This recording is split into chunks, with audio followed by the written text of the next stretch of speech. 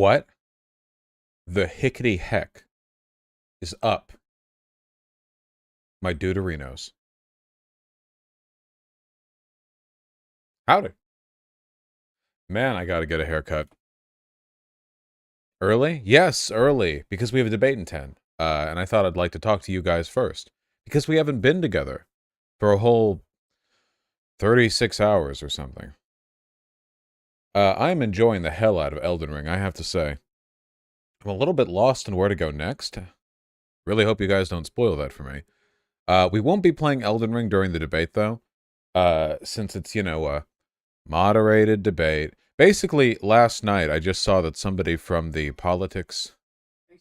Yes. Oh, okay. Political Compass Discord server had DM'd me, asking if I wanted to debate multiculturalism, immigration, and land back. And I was like, yeah, if you want to do it tomorrow, that works. Thinking they wouldn't want to do it tomorrow, because no one's ever willing to work on my ADHD schedule. But then they just were, so that's great, honestly. Vosh, I'm high, so you better not drop the ball on this, okay? What is the relationship between those two things? Wouldn't you being high make you more relaxed about me? It's fine. When was the last time I even lost a debate? Hush up.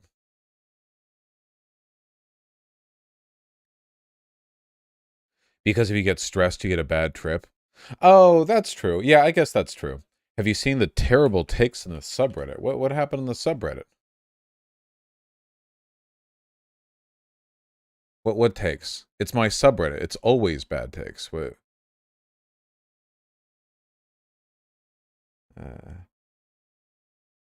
Oh, you mean the PCM subreddit? Yeah, it's like a fash subreddit, basically. My guys, I am so torn. I, can barely make taxes this year because of, me paying off friends' debts. But I so badly want to get another gun. I'm torn right now because I understand that I'm fighting against, just toxic masculinity right now, but I desperately want, a big double stack 45 ACP 1911 pistol, you know? I understand, look, I get it. If you really just care about self-defense or whatever, just get a fucking Glock, okay? But holy shit, do I want a 1911. 1911's a beauty. Yeah, well, I have one of my grandfathers right here.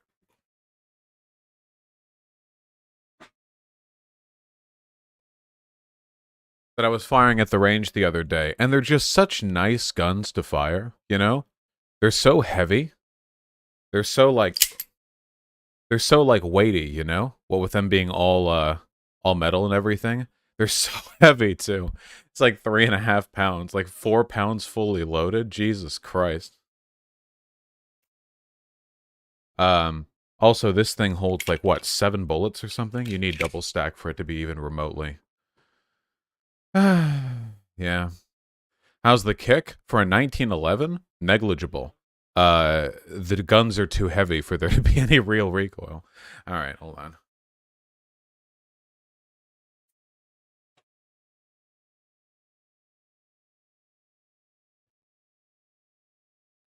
Alright.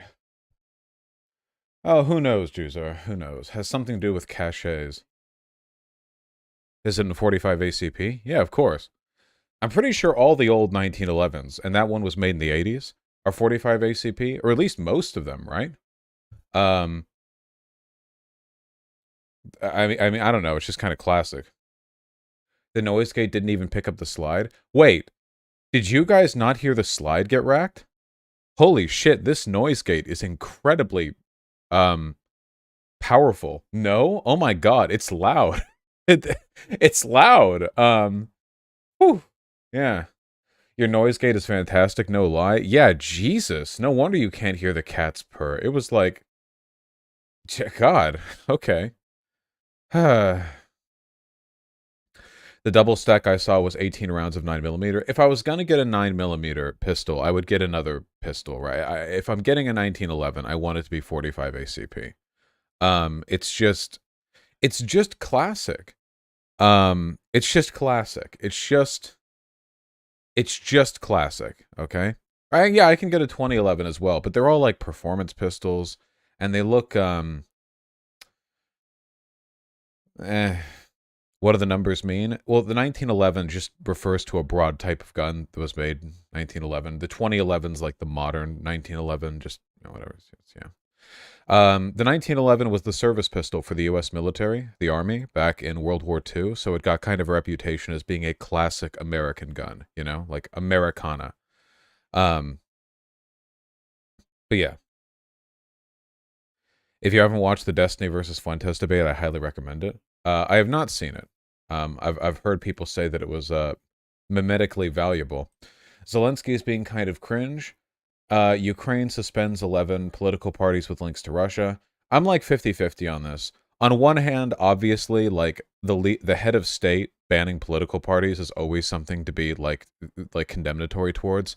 On the other hand, they're under martial law, and they're being invaded in a full invasion, and those political parties, at least most of them, had direct ties to the Russian government. So that isn't to say, like, I'm not defending the concept of like banning political parties, because that's very dangerous. It's a very bad road to go down. I'm only saying that, like, it's not like this was done like willy-nilly, like this isn't like some transparent and unjustifiable power grab. It's just, this is unfortunately like martial law. This is just one of the horrible things that tends to happen during total war. Um, you know, if we didn't want this to happen, maybe Russia shouldn't have invaded. you know, um, that would have been good. Do you think they're ever going to unban them? Like the pro-Russian political parties? I don't know. I don't know. It really depends on, like, is the threshold them banning political ideologies, or is it them banning political affiliations? Because if it's the latter, I don't really care, and if it's the former, I care a lot. So, we'll see. Um, he should ban far-right parties too, though. Well, keep in mind, okay, all parties that have ties to Russia are far-right. Never forget the tautology. Um, America banned the Communist Party now. We have a few Communist parties. I don't remember the details of our own political censorship. Um, I have a 1911 from the 80s in 10 millimeter called a Delta Elite. King Blobfish, okay, listen, help me fight my toxic masculine impulse, okay? I don't need a 10 millimeter pistol for self-defense, right? That's fucking stupid, right? Help me out. King Blobfish, help me make the right decision. Say the right thing here. 10 millimeter is like for hunting, okay? There's no reason I would ever need to get a fucking 10 millimeter pistol for self-defense, right? That's stupid, correct? Are you buying it for self-defense? I don't go hunting. Yeah, javelin for self-defense, yeah. Super high pressure cartridge. Yeah, a 10 millimeter, like there's nothing a human body has in it or on it that would require a bullet like that. It's just, that's just not necessary. That's highly unnecessary. God. Good luck finding 10 millimeter that's not 200 around. I actually have 50 10 millimeter rounds because I want to try. I want to like feel that sometime. There are 10 millimeter pistols in my local range, but I'm not just going to like buy a 10 millimeter gun just to try it, right? So I bought the ammo because they never have 10 millimeter ammo in stock, and I want to see. Um, what happened to the emotes? Dank memes. If there are emote problems right now, it's because I fucked them up. I'm sorry about that. I was editing emotes like 2 seconds ago. They'll let you use your own ammo. Lucky. Only for pistol ammo, not rifle ammo. Would you buy a submachine gun like the CZ Scorpion Evo Vosh? Submachine guns are banned in the US. Well, it depends. It's a state law thing. Also, isn't the CZ Scorpion, doesn't it use that really expensive ammo? What is it, the 5.7? The shit that, no, it doesn't? Oh, okay, never mind. Just misremembering then. Was screaming in the background? Oh, it was just a fire twuck. The P90, that's right. The 557. Yeah, those bullets are like $50 a bullet or some shit. Fucking. Yeah. The CZ consumes ammo, though, doesn't it? Well, I think all firearms will use ammo. I think that's sort of generally the case. Um, Twisted opinions. I'm getting better about it. Oh, it's your overlay chat. It's posting inaccurate emotes. Is it? Uh, Whatever. Don't worry about it. I'll fix it up after stream. I've been so distracted. My sleep schedule's been bad. I've been falling asleep at like 8 a.m. I have a doctor's appointment at 10 a.m. in 2 days, and I'm hoping that will be like the kick that I need to reorient my sleep schedule. Yeah, Inca Blue, that's true. Yeah, they do. Yeah. At 1 million subs, you need to buy a machine gun, film yourself at the gun range. Bold of you to assume I'm ever going to make it to 1 million subs. If it weren't for the constant mire and controversy, I feel like it's possible I would be there already. But with how things are at the moment, every threshold we pass is like a arduous climb. We'll have to see. It's a long road, but I think it's possible. Look, I'm pretty influential one way or another. I can't complain. 45 ACP is a large round, but 10 millimeters faster. 10 millimeters fits more around the gun. 45 is better for suppressed. Yeah, it's just I don't think there's anything about a human body that necessitates a 10 millimeter round. You know, like I don't imagine anytime in my near future I'm gonna have to like shoot people through car doors or something. That seems like very true, Miyoshi. All right, enough gun talk. Enough gun talk. Oh shit, it's time. Wait, I need to pee. Okay, hold on. We're about to call for the debate. Yep.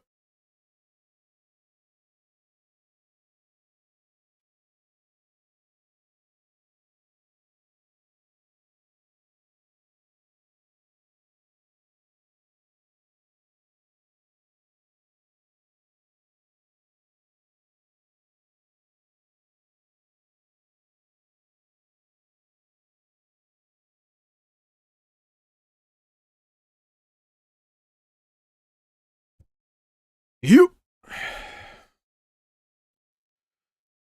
All right, I am ready. Do you need an invite? Here we go.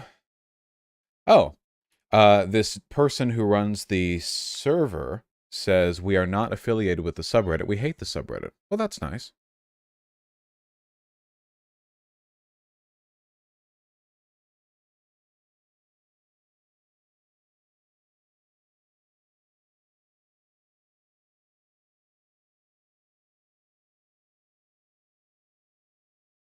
Hold on.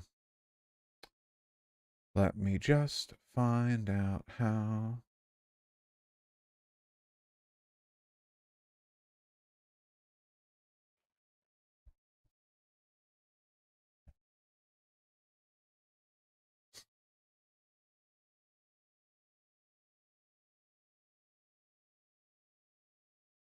I've been given a friend request. No, that's not it. Join.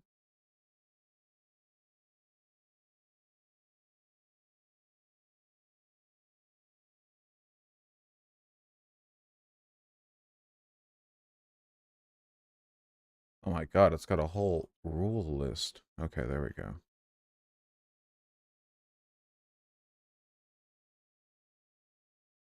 All right. I have requested to speak.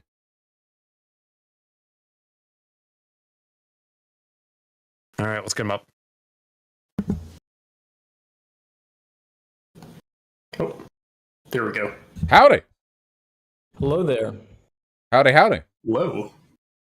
Does my audio sound good? Yeah, You sound good to me. Great. All right. So, hello, everybody, and welcome to the Political Compass Discord server. Just a disclaimer right now, we're not associated with the Reddit, but we are affiliated with the Political Compass Instagram. And welcome to Vosh and Euron, our debaters for today. And we're going to be your mods, Din. And Big Weld. So for another disclaimer, as moderators, we're not going to interject militantly within the debate.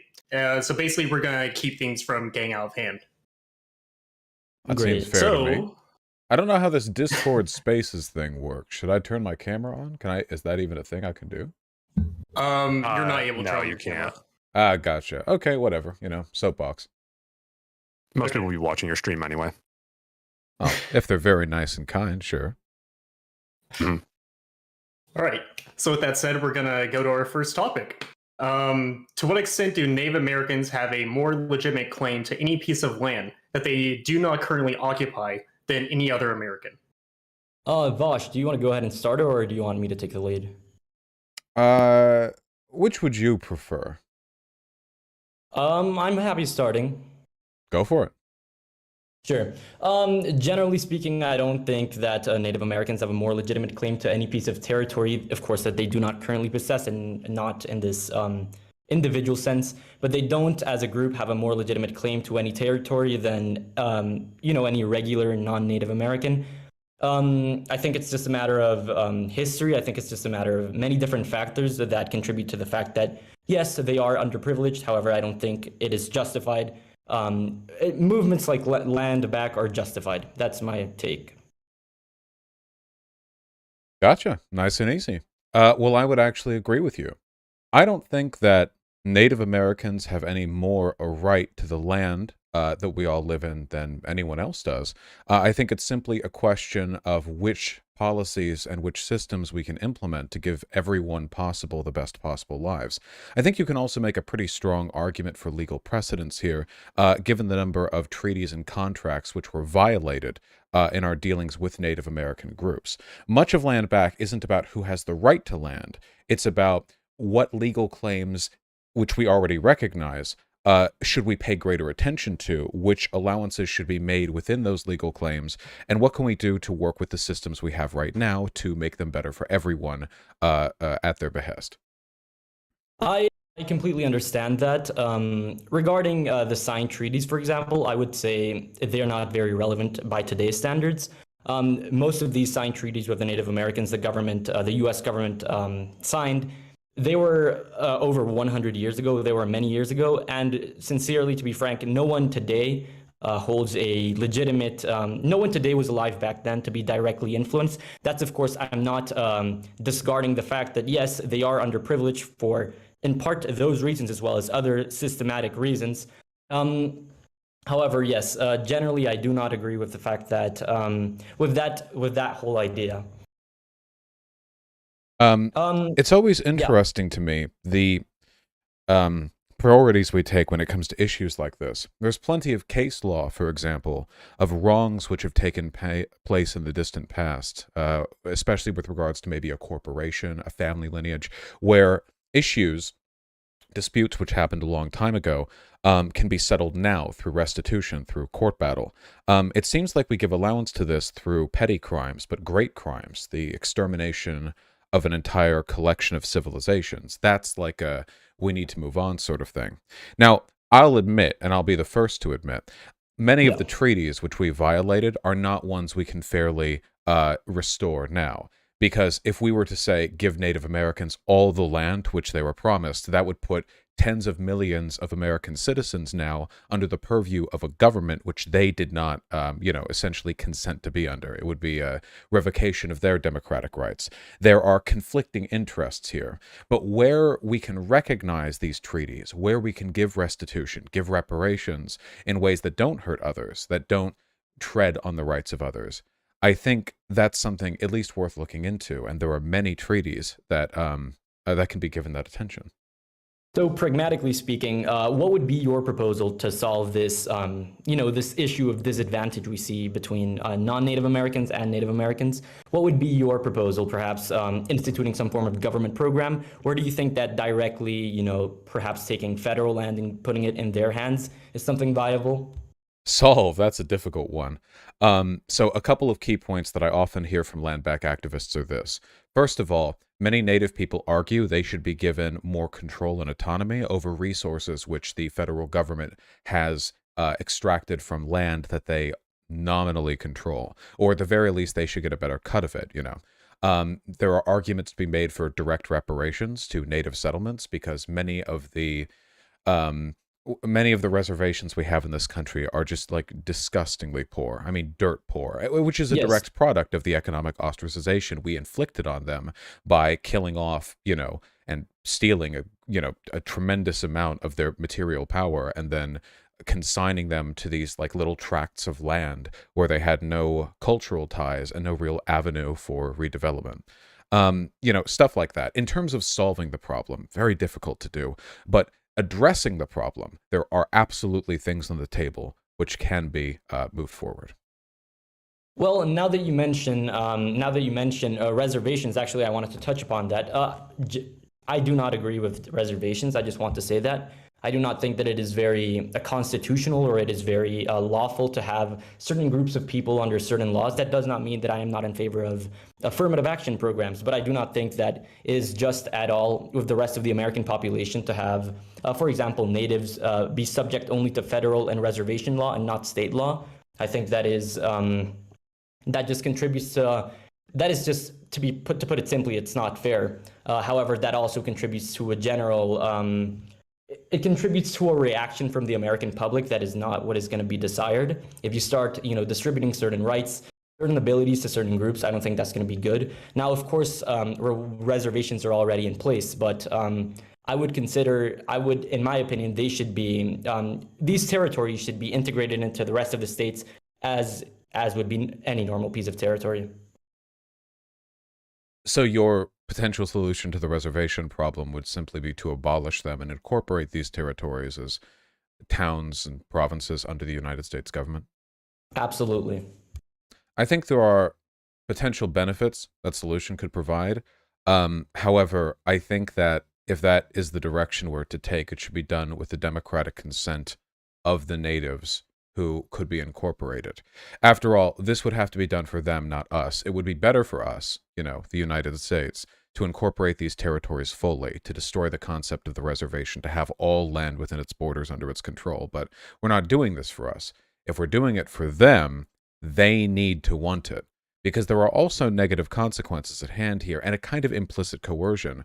Sure, incorporating them and making them a regular part of the United States may have its benefits, but a lot of that is also because the system we've set them up under is so bad. It's very much an my way or the highway situation. Maybe if reservations were amended, reformed somehow, given better opportunities, then it would be an easier choice for many native people. They would prefer to stay in those reservations than they would to just be incorporated and assimilated.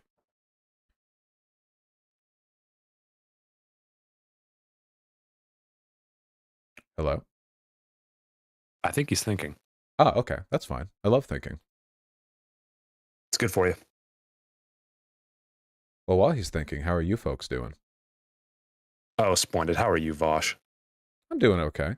Been having a lot of fun with Elden Ring. A lot of damage to my sleep schedule, but that's life. You're on, you there? I'm sorry? You're on. We can't hear you.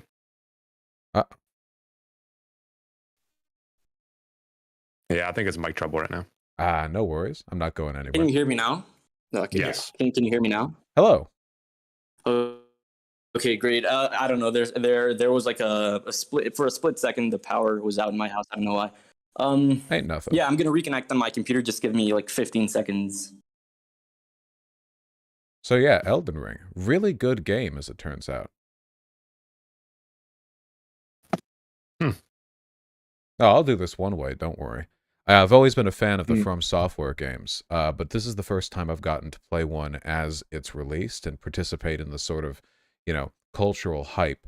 Also, Elden Ring's like 10 times as popular as any preceding game from Software, so there's way, way, way more of a, cultural wave to ride. And it's nice because, the game incorporates multiplayer elements that kind of feed into that hype with the bloodstains and the phantoms and the player left messages. And it does make it feel like a remarkably communal experience, which softens out some of the perceived unfairness in the more difficult areas. All right. Hello. Hello. Okay, so I'm going to try to respond to what I heard. You can clarify if I'm misunderstanding your argument. Of course. I do believe that. I differ from you in the fact that I don't believe that it is up to the natives or up to the people in the reservation is a better word. It's a better way to put it. It's not up to the natives if they decide to be in the reservations or not. I think something more adequate would be perhaps holding a statewide vote.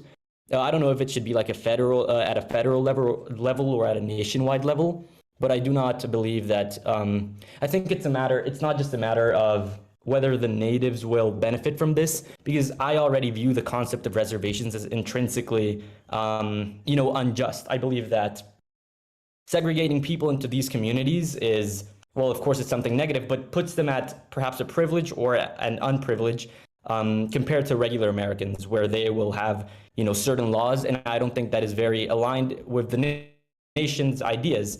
And my main reason for this is a topic that I'm sure we'll discuss further on, which is the idea of multiculturalism and assimilationism and just homogeneity in general. I do not think that having special rights and having special areas where you allocate people is effective.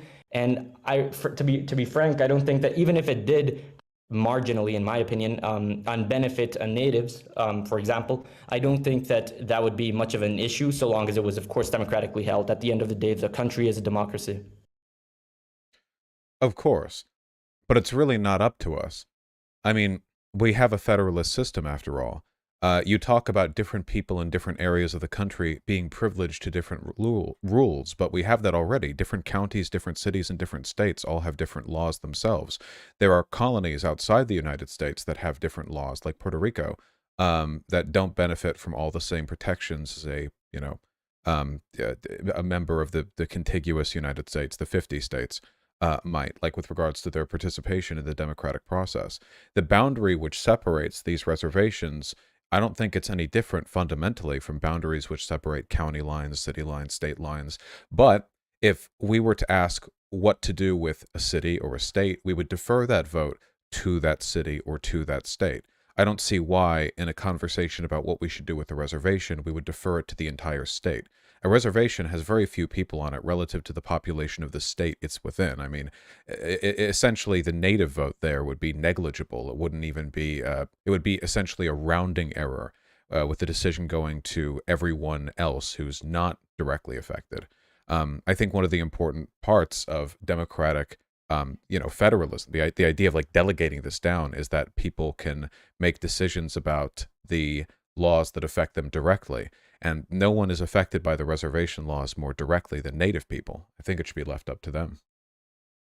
I think my main issue with this is the fact that reservations were historically made to contain natives, and currently, well, of course, they do have larger populations of natives. That's my main issue, because in my eyes, that is, I wouldn't want to say the logic of an ethno-nationalist or anything like that. I mean, that would be a stretch. However, I would like to say that it is a form of, it's trying to group populations by the idea itself and the current results we are seeing, though how we see it today. It's an idea that tries to group populations, ethnicities, and nationalities, or tribes, whatever you want to call it, into certain groups. And I think that's just not part of what America should be. I don't think that's really part of what America is, generally speaking. I think that we have certain lines that, of course, they broadly allow. The concept of the state is one, or the province is one, that is, of course, an administrative one primarily. And I think it just applies. I mean, I don't think it's necessary to have these communes or these small sectors where you have populations evidently classified put there by their tradition, by their origin. It would be like having for example, it would be like having a separate state or separate community for the Amish people, or for, I don't know, perhaps certain Asian populations in certain cities. We do. I think it's just something that, at the end of the day, would lead to disintegration of the American identity in a way, and it would just not contribute to the social cohesion of the country. The Amish do have specific provincial laws. They're given exemptions by the government. They do have those. Oh, well, I'm sorry, I was not aware of that, but then I'm against that as well then. The Amish are there more or less of their own accord. The natives are not. I am in principle, I'm in favor of what you're referring to here. The idea of these, sort of these holdovers, these groups of ethnic distinction. I understand there are problems with these, but right now they are problems which negatively affect only one group of people, and that is the natives. Americans who are not native are not negatively affected by the existence of these reservations. Much to the opposite, the existence of these reservations is a legacy of the exploitation of native people. We benefited from the systems that put them on those reservations. So if this was some mutually destructive process, some, political legacy that was harming anyone and everyone involved, then I would agree with you fully. But at the moment, the systems that exist are harming the natives pretty much exclusively. And if abolishing these systems just as is right now, without their democratic consent, would make things worse for them, we wouldn't really be solving the problem. You know, we may have some kind of abstract ideological victory, but if the practical outcome of that ideological victory is that the people most harmed by that unfair system are then harmed further, it seems to me like a hollow one at best. It may well be the case that someday the reservation system is abolished. I hope it is. Yeah. It's not a great one. But if it is to be abolished, I think it must be done in a way which is in line with the will of the Native American people and in a way which directly benefits them. You know, it can't just be some haphazard, you know, cleaning up the mistakes of the past type deal.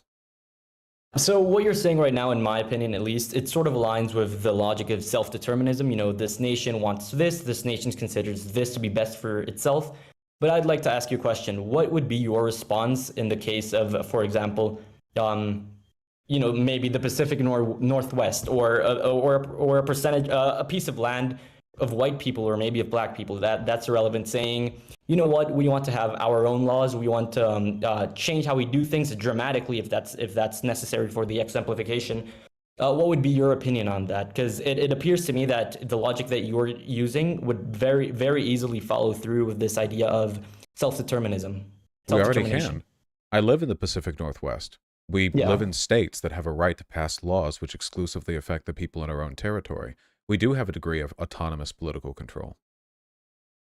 That is, it is true that you, of course, have this degree. Of course, that's part of the country itself. That's part of the federal model. However, I think that it just boils down to this ethnic control of a particular territory. That is what I have an issue with, and I think that it's just important to remember. I don't agree. I don't really agree with having reservations have special laws. Maybe if the reservation was like a state, its own state, then I would say like, yeah, sure. I mean, so long as it follows with how the rest of the states do it, then yeah, that's completely fine. But reservations are exempt from following state law, of course. Well, right. So they're a special legal designation, but that seems to me somewhat arbitrary, no? Like you'd be okay with all these differences if they were incorporated into statehood, but because they have a special designation which gives them legal autonomy, that's somehow more illegitimate. I'm very sensitive to the ethnostate, you know, debacle here, but it's important to know where the power comes from. The power of reservations is not a power of Native Americans keeping every other ethnic group out. I'm pretty sure you can live on a reservation if you're not native. I mean, there's a lot of variants. There's a lot of reservations. It's not like they like shoot whiteys who come across the border. Yeah. But it's not their power to keep people out. It has historically been the power of the U.S. government to keep them in.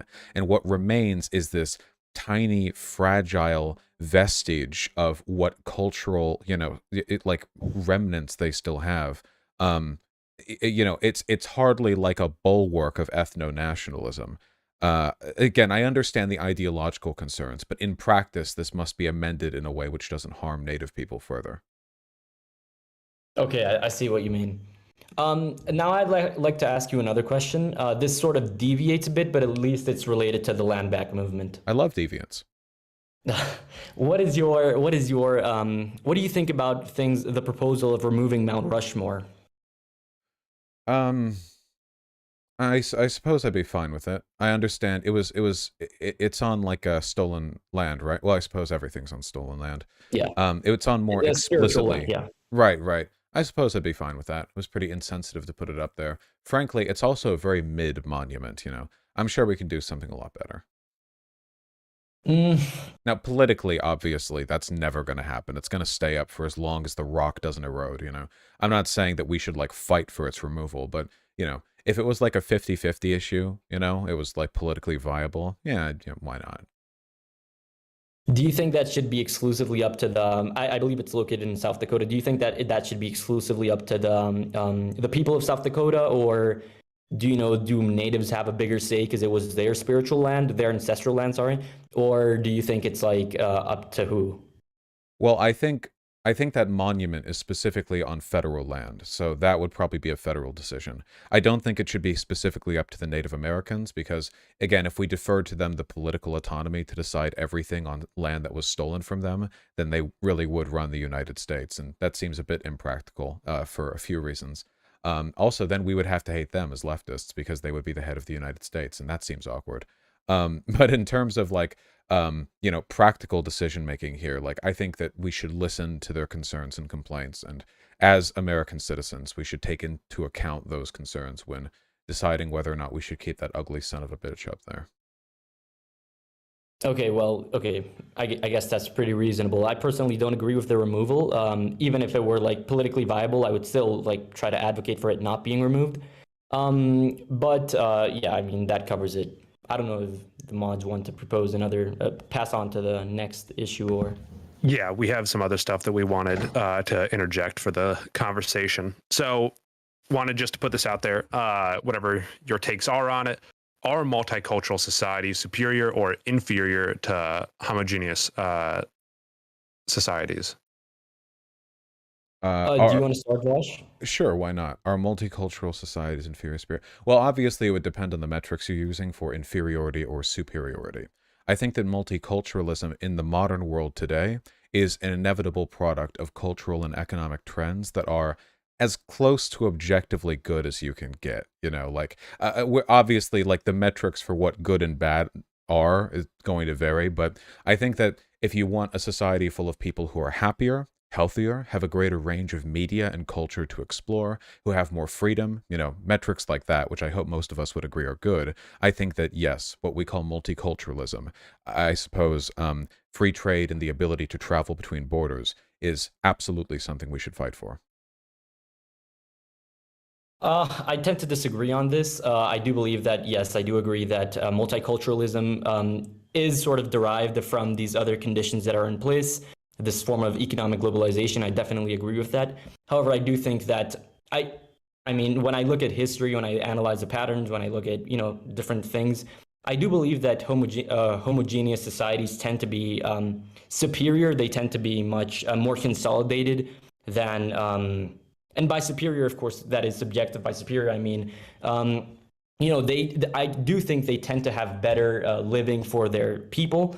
I do think that they tend to have, a more consolidated culture, an idea that, a more functional state. I think that's the what I'm trying to get at. I do think that homogeneous societies are better in that sense than multicultural societies. My issue with multicultural societies, at least as we can see in Europe, with the growing trends of mass immigration, is the fact that, so societies base themselves off social capital and off trust and social capital. I read this on someone had a take on this. When social capital can be spent and can be accumulated, and when you have a society that doesn't trust each other, people in societies that don't trust each other to the same extent, you start to, waste, or not waste, but you start to spend this social capital to a point where eventually you're not going to have a very respectful society. You're going to have a society, filled with violence, filled with law breaking, people disagreeing, and I don't think that's socially healthy at all. Okay. I suppose the issue that I have here is that a lot of these categories we're looking to determine are very subjective and therefore very difficult to get really good data on. But there are some here that we can objectively find data on, and all of them support my arguments. So in terms of social capital, or I guess let's refer to economic productivity. Free trade and free movement across borders is an objective marker of an improved economic productivity. It's fairly unambiguous. There's no way around that. In terms of violence, immigrants commit less violence in the United States than native-born citizens do. In fact, it takes a few generations for immigrants' children to catch up to native-born Americans in terms of the average amount of violence committed. Violence and law-breaking broadly, even illegal immigrants, I'm pretty sure, if you exclude the entering the country, without documentation, on average have lower levels of committed violence than domestic citizens. I guess the narrative that I'm interested in looking at here is like, I don't know what exactly we're referring to. When we take a look at like homogeneous or heterogeneous societies, what metrics are we using? Race, ethnicity? There's not a large or powerful country on Earth at any point in all of human history that hasn't had significant social rifts within it, you know? Back during the founding of the United States, right after we kicked off the British, the founding fathers were bemoaning the ethnic invasion of the swarthy Germans. Nowadays, we think of the Germans as essentially, at least in a racial sense, identical to Americans, or I guess British people or French, or, you know, we just think white Western European. But back then, not really. They thought pretty ill of them.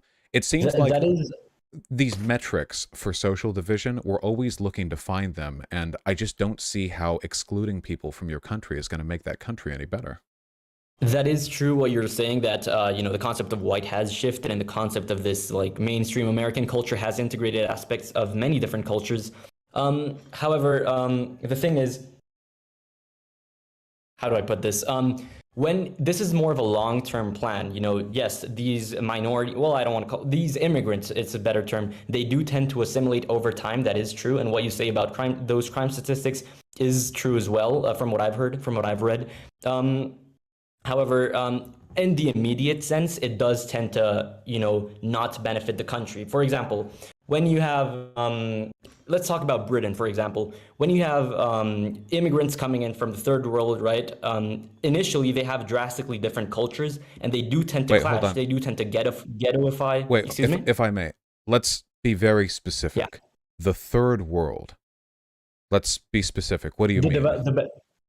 The third world, I mean, countries not in the, well, the developing world. I mean, sub-Saharan Africa. I mean, parts of Latin America. I mean, parts of the Arab world. That's generally what I'm referring to. It's just, that seems like a very, very, very broad group of people. It sounds like you're just saying non-white, basically.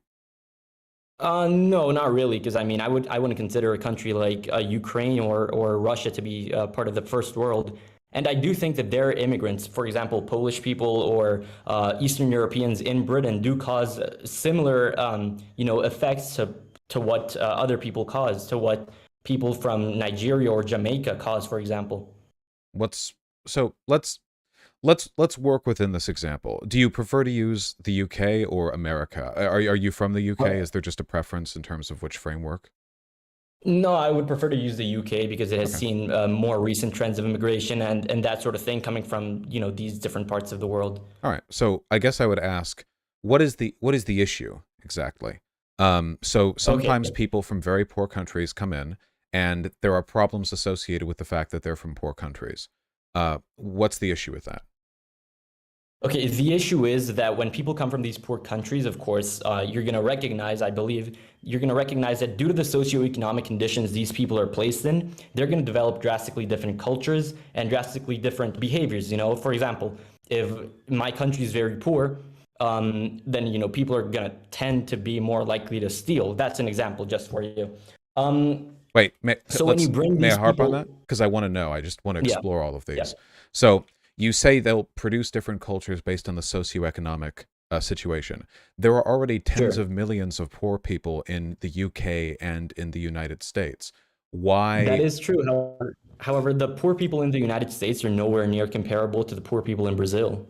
That is true. The poor people in Brazil, when they come to the U.S., commit less crime than the poor people in the United States. The poor people in Brazil are much better. poorer than the poor people in America. And all the same, they commit less crime when they come up to the United States. If anything, we should be benefiting from their cultural influence in that respect. Well, well, in terms of the United States, I have seen the statistics you've seen as well. However, I have seen contradictory statistics.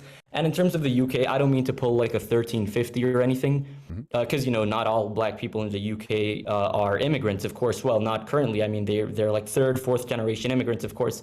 But and that's actually one of the points I wanted to get at. So these people that have already assimilated, they already, there's no problem with them. I don't see any problem with them. My problem comes. Do you mean poor people who are like ethnically English, or do you mean immigrants who have come and who have already sort of integrated culturally? By these people, I mean immigrants who have, I know that phrase is like not very well seen, but yeah, I mean like people who have already integrated, like third, fourth, second generation immigrants. Gotcha. Yeah. So what's the issue, I suppose?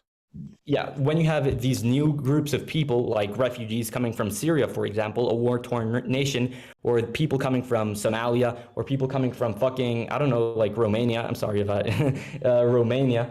You're going to have much higher rates of crime, and that is something that can be demonstrably proven. For example, and I know this, once again, I know this case, the exact example I'm going to bring up is one that's used by, like reactionaries and conservatives a lot.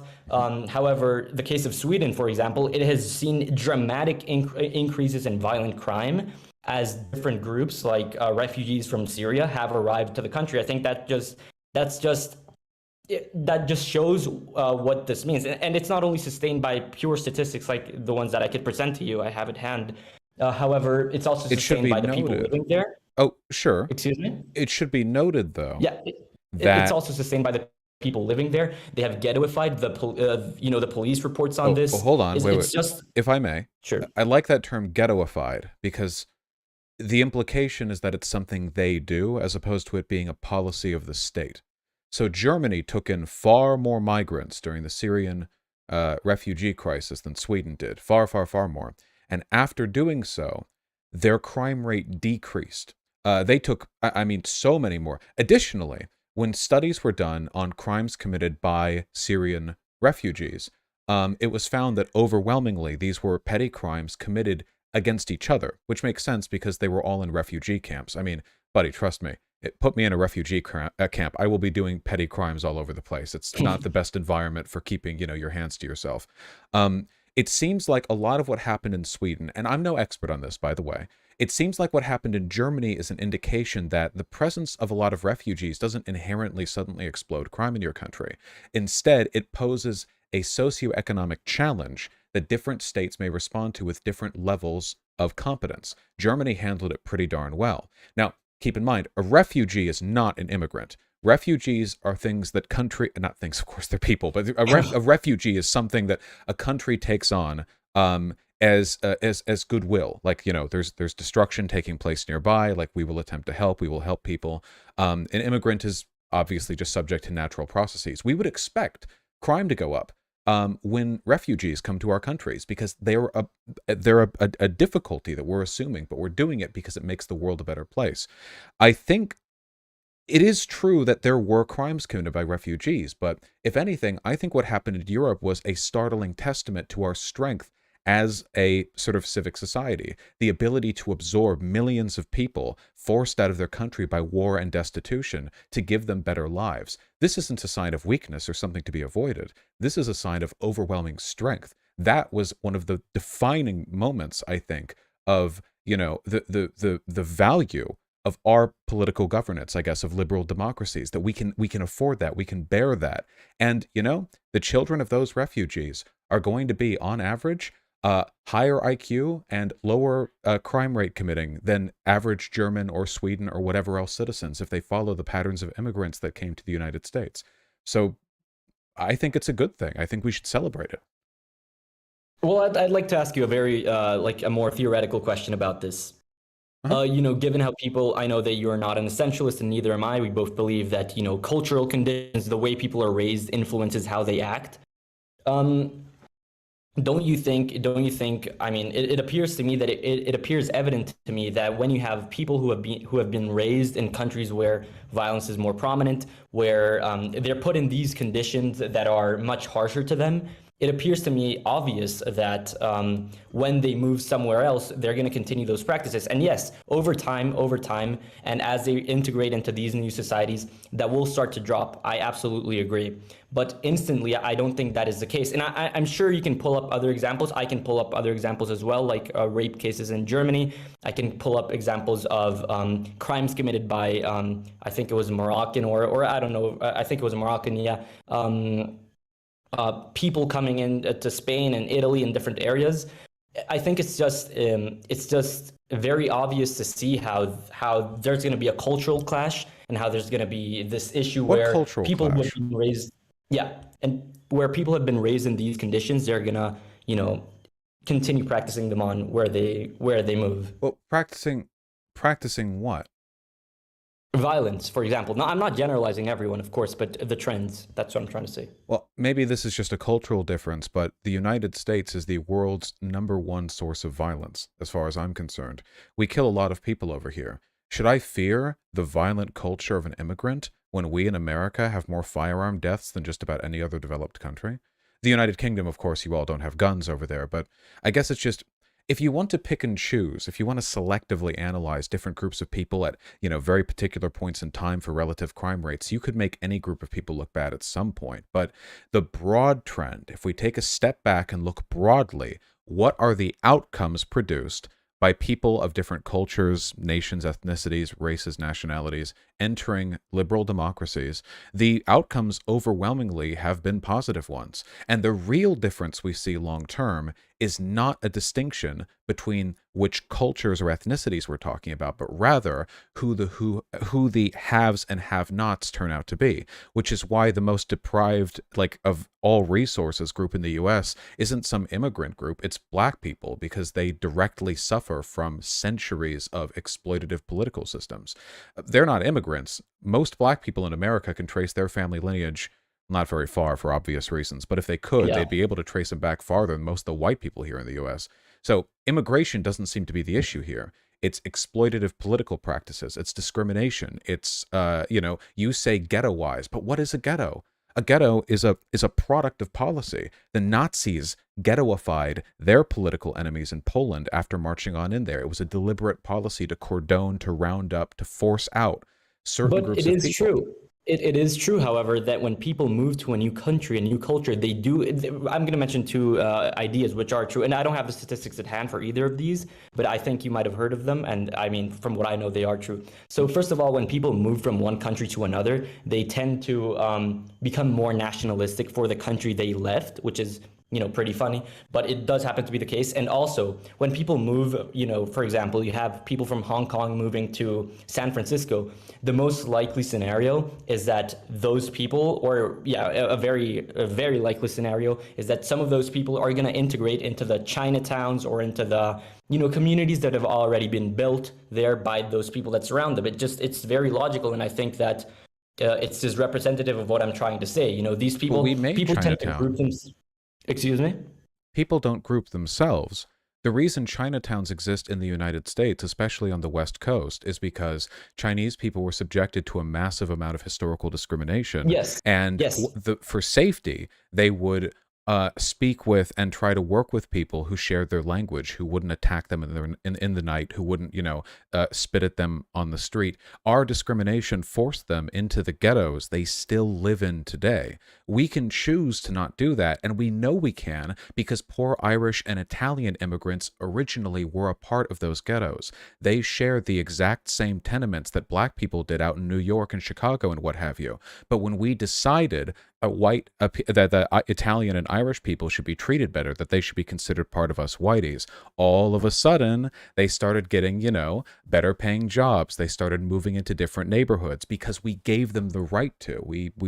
They were no longer being attacked or discriminated against every time they left the little bubble of the city they'd carved out for themselves. We can fix the ghettoization problem. So let me throw something into this real quick. So do you think that this is because of a product of auto segregation is happening by default? That's happening in these areas, just different cultures starting to collect and go together, or is it just a policy thing? Because these are groups of people that are white, and it becomes easier to go and accept them as they blur the lines. I think that there is, by default, some level of auto-segregation that'll take place, especially from a country with different languages. But if we take a look at the history of the United States, there are ethnic and national groups that have stayed in their ghettos and ones that have not. And the difference is pretty clear. The ones that have are members of historically discriminated groups, and the ones that haven't are the ones that eventually got incorporated into our broader understanding of who the hegemon should include. And I don't disagree with this. I do think that, the ideas that the country has about who's white, who's not, who's part of this privileged class, this racially or whatever privileged class, I do agree with the fact that that does affect how people settle, the patterns that they show.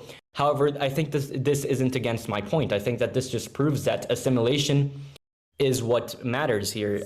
So a multicultural society is a society where there is going to be discrimination between groups, I think it's a society where Do you people are going to think be subject. do you think Wait, culturally heterogeneous societies don't engage in discrimination? well, who are they going to discriminate? Well, I don't think there is such a thing as a culturally heterogeneous society. I think they continue to form lines and divisions within their own society. Keep in mind, like, a ton of Jewish people in Germany were ethnically German. They'd lived in Germany for centuries, longer than my family's lived in the United States. And for a lot of people, in some groups, in some areas, that no longer mattered. And then, all of a sudden, it did. We've had that happen over and over. I think that people who are inclined toward discrimination will always find victims of discrimination they're willing to create. And never in the history of any developed society has bigotry or discrimination as a concept been solved because we simply got rid of the people we were discriminated against. That has never happened anywhere at any point. Mhm. Well, that is a very interesting point, I have to say. I mean, yeah, that is very interesting. But I would say that, for example, you know, this, I do think that when, for example, right now we're witnessing trends of Asians, for example, being incorporated into the large white body, the white mainstream body, if you understand what I'm trying to say. They are, in the same way that Italians were incorporated and Irish people and Germans at some point were incorporated. You know, Asians are being incorporated, and I'm sure that as they start to incorporate themselves, or as they start to be incorporated, assimilated, whatever it is, you know, things are going to start to calm down. I don't think that it's very intrinsic for humans to, or for hating people to just find a group of people to point at. I think that there must be distinctions, and those distinctions generally tend to be cultural, of course. Well, but there are no cultural distinctions between myself and like a person living in Chinatown that don't also exist between myself and like an American Southerner living in Georgia.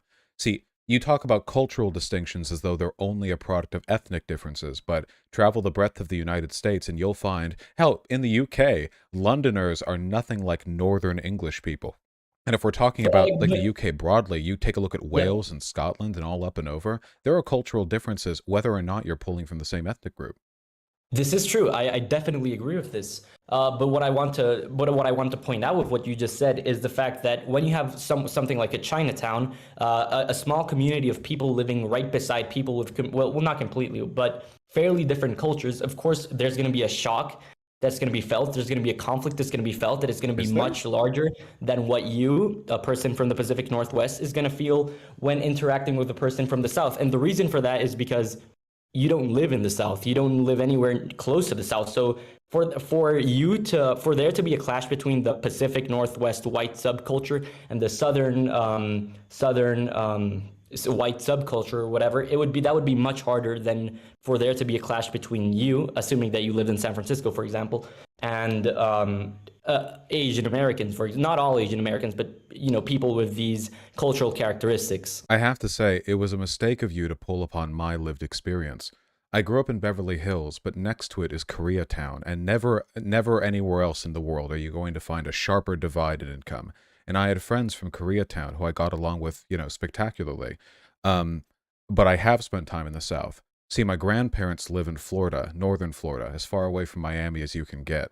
A lot of drawl out there. And I have to say, there are far more cultural differences between me and a Floridan Southerner than there will ever be between somebody who lives in Koreatown next to myself. And those are two very different living circumstances as well. Beverly Hills and Koreatown are two very, very different places to grow up.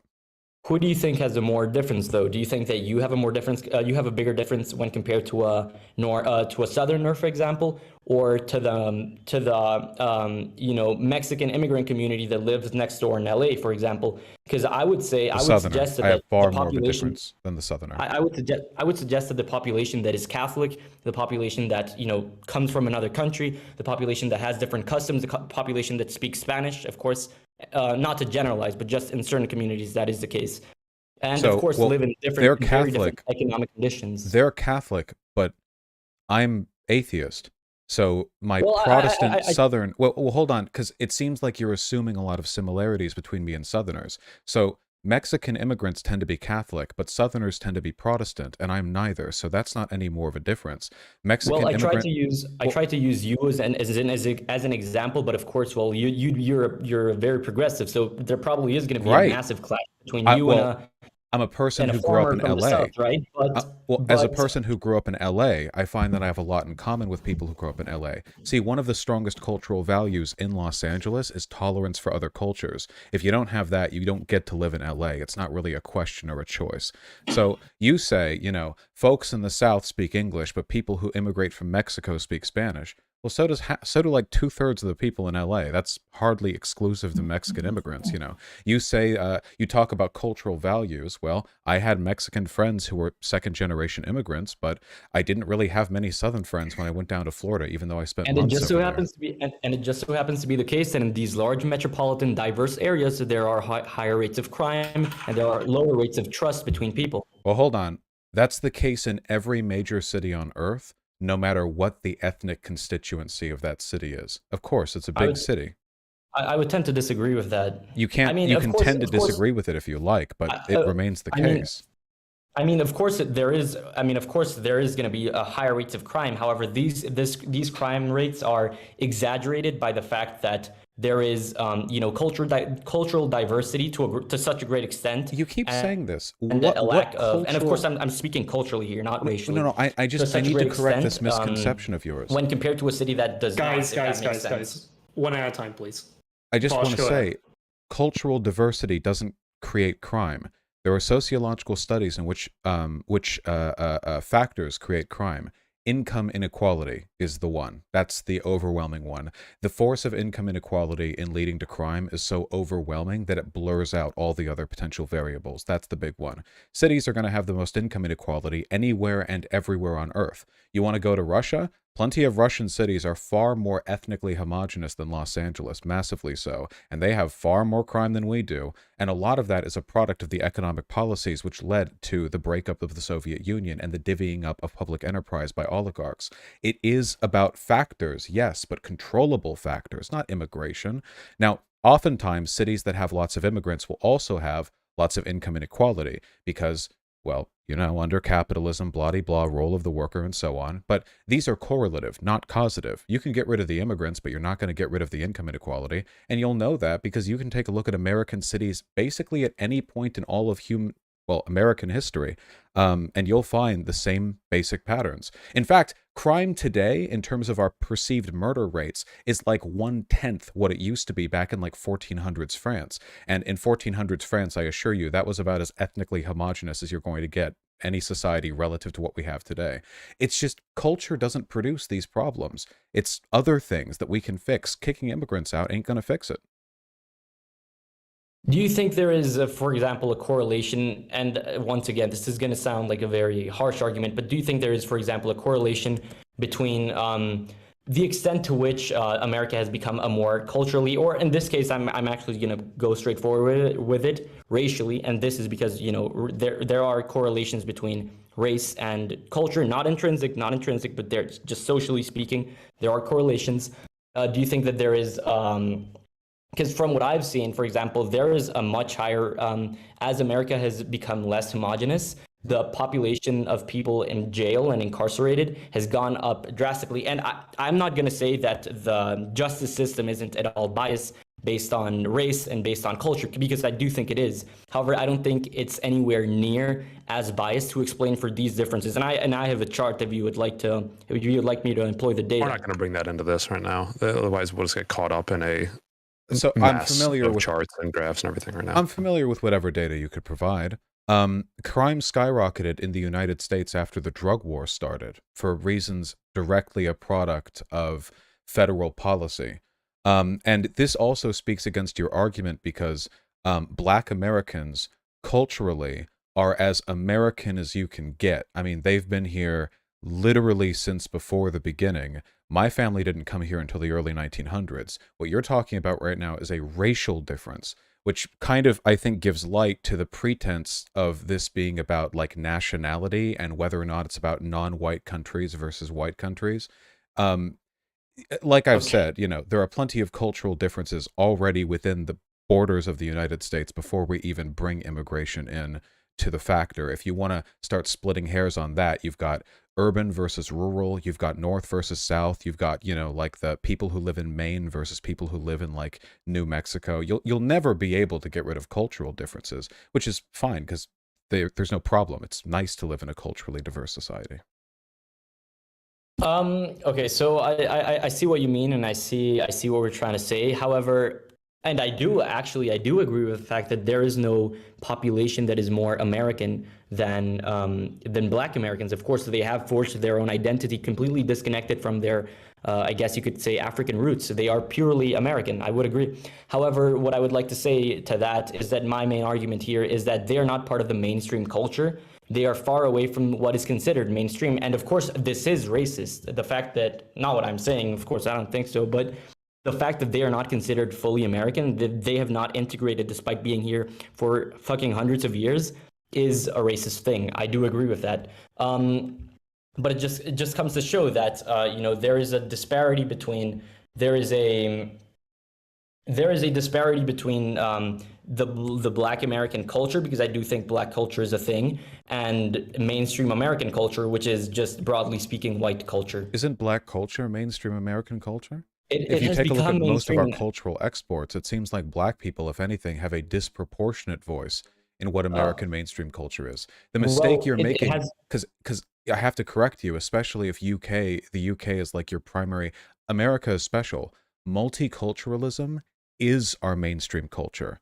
For the past century at least, the bedrock of American cultural exports have been a direct product of the fact that we incorporate different cultures and different cultural voices in our community into the stuff that we produce. Obviously, we don't do it fairly or equally, and we don't include all groups, but the principle of diversity, that is our culture, just like how multiculturalism is Los Angeles culture.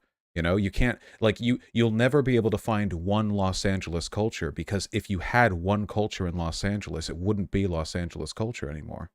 Well, I disagree with that. I don't think that the American culture, I'm speaking in mainstream, I don't think the American culture is just diversity of culture.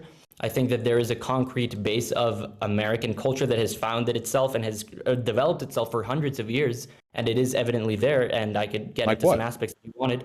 For example, you know, the way people are raised, for example, this is going to sound extremely stupid, but fucking like architecture, that is evidently part of the American experience. You just What about our shit like architecture? rock music. Excuse me? Well, what about our architecture is part of the ancestral American tradition that isn't Black culture? Because like neoclassical architecture was a big part of our original founding aesthetic, but we don't really use that anymore. Nowadays, we agree. use kind of a Culture can hodgepodge change. of like post 20th century skyscraper architecture, like colonial, like I don't think you can boil down, like, especially since a huge part of our architectural culture in America stems directly from slavery. I mean, we literally have like plantation style homes, and a ton of our like zoning laws, especially in areas that used to have legalized slavery, and the buildings built on them are direct products of, well, I don't really want to say that slavery is a cultural contribution of Black people. That seems to minimize the harm done a little bit, but at the very least, they were a part of all that.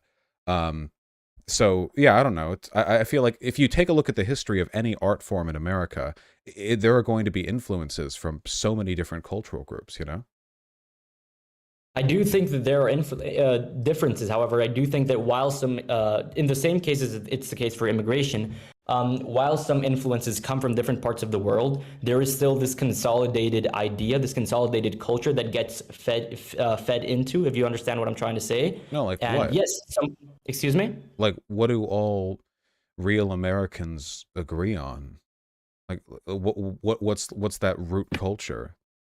I mean, aspects of individualism, for example. I mean, How so? undeniably, how so? America is the most individualistic society there is.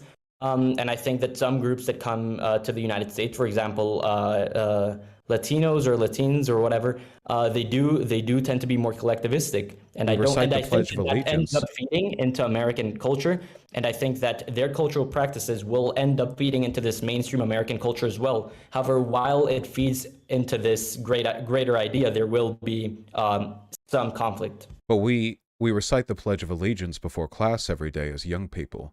In what way are we, what individualistic value, like what like specific thing is like an America thing that people of different cultures don't believe in? Because Black Americans also believe pretty strongly in individualism as a concept. It's all over the media and the culture that Black people produce. They have a very strong affinity for it. So is that And like, this is is the that, did case. they just take that from us, or? No, this is a case where Black Americans do align with white Americans, or I'd like to say mainstream American culture. This is a case where this is true. But when it comes to other groups, that isn't exactly the case. I do not believe, as a Latino person, I do not believe Latinos of course, from Latin America to be nearly as individualistic as are In what way? other people. For example, Latinos tend to care more about others' perception of them because, society tends to divide itself between two categories. It's called guilt-based society and shame-based society. Shame-based societies are individualistic. Guilt-based societies are collectivistic. Yeah, I'm pretty sure it's like that. Right, but aren't we talking about people in America having a shared cultural product?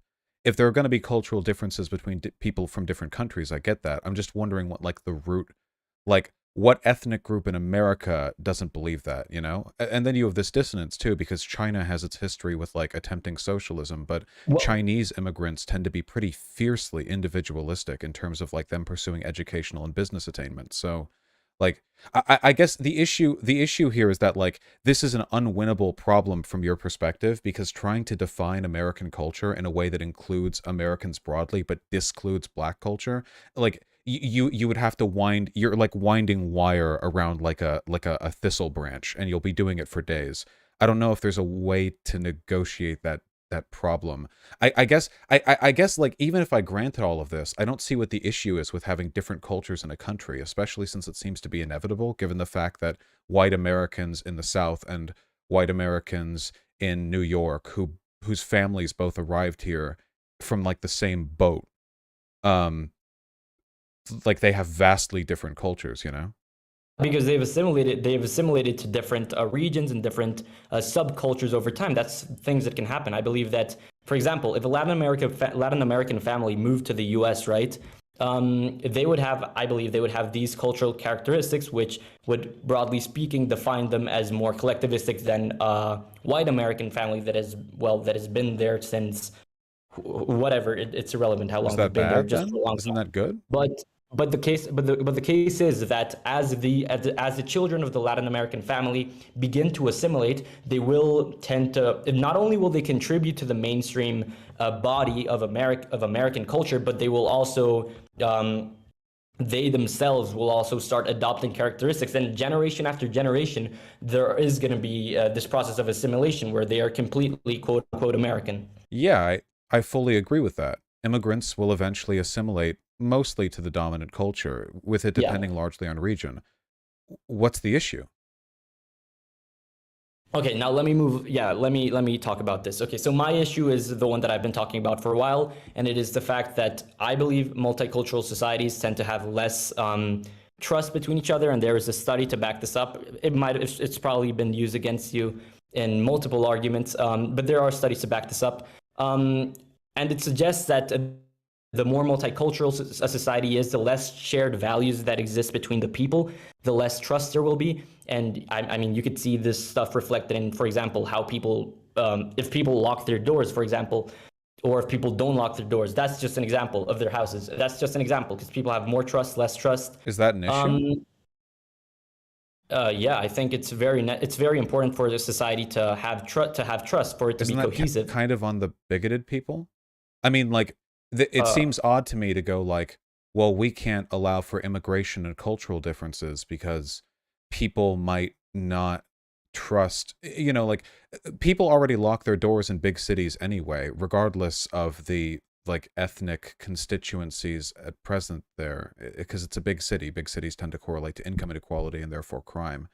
um I guess, like, we can defer to, like, nebulous characteristics like this, but if I were to follow this logic, then I wouldn't have been an abolitionist back 150 years ago, because I bet you that, like, white Southerners felt a lot less neighborhood trust after black people got houses in their neighborhood There's and a weren't all, drastic like, difference, locked though. up in the cellar. There's a drastic difference, though. I mean, you're comparing the case of people literally being in like chattel slavery, and then you're comparing it to like bringing people in, which is something that, on the first They hand, want to come in in. my opinion, is a moral obligation, but on the second hand, it's not as necessary to, you know, artificially bring people in. I don't think it's Wait, morally necessary. how are you artificially bringing people in?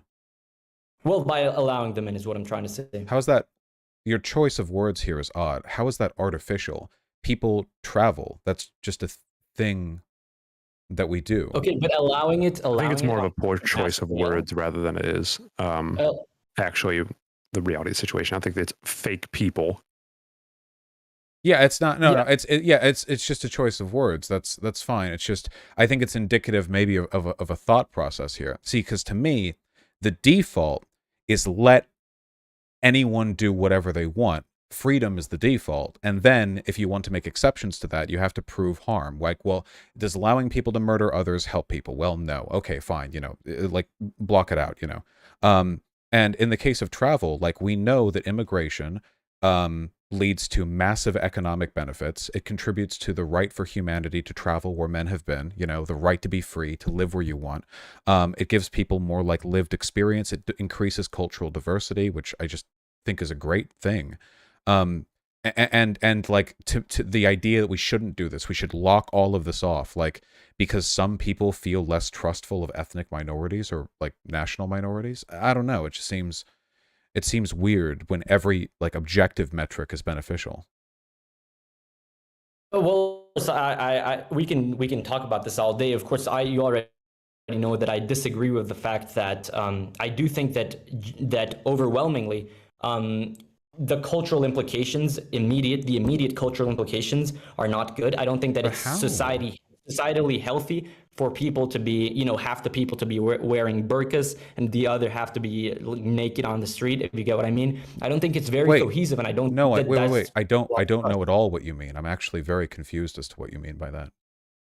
Okay, what I'm trying to say is that when you have a society that is very diverse, there is going to be a loss in trust, and there is going to be less trust in society. People are going to tend to be more disrespectful to each other. There is going to be, Wait, how? marginalization. There's going to be, excuse me? Do you have any evidence to the idea that countries that ban, like, immigration are more nice to each other? I just don't want to run off on extrapolations here. I have evidence of countries that have had Are you speaking right now? Sorry. No, continue. Okay. I have evidence of countries that have significantly lowered the amount of immigration they receive, and it just so happens to be the case that they have had less terrorist attacks. Okay, well, we're not talking about terrorist attacks. Also, which countries? Well, a terrorist attack is definitely an example of harm. Which countries? Poland, for example, when compared to Germany. Well, okay. Which immigrants? Immigrants from primarily the Middle East. Do we mean refugees? Well, I mean, refugees are by definition immigrants. No, you can't do that, No, man. You're going to make me though. distrust anything that you cite. Those are absolutely two different groups of people. No. Refugees are taken en masse by a government as a way of compensating for harm done from geopolitical conflict. Immigrants travel of their own volition. Those are completely different things. Those are absolutely not the same. No, I'm not trying to group both groups into the same, but definitionally, refugees are anyone who moves from one land to another land. These are not. You are deliberately obfuscating data if you do that. It is dishonesty to try to create a blanket term to describe both, to ascribe to legal immigrants the same characteristics that refugees from a war would bring. Look, I understand what you're trying to say, and I understand that the way I phrased it perhaps made me look like I was acting in bad faith, but I promise you I'm not. I'm just trying to say, just so we can get this out of the way. Referring, excuse me? No, I apologize. I thought you were done speaking. Okay, yeah.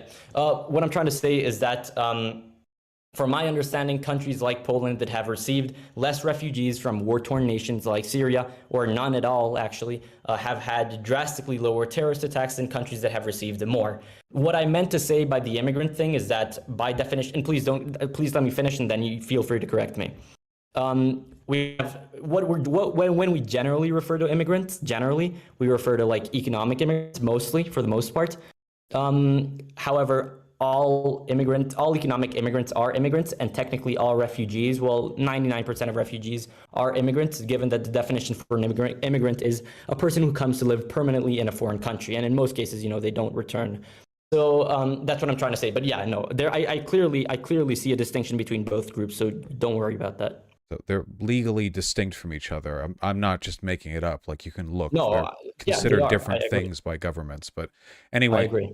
I noticed how I asked you originally a few minutes ago whether there was evidence of countries who blocked off immigration being nicer to each other, and your response was with these like terrorist attack rates in response to the Syrian refugee crisis. These are very different things.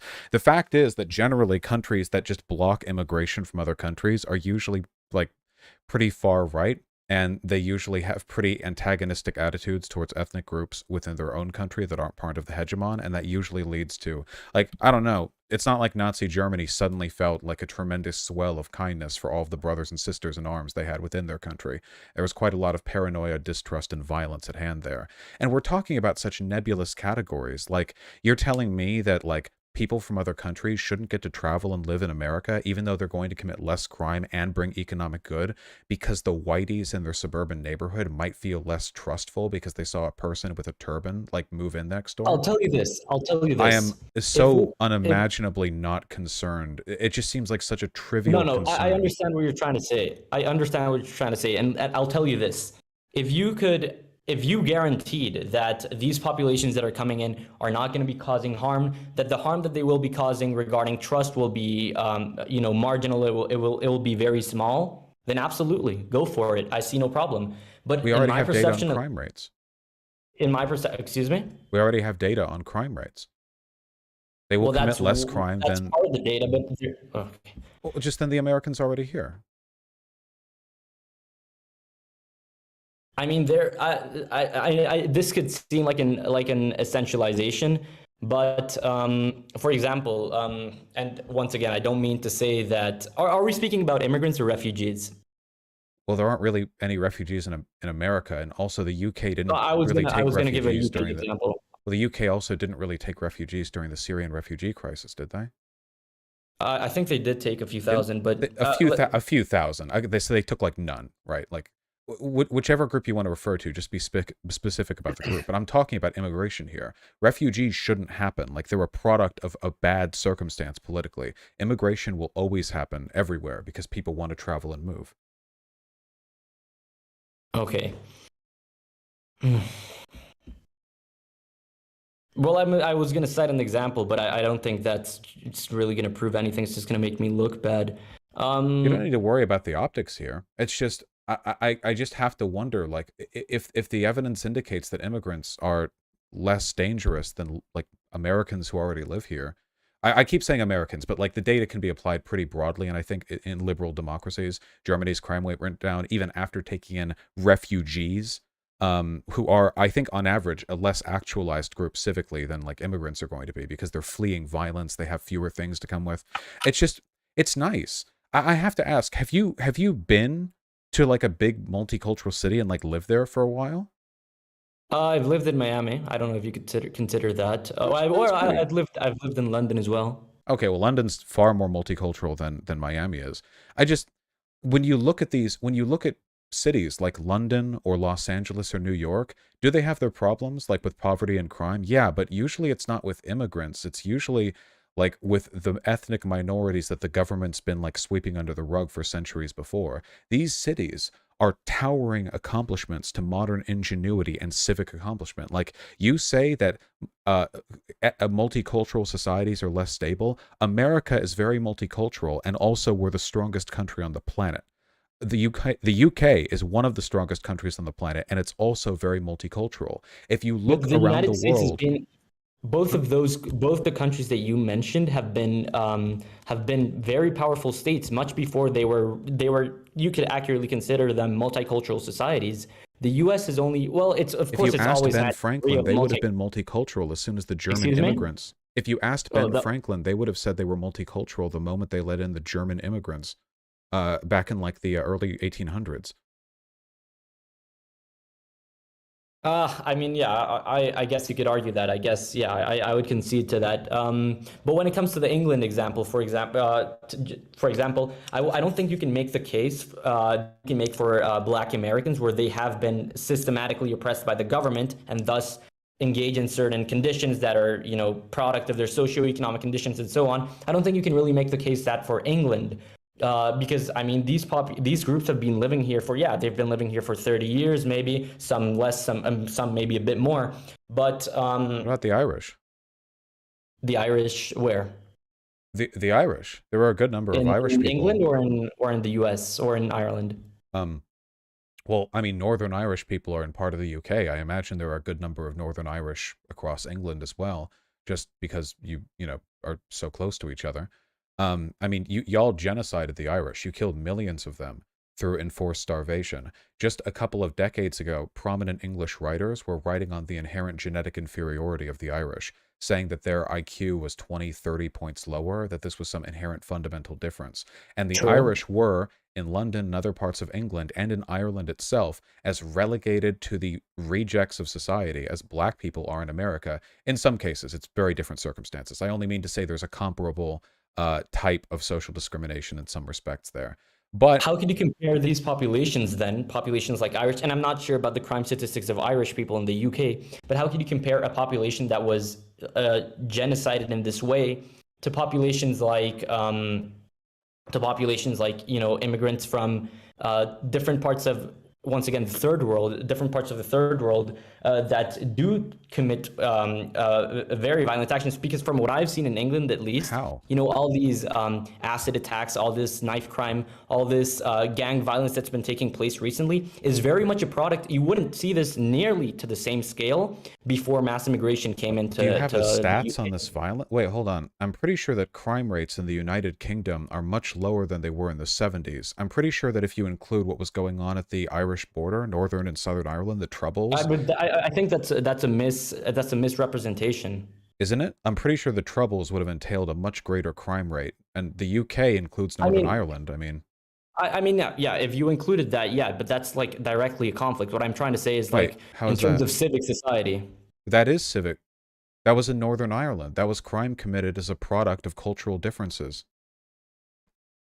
But that was a crime, if I'm not mistaken, that was a crime committed because there was a major separatist movement going on, and there was this rage coming from a neighboring country. Of course, you're going to expect higher rates of violence to come to. But if you discarded that group of people, or that incident is a better way to put it, if you discarded that incident, I do believe that, and from what I've read as well, and I could do a quick search, that crime in large metropolitan areas and generally in the country has gone up, correlated to mass immigration and people coming in from drastically different cultures, and cultures that in many cases tend to agree with some of the ideas that are taking place.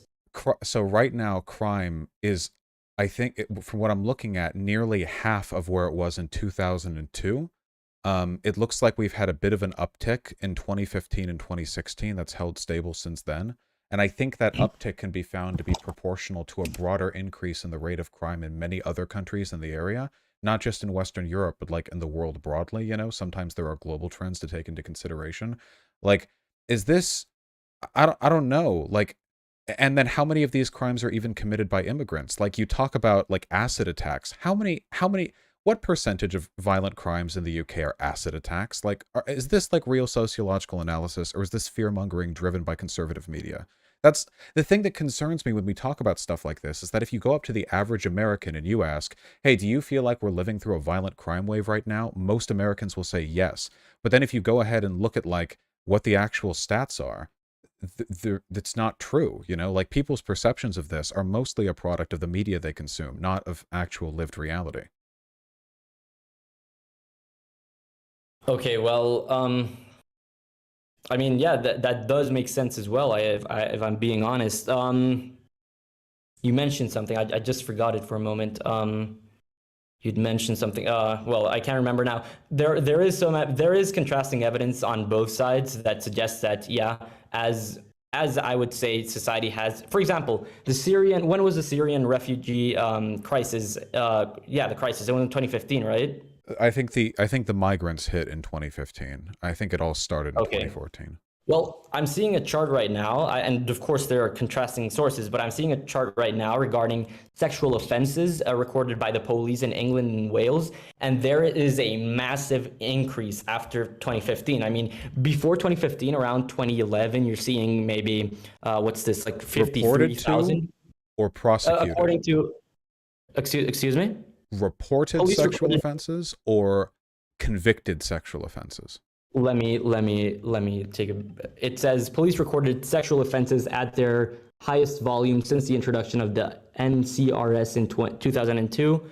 It's just police recorded sexual offenses. I don't know if what that refers to specifically. Could I see the data? Just DM it to me on Discord. Yeah, sure. I don't know if there were any changes to the law. I'm going to assume that there weren't, just for the you know. Let me see. UK sexual crimes here. UK sexual assault over time. Let's go by that. Rate of sexual assault over time. Did you send it over? Yes, you did. I sent it over, and I'm going to send the picture of the particular graph because I think it's a study, so it would be like hard to pinpoint. Gotcha. I appreciate that. Okay. Let's see. 22% increase incidence. While crime has fallen over the long term, the short term picture is more stable, and most types of crime staying at similar levels to 2016. Too early to indicate whether or not this takes a change. And then we have police recorded sexual offenses. Police recorded sexual offenses. Oh, there's an overlap here.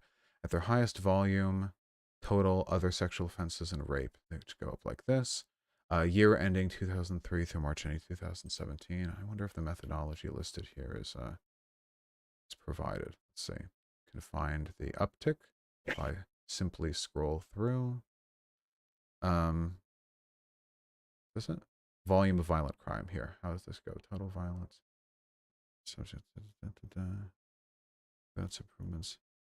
Police recorded crime data. Okay, this has to be these can't be convictions then, right? Otherwise they wouldn't say police. Police aren't the ones who report convictions. The courts do. I'm not sure, to be frank. The police would report police reports, and police reports are filed by people who are concerned.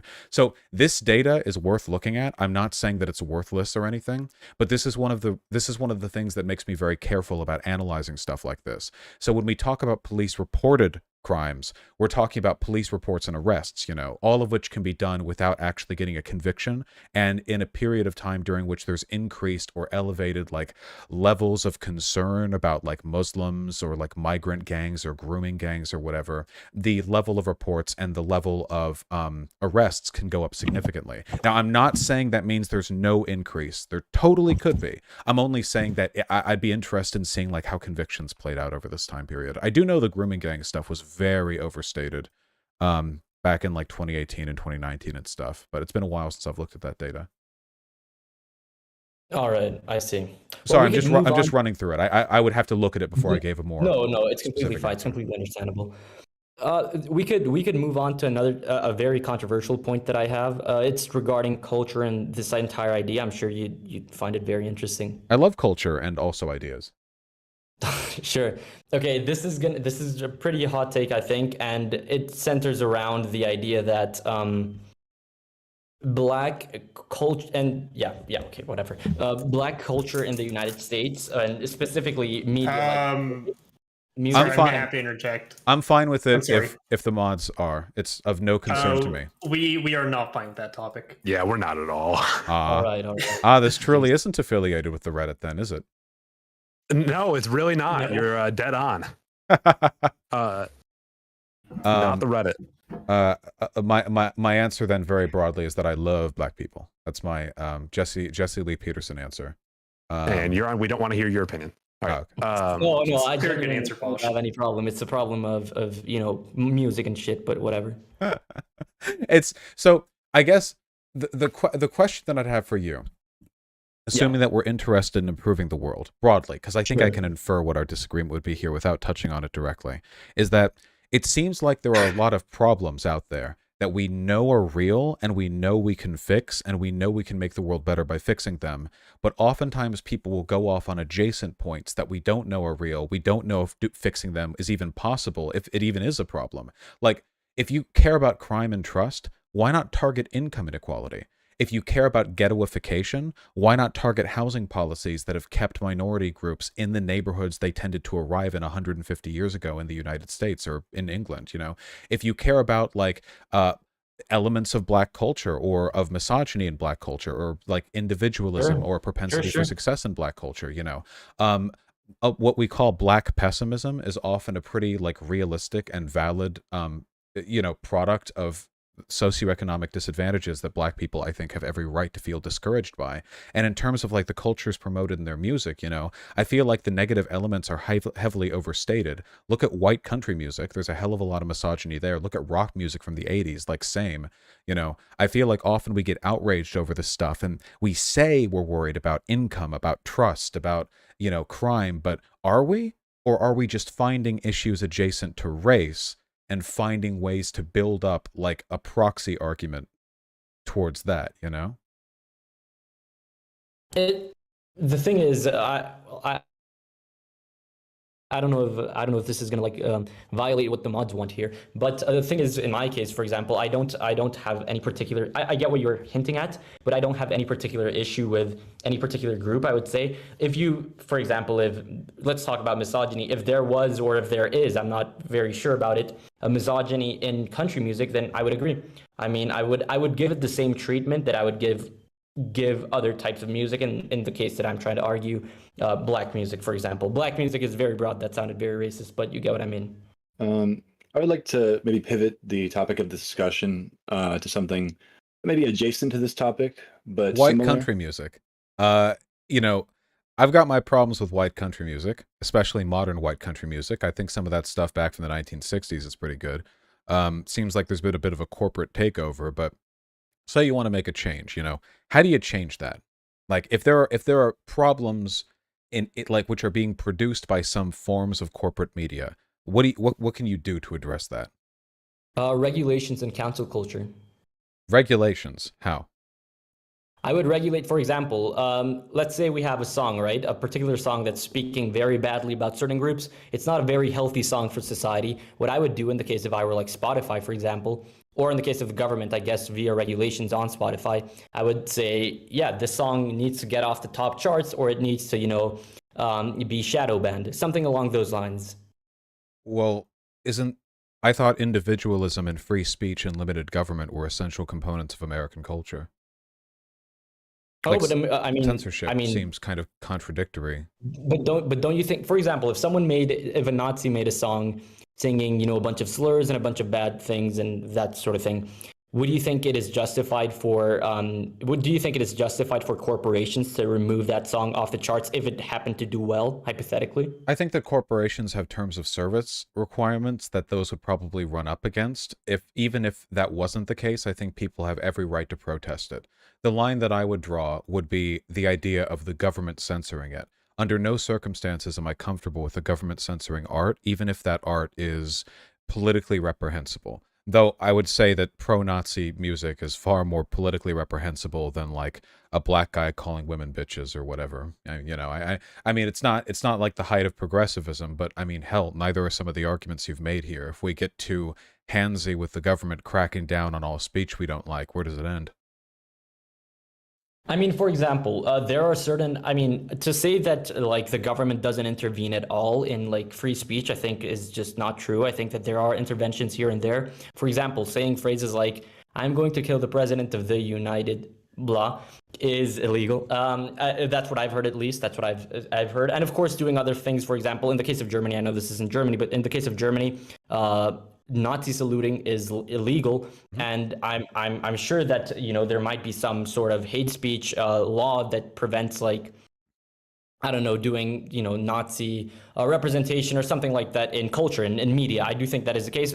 You may correct me if I'm wrong. However, I do think that it should be the case either way. And I do think that via government regulations, you could say, all right, Spotify, why don't you make these are regulations? And of course, it's not going to be some 1984 totalitarian thing. It's just going to be, music that broadly speaking doesn't try to create internal division or promote the hatred of different groups in a nation, which I think that is the case in many forms of music, or speaks negatively or demonstrably speaks negatively of certain groups. That's just what I'm trying to get at.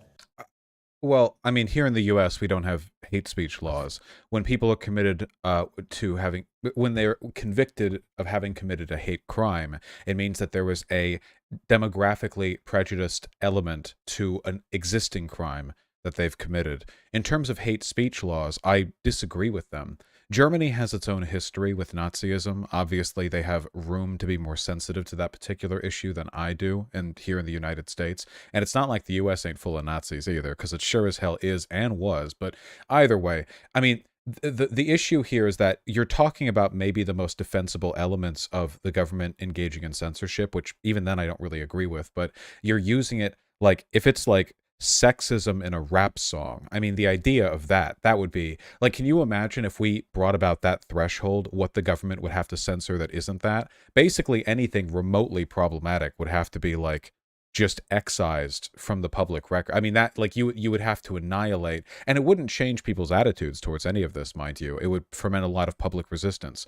With respect, I feel like if your solution to a problem you see in culture is let's censor the parts of the culture I don't like, it's a very juvenile, like gigantic mallet trying to hammer in a nail kind of solution to the problem, right? Like, it would be like the first thing that someone who doesn't know much about politics would say, like, well, what if we banned it, But I'll give you an example. However, things like cancel culture can be beneficial, and I think you agree. I mean, having people cancel certain types of music and certain types of ideas is good. And evidently, what do you mean by due to cancel? the market, excuse me, What do you mean by cancel? cancel. Like for example, this celebrity said this completely racist thing. Just cancel them. For example, that's what I mean. Stop But that's not state listening to censorship. their music. No, not state censorship, but I can make the argument. The argument for government censorship was just one of many. I could make the one for corporate or just for individual people doing it. Well, that's fine. I agree with that. If your argument is, hey, if there are problematic elements of culture and media, we should protest against it and try to like put public pressure on the people and make it, then great, fine. That to me, that right there is free speech. That's the essence of free speech. I'm totally okay with that.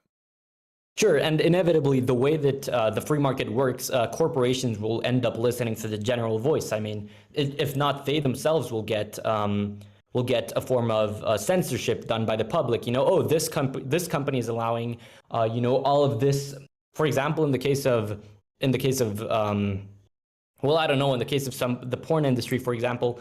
If some companies are allowing certain types of content, then people are going to boycott, and evidently the companies following through with the logic of the free market are going to understand that and are going to evolve. And I think that something similar should be done. For example, in the case of corporate, in the case of music, when you have certain types of music that are being like blatantly, excuse me, that does happen. People have protested against media they think is inappropriate. You had the Satanic Panic back in the 1980s. You had trying to get rid of video games, like what was his name, Thomas the lawyer, back in the early aughts. You had the comic book code back in the 1960s, I think. This stuff happens all the time. Yeah, people trying to protest against this stuff. But the problem is, like, people just don't mind the misogyny in music that much. Don't you think, however, that having music that creates internal division in a country, for example, or is hateful towards I don't know, LGBTQ people or women, for example, don't you think that that's just like socially, that's just a negative thing? And we should seek, as a society, to, try to not have this music be so prominent. I think that it's inevitable that certain types of music will inspire. But the right to do it is beneficial. And I'm okay with social division in a country. I don't like hatred against people, but even though I think that hatred is harmful, the right to engage in it, the right to produce media, which, other people disagree with, which others consider hateful, I think that overwhelmingly the existence of that right is beneficial. Overwhelmingly, it allows us to do good things, and every once in a while there are bad externalities. Okay, well, I see what you mean. I do see what you mean. I personally disagree. I think that there should be some form of regulation, perhaps in the terms of service, as you mentioned, the terms of the conditions, whatever it's called, as you mentioned.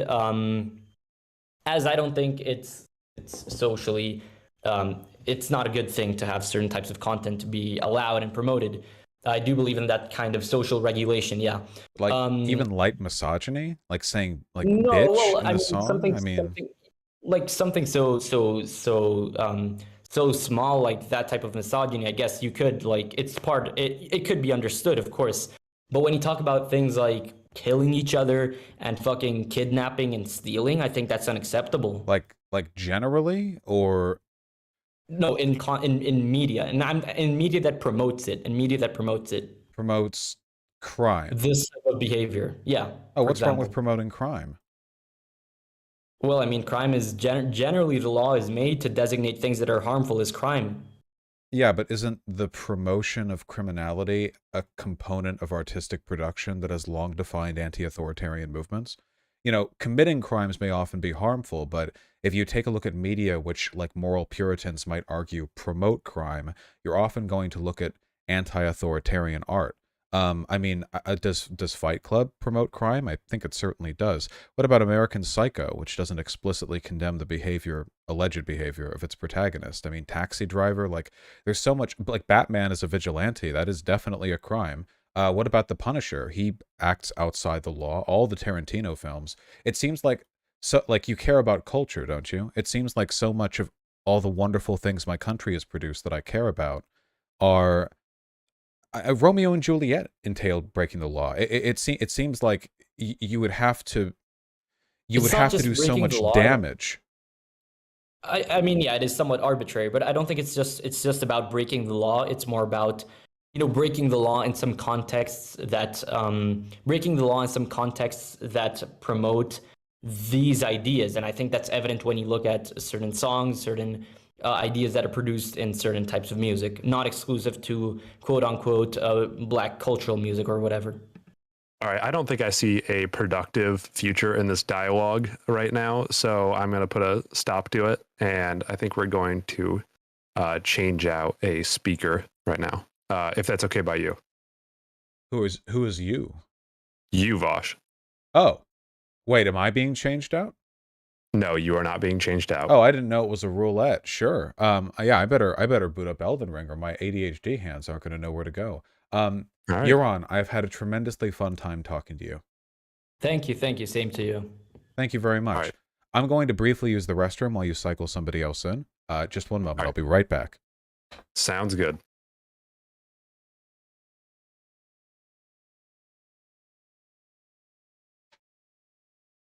Well, that was fun. All right, 1 second, guys. I'm going to get our next speaker up there. Could I ask him a question, Mike? Knock yourself out. I just have like a 1 or 2 piece question.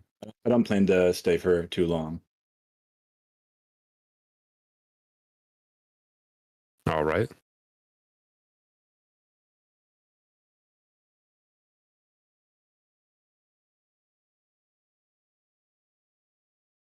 Hello? Hello. Hello. Hi, Vosh. I don't plan to get into a prolonged debate with you.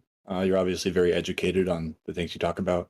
I have a question. Nah, I just talk loud. That's all. I have a question kind of rounding back to something you said earlier about kind of talking about culture, and you joked about with the Mount Rushmore topic about how you're not really concerned about hurting Whitey's feelings, and that was pretty funny. But it is kind of inarguable that many majority in like Western countries where the majority of the population is white, there is a sort of reactionary cultural trend happening where many people feel like their culture is degrading. They feel like foreign cultures are being prioritized over their own. they feel like, you know, their world is sort of collapsing and diluting, whereas foreign ones are being promoted. I'm not here to really debate if that's true or not, but many people feel that way. And I think it's fun to joke and say that, you know, you don't really care what Whitey feels, but I think this issue does need to be addressed somewhat. So I guess my two-piece question to you is, do you think this is a legitimate concern? And what do you think should be done? Or rather, what do you think is the cause of this? And what should be done to fix it? Well, I think the cause of it, I mean, historically, if you take a look at where these concerns tend to arise, it's usually when powerful people who have access to media use the existence of different ethnic, national, or religious groups as a way of explaining away problems that are actually caused by some exploitative behavior they're engaging in. So, for example, the fear of minorities or different racial groups stealing jobs from white people is essentially completely manufactured. There's just not data to support it.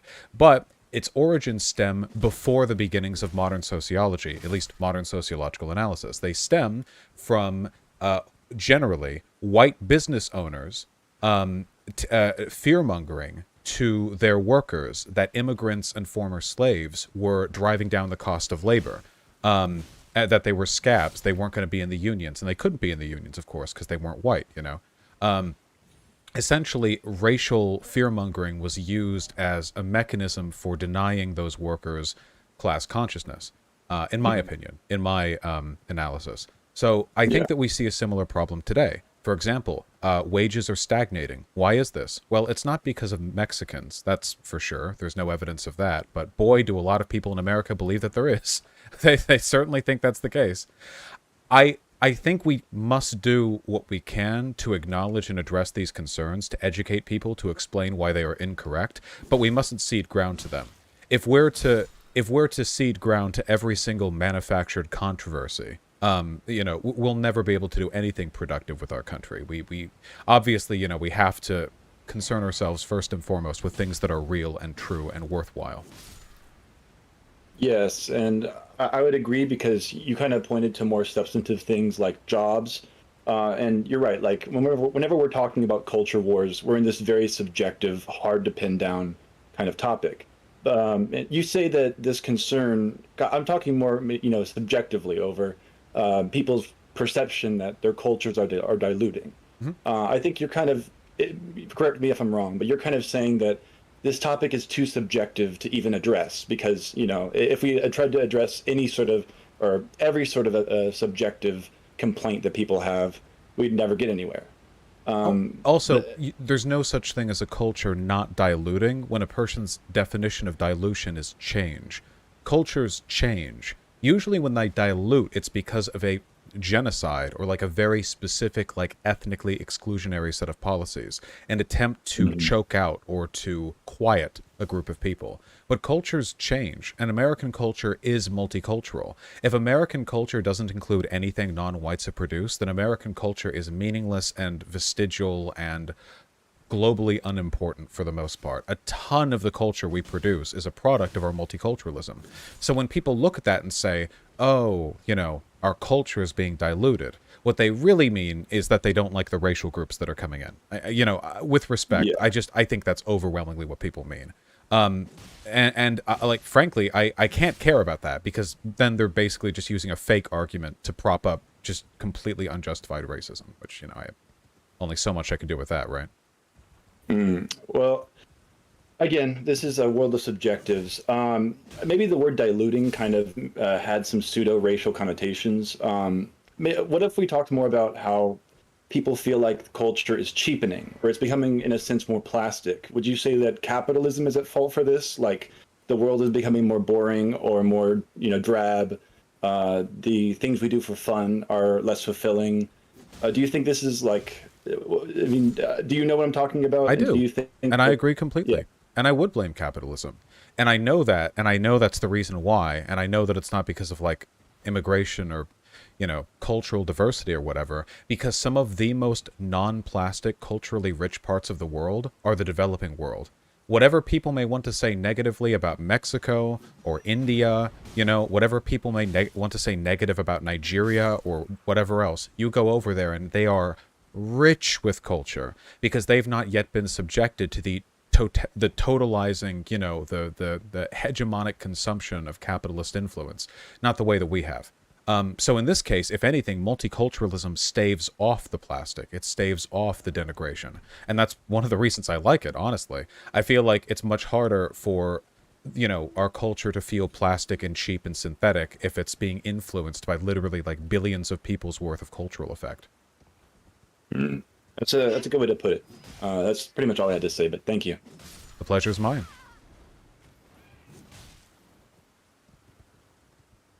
All right, we had another person that we wanted to get up on the stage, so just give me 1 second here. I'm in no hurry. All right, Spicy, are you ready?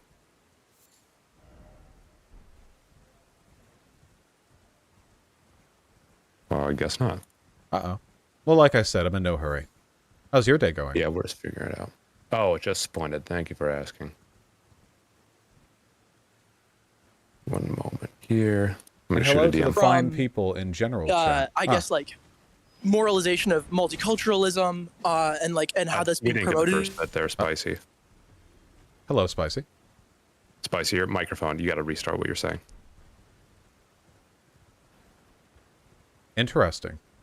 Maybe I'll just debate him like this. Get the. It's like he's screaming through space time, and I'm trying to piece together an argument from it. It's the ideal way to do it, isn't it? Oh God, yes. I wish I could. My mic setup's too nice.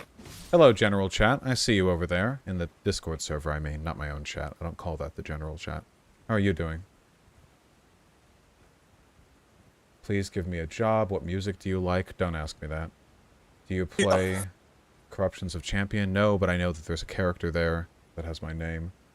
United Ireland? Sure, why not? I cannot hear anything. Did I cut out there? Uh-oh. Oh, Clash of Clans? Oh.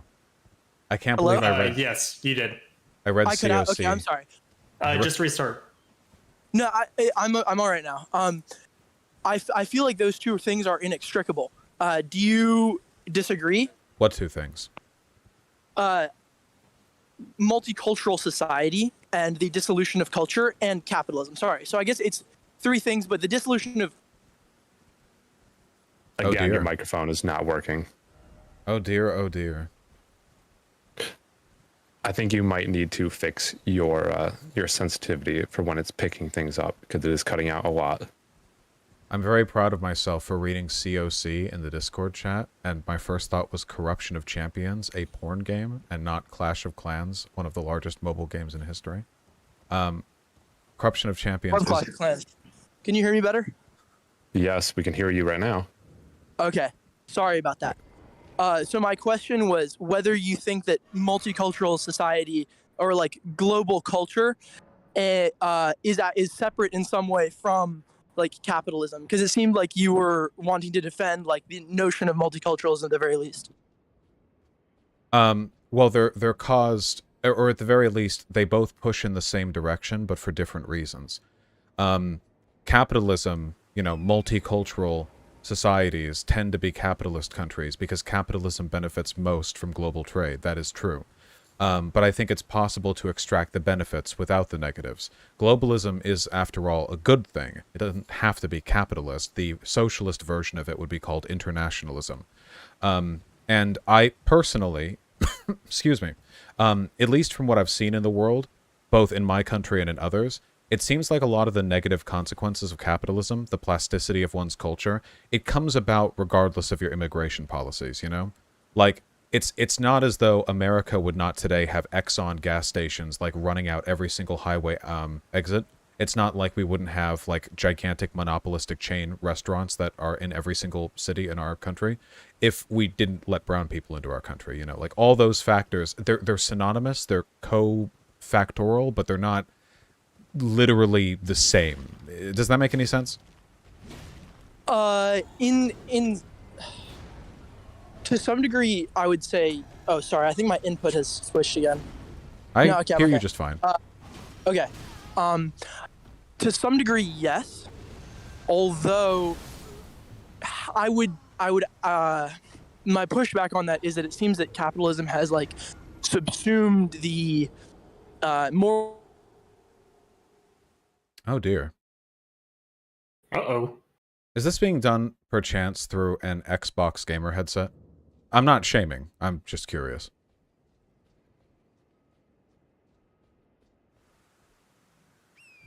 Maybe.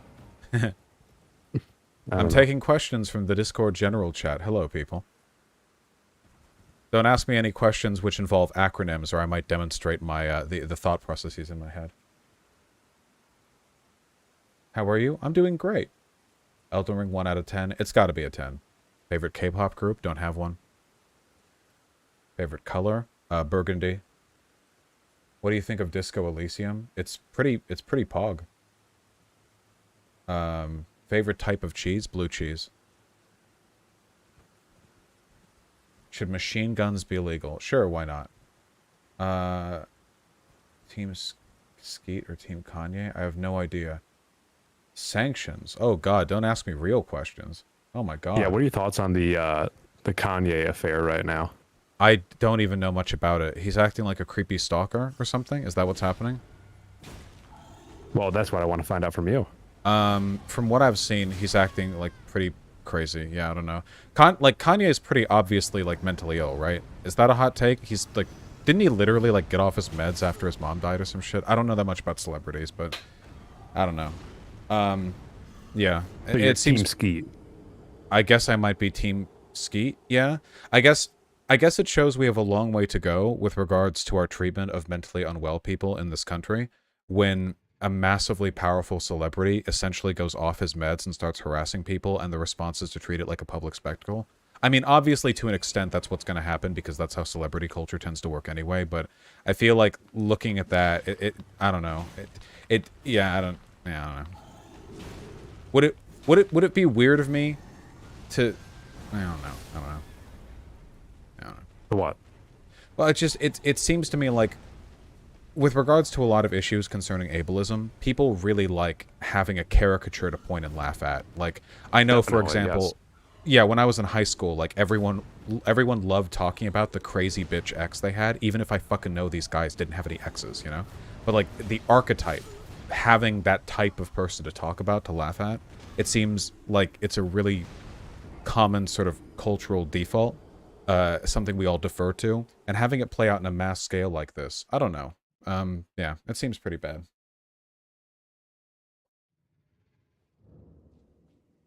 Well, it seems like it might take that fine fella a little while to figure out his mic situation. Are there any other people in the Discord who would like to speak?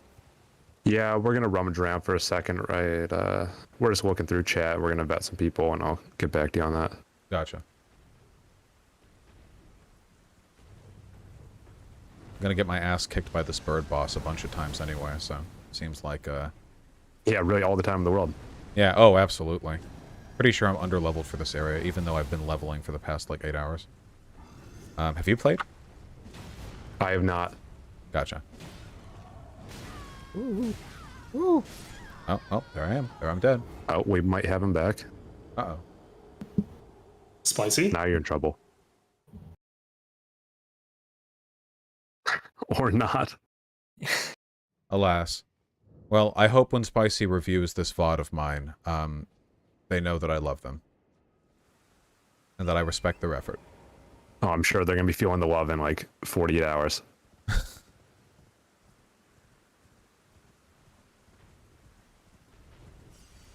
Spicy got they, them. I can never keep track of people's fucking pronouns, man. I have no idea. I don't know. Used to be so easy. Now everyone's queer. It's rough out here. If I had a memory, it wouldn't be a big deal. Oh, I should probably pay attention to this bird. That would make sense. Yeah, it's a big bird. It's got like a corset. There clearly is only one option left. Big Weld versus Vosh. No, I'm good. I agree Big with Weld. him. Oh, thank you, Big Hi, Weld. Bosch.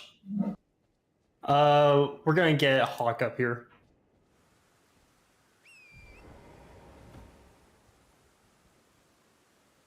Everyone in the general chat is typing in all caps. It's so energetic. They're all so happy to be here. I'm also happy to be here. Okay, we're gonna try to stay off the horse this time. Hockey coming up. All right, I think that we have someone to bring up right now. Give me one moment. Gotcha. All right. Mock, are you ready to bring him up? Sorry, who? I think that our dear not Nick wants to come up. Ooh. All right, yeah. I think it's impossible for you to beat it. All right, the people in my community are gigantic pussies. Jesus Christ. You can beat any in all the From Software games, you can be level 1 with a club and you can beat them. It may be unimaginably difficult, but you can always win. That's all you need. My first question is, did you play Sekiro and did you like it? I did. Since you're playing Elden Ring. I Did you did like play it? Sekiro, yes, and I liked it very much. I thought the addition of the stamina bar and all the depth and nuance that added to the combat was like a huge improvement. I'm so glad they added that to Elden Ring. Okay. Yeah, I agree. I really like the game. Okay, a real question. Do you think the strategy of sanctions used by the U.S. on the Russian and Iranian people, not their oligarchs, is a legitimate geopolitical strategy that should be used? Oh God, you were the person in chat who asked a real question. I suppose the cream does rise to the top here. I guess the point there, I suppose, would be that it's almost impossible to affect sanctions in a way that don't. Almost anything you could do to disrupt an economy of a country is going to affect the citizenry, you know? It used to be the case that wasn't true, you know? Back before, say, like World War II, the difference between maybe not World War II, but yay back in the day, the difference between a military and a civilian target was very, very, very clear, you know? I mean, it used to be, like back in medieval times, that armies would literally assemble in great camps and, like, move around the country to like meet and fight other armies. You know, it's like you know what you're doing. But nowadays, obviously, that's just not the case. And it seems really difficult to affect sanctions in a way which are severe enough to affect a country like significantly, but aren't going to affect the citizenry. I think every effort should be made to avoid hurting citizens, and I think after this conflict is over, assuming Russia is appropriately de-toothed, we should provide aid to Russia to help bring its economy back so their citizens don't have to suffer needlessly. Okay, and I guess my second part of this question is, do you think sanctions are effective? Because you look at a country like North Korea, who's just heavily controlled by a regime that, like the Kim dynasty and its military supporters, have all the power in the country. Is it really fair to put that pressure on its citizens to try and overthrow a government they are massively, helplessly underpowered against? Do you think that's a legitimate, fair thing to ask and a legitimate strategy? Fair? Absolutely not. A legitimate strategy? Unfortunately, yes. This is just up there with, like, warfare, right? If you invade a country, no matter how badly they need invading, there's no way to avoid civilian targets anymore. You can do your best effort, but evading them entirely is literally not possible, just not with the way things work. I don't think it's fair at all. I think it's miserable. And I think that warfare is, in the modern day and age, is just so unimaginably destructive that the first ethical consideration should be, like, crippling countries that have a propensity to engage in it. And in this case, that would be Russia. Like, these sanctions are brutal, and what's happening to the Russian people is brutal, but my hope would be that Russia can be pushed into a position where its leadership understands that there's no benefit to warfare at all, and maybe that in the long run will avoid more harm in the future, you know? Yeah, I think that's fair. My question about it being viable just more looks like I think a really good example of this is like the former Asian SSRs, the ones that left the USSR, so like Kazakhstan, Kyrgyzstan, Turkmenistan, where regimes are heavily they're some of the most totalitarian regimes in the world, and they've been sanctioned since this totalitarian these tendencies took over, but the governments are still in power. Yeah, so to that, this requires a lot of specific knowledge that I might not have. I don't want to speak outside of what I know. I would say, though, that if you're sanctioning a country, there has to be a reason you're sanctioning it. It can't just be because the country is authoritarian, you know? I don't think there's any example historically of just general untargeted sanctions. Oh, of general untargeted sanctions, like making a country that's authoritarian better. I don't think that's ever happened. And now if there's something specific happening, like there's a war that you're trying to prevent, or there's like a civil war happening, or a coup, or insurgency, or just if you're trying to affect a specific outcome, then I think that could be okay. General sanctions are bad though. Like we're still doing that shit in Cuba, and it's like there's no reason, there's no purpose. Okay, I think that's fair. I don't know. My question is just about going back to North Korea. I'm not defending North Korea's actions, but do you really think, like, I know you say, like, legitimate reasons to use sanctions. Like, do we really think that this small country on the other side of the world can feasibly pose a threat to liberal society and justify that as, pouring these massive amounts of sanctions on them? Well, I mean, I don't think we sanction North Korea as I don't think we do it because we think they pose us a threat. My guess would be we do it because it's part of us maintaining a good relationship with South Korea, which we need because they're like an incredibly important base of operations for us in that theater. In terms of like how much of a positive outcome it's going to affect, I'm not really sure. There's a person in my chat saying that the sanctions in North Korea specifically have to do with nuclear de-armament. That it's about preventing like the supply of resources to build nuclear weapons. If that's the case, I think that's pretty okay. Pardon my American chauvinism. I'm not really that much a fan of North Korea having nuclear weapons. I'm not a stan for that particular idea. So yeah, I guess it would have to be like, it has to be done for a specific reason, which that is. Yeah, I think that, okay. No, that's fair. I can agree with that. I'm really not feeling well, so thank you for answering my questions, but I'm going to go back down. Take care of yourself. No problem. See you, man. Hi, is this audible now? Yeah, Hi. it is. Am I being heard? Okay, good, better audio quality. Hello. I'll just follow up on what he said because it's related anyways. I was speaking about globalism before, but I would say like the sanctions that we're seeing here, especially from countries that were previously neutral in Europe, such as Sweden and Switzerland, are sort of unprecedented here. And like you said, some of these sanctions can be utterly crippling to the everyday citizen. Do you think it's worrisome that we've also seen not just private institutions, but private institutions that we sort of enthrone, at least legally, as neutral institutions, not like publishers? For example, Facebook changing their policies in relation to hate speech, etc., and blocking like Russian news networks. Do you think that's of any like concern? There are some things that I'm okay with and some things that I'm not okay with. Private providers getting involved in sanctions is just a fact of the world, of the modern world. The same thing used to happen with sanctions in the medieval period because like mercantile corporations were basically like in lockstep with the king or queen they were loyal to. So that stuff definitely has a long-standing precedent. In terms of in terms of like changing TOS policies or banning Russia today, I would be very skeptical of TOS policy changes broadly.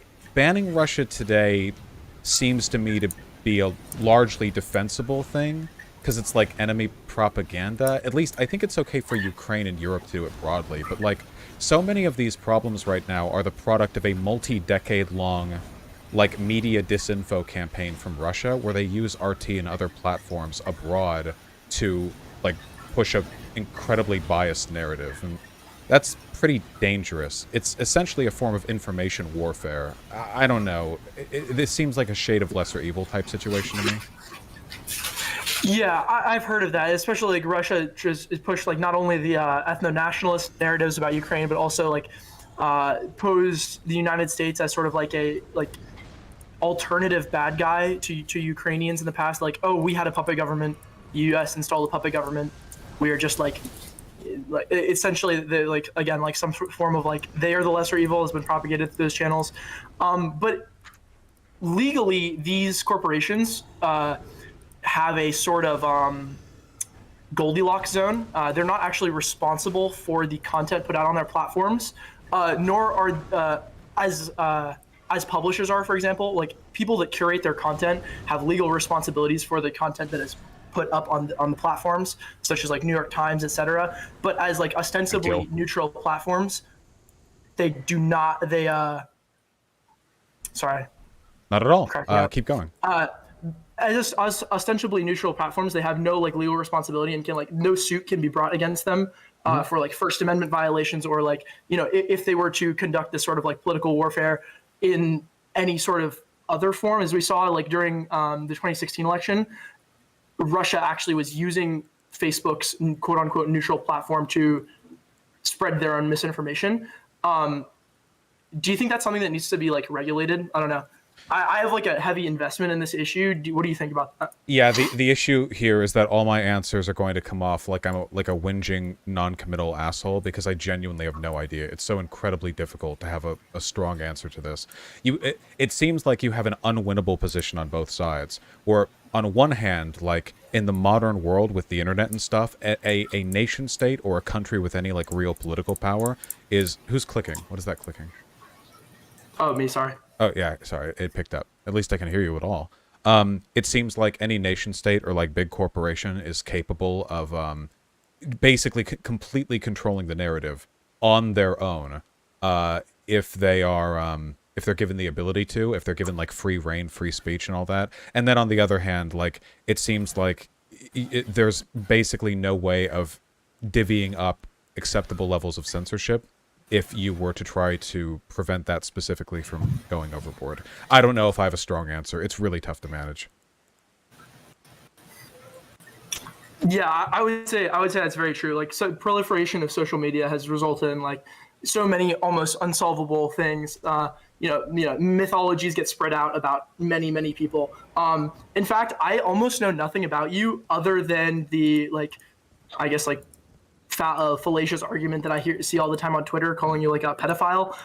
So I have to ask, what was the context of the clip that resulted in that infamous? Got me in a room, huh? No. We're not doing that. We're not doing that. We're not clip farming further. No. If you want to Sorry look, there are actually videos on my channel that you can find. The very non-specific gist of it, for the sake of the Discord, the fine people here. The very specific gist of it is that there was a position I was taking, which is broadly agreeable, anti-bad things, that I attempted to devil's advocate people into defending their contradictory position against it. Essentially trying to bait other people into taking a bad position by indicating that they were hypocritical for disagreeing with me when they had a bad position themselves that was kind of ideologically comparable.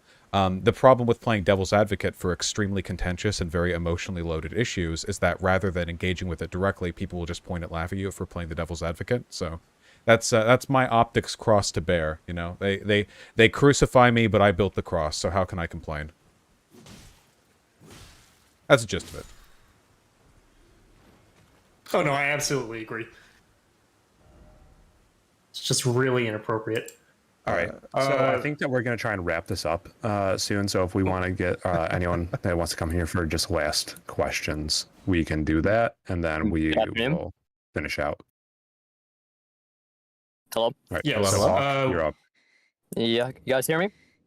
Howdy. So a pleasure speaking with you, Vosh. I'm Boomer Hawk, usually right now currently Punished Hawk for reasons. I'm the admin Middleism, follow my IG page, please.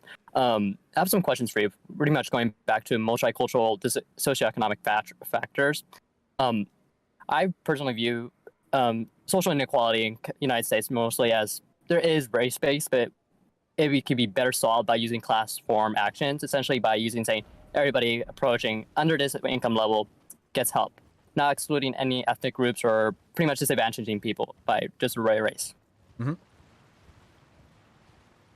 And this is the position which you are front. Okay, yes. I generally agree, mostly because class can be empirically divided and race can't. If you're to target like class-based issues, it's very, very, very easy to like point specifically like which income levels, you know, what like net wealth, you know, what total level of asset acquisition, stuff like that. It's very easy to point at that.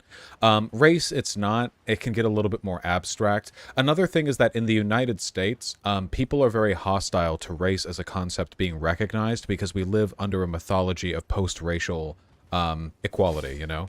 Like, Americans, at least culturally, often like to act as though there is no more racism, and that pretending, in their mind, pretending that there is somehow some kind of faux pas, like you're failing Dr. Martin Luther King by acknowledging racism or some shit like that. I don't know. But nobody does this with classism, because Americans don't even know what classism is. They think that discrimination against poor people is just the way the world works, which it is under capitalism. So, yeah, broadly speaking, I just think it's easier to target stuff in a class sense, but I don't think there's anything morally wrong with, like, targeted racial reparations. 40 acres and a mule and all that. There are plenty of good directions one could take there if it was possible to affect them politically. I would agree with you on saying a class approach probably the best approach, because it's probably the most universally accepted approach, as pretty much if poor African Americans, Latinos, or whatever social minority, that group that got affected negatively, if we were to say only they get help, realistically, there would be backlash. There is reactionaries in the United States. By using the class approach, which I feel neoliberals use as race as a dividing factor to hurt people, and by using the class approach, we can actually lift these disadvantaged people who are more, not by saying we can also help white poor people, and we can help poor blacks, poor Latinos, poor whatever Latino, poor minority group, whatever it is, and it actually rises up the whole class in general, and without negatively hurting people. Yes, I don't necessarily disagree with that. Also, you make things a little bit more politically viable because people tend not to get as angry at divisions within class being sort of the separating line. Or to put it another way, whatever line you would draw to determine who would be the beneficiary of a race-based, like, policy or reparations or whatever, like, so is one person like 1/100th too white to benefit, you know? Like, if you do the whole lineage math, like, people are going to get very mad over that. It's going to lead to a lot of problems. If the government passes a bill and it's like, okay, if you make $30,000 a year or less, then you're in. While that would still lead to people being cut off arbitrarily at the $30,000 mark, it wouldn't encourage that much antagonism. I would agree. Quick question. Yeah, I love questions. How would we actually bring up more of a class approach in America? Would you say, like, let's just say bringing up breaking points? Are they a good way of approaching it, or would it be more like, because the mainstream media is not is refusing to bring it up. They're constantly bringing up racial issues to constantly divide us. I don't think that the media brings up racial issues to divide us. I think the media just brings up whatever issues get at the most ratings at the time. Same with breaking points. For instance, breaking points I don't think is a particularly good advocate for class issues because they are constantly excusing non-class-based problems under the mantra of addressing class-based issues, you know? Saga Rangetti, I do not believe for one whit that man is interested in improving the lives of poor people. And I have my own positions on Crystal Ball. I think that what you need to do is something like what Bernie Sanders did, and I have a lot of respect for how he handled this. Bernie Sanders never downplayed racial issues. He never downplayed gender or sex issues either. But his overriding position, his strongest argument, his focus was always the class stuff. And I think that when he spoke on those issues, he was very universal in his appeal. Even conservatives kind of begrudgingly respected him, I think. But he could do it without downplaying the other stuff, and I think that's very important. I completely agree. I have a quick question for you. So, one of the topics as a Latino man, I tend to lean very left on social economics issues. I'm like, and social issues, I tend to be more conservative. And I have this very deep issue with the word Latinx.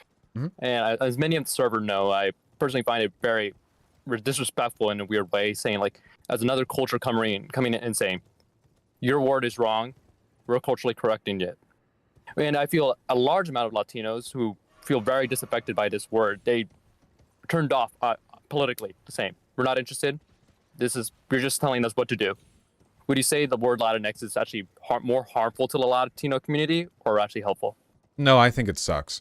it really does feel like it's a term that was created by white progressives who are uncomfortable with gendered language.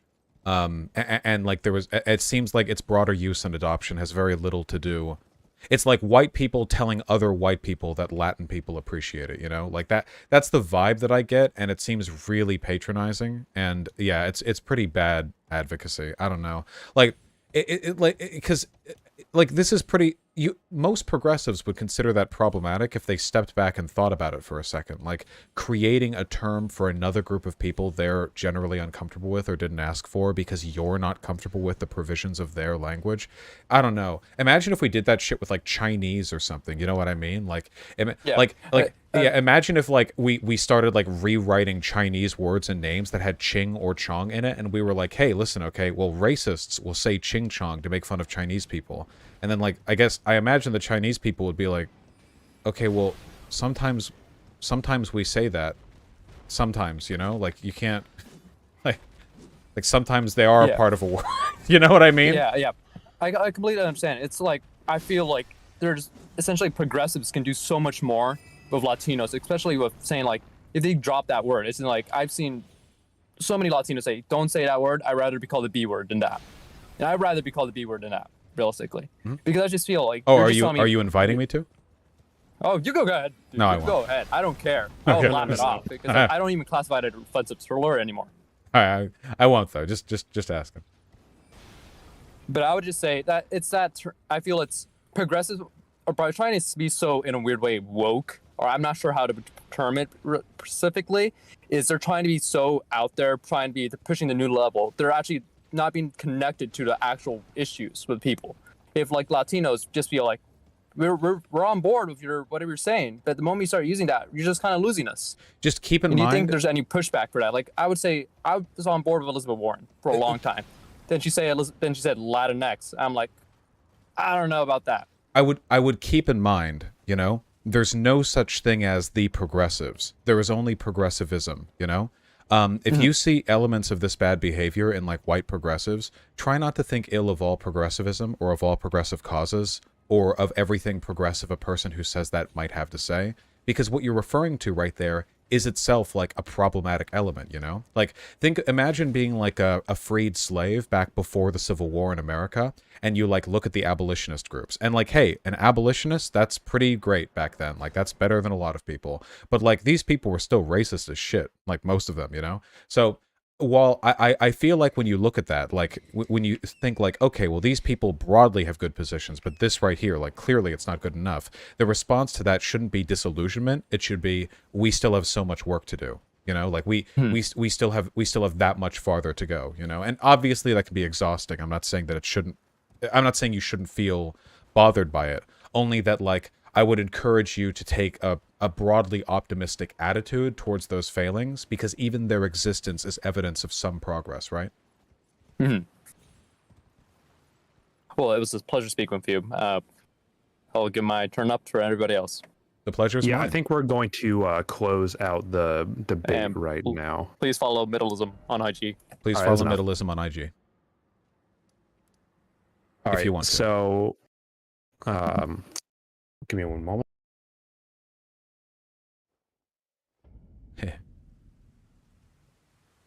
How you feeling, Vosh? I'm feeling pretty good. Wait, is there a dude sitting here? Wait, did I? Oh. Okay, there's a logo here. I thought I saw the shade of that giant. Okay. Whew. I'm getting Elden Ring brain. Oh my god. I'm doing good. I killed a boss while we were talking. You saw. All right, so I just want to thank all of the people that came up to speak today and give their time and their energy and went in good faith and tried to have a discussion, even if it wasn't always super productive. I had fun. And I'd like to thank you, Vosh, for coming on here and discussing if whole you've range seen of things with everyone. If you've seen much of my content, that you could probably recognize that these conversations are actually quite productive compared to the sort of stuff I normally do. All right, then I'd like to thank everyone for the productive conversations. Likewise. Today. And do you mind if I do a plug real quick? Of course. Go on Instagram and follow at the _political_compass. And other than that, feel free to join the server. Anyone that wants to come on over here. And yeah, I have to say, I want to extend an invitation to you as well to come on here and do this again with albeit more prepared people. I would be delighted to do this in the future, and I think well of the character of the people who have been spamming general. They seem like a good, fine bunch of shit posters. I did think that this Discord community was associated with the subreddit at first. I'm sure you get that a lot. So I was fully expecting, you know, a bunch of Nazi shit posting. But no, all the people over there seem quite nice. I would be more than happy to speak in the future. I would say there's a lack of Nazi shit posting on this server. That's my favorite amount of it. There is one final question that everyone in general chat is demanding to be asked, and I'll be crucified if I don't ask it. So if you don't mind me going ahead. So I want to hear your opinions on pornography and sex work. That is a very broad question. It is. Is this a meme? Like, is there a funny meme answer I give, or is it a sincere interest in my perspective? This is a sincere question. Oh, sure. I think that pornography has a fairly negative relationship with a lot of people because we have a fairly negative relationship with sex. I don't think there's anything inherently wrong with pornography. It's an art form. Obviously, it's a very specific type of art form, but, you know, fine, whatever. I think a lot of it is boring. Because it's produced by hacks and it's all very repetitive, but you know, there's a lot of room for artistic exploration and development there.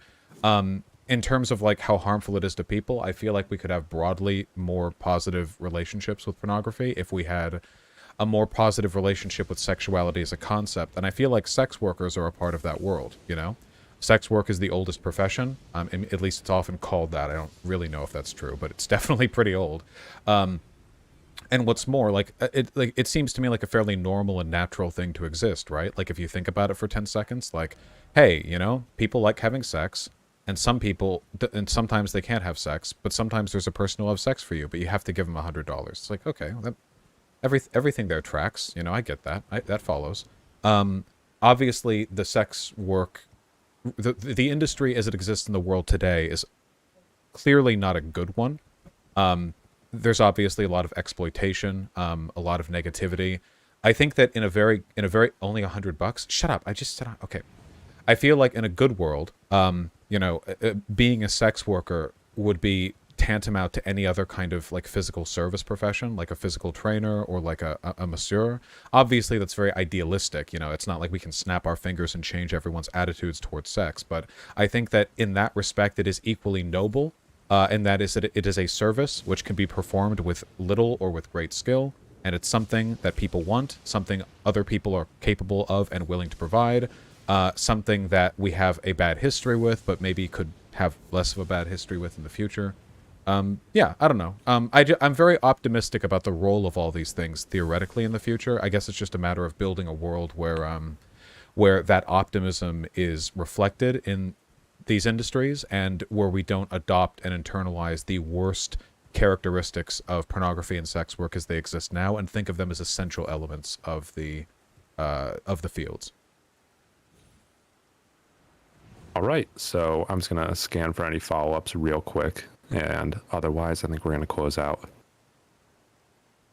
All right, so I think we May I respond are to somebody? good to. Oh, sure. If you want to go into the general chat there, you can pick something out. Of course. Dangerous as that may be. So this person says, I do not think he is right. It helps perpetuate the notion that women and children are a commodity. So with respect, I have no idea what this has to do with children. Children should not be involved in any of these industries. And also, not just women. I mean, men have and can do. There are also men in porn. I've seen them, you know. They are there. I know that much. But I don't think it has anything to do with commodities. I'll tell you this much, okay? Your body is as much of a commodity when you're doing work in a coal mine as it is while you're, like, giving head to some guy, you know?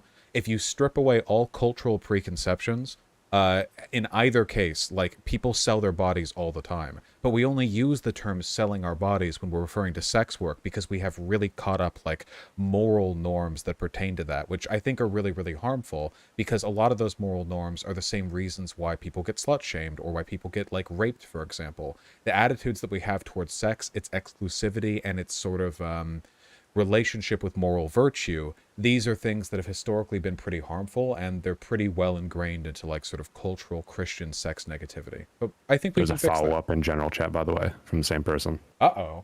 Let me, hold on. Yes. Beep, beep, beep. Hold on. It is unfair to compare sex work to other work when using the argument that all work is exploitative unless it's fine as a means to survive. Other professions do not lead to systemic abuse and increased violence towards a whole gender. Wait, hold on. So there are a couple of problems here. First of all, I think the current mode of capital relations is exploitative. Work, as in things people do for each other and for society, is an inextricable component of human civilization, and so has sex work. So has sex work been for quite some time. Additionally, other professions do not lead to systemic abuse and increased violence towards a whole gender. Anastasia, I promise you, the rates of violence against women were higher before internet pornography existed. Think about this for a second. Do you seriously think if you were to chart existence of pornography and violence against women on a line graph, you would see both of those correlate? Or would you find that women were raped and sexually assaulted infinitely more back in the day, and now we have internet porn?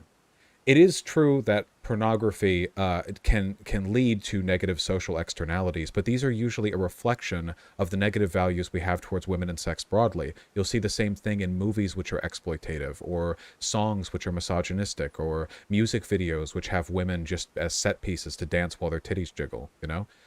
What you're fighting against here is broad cultural misogyny, not some inherent externality, some inherent external factor of pornography.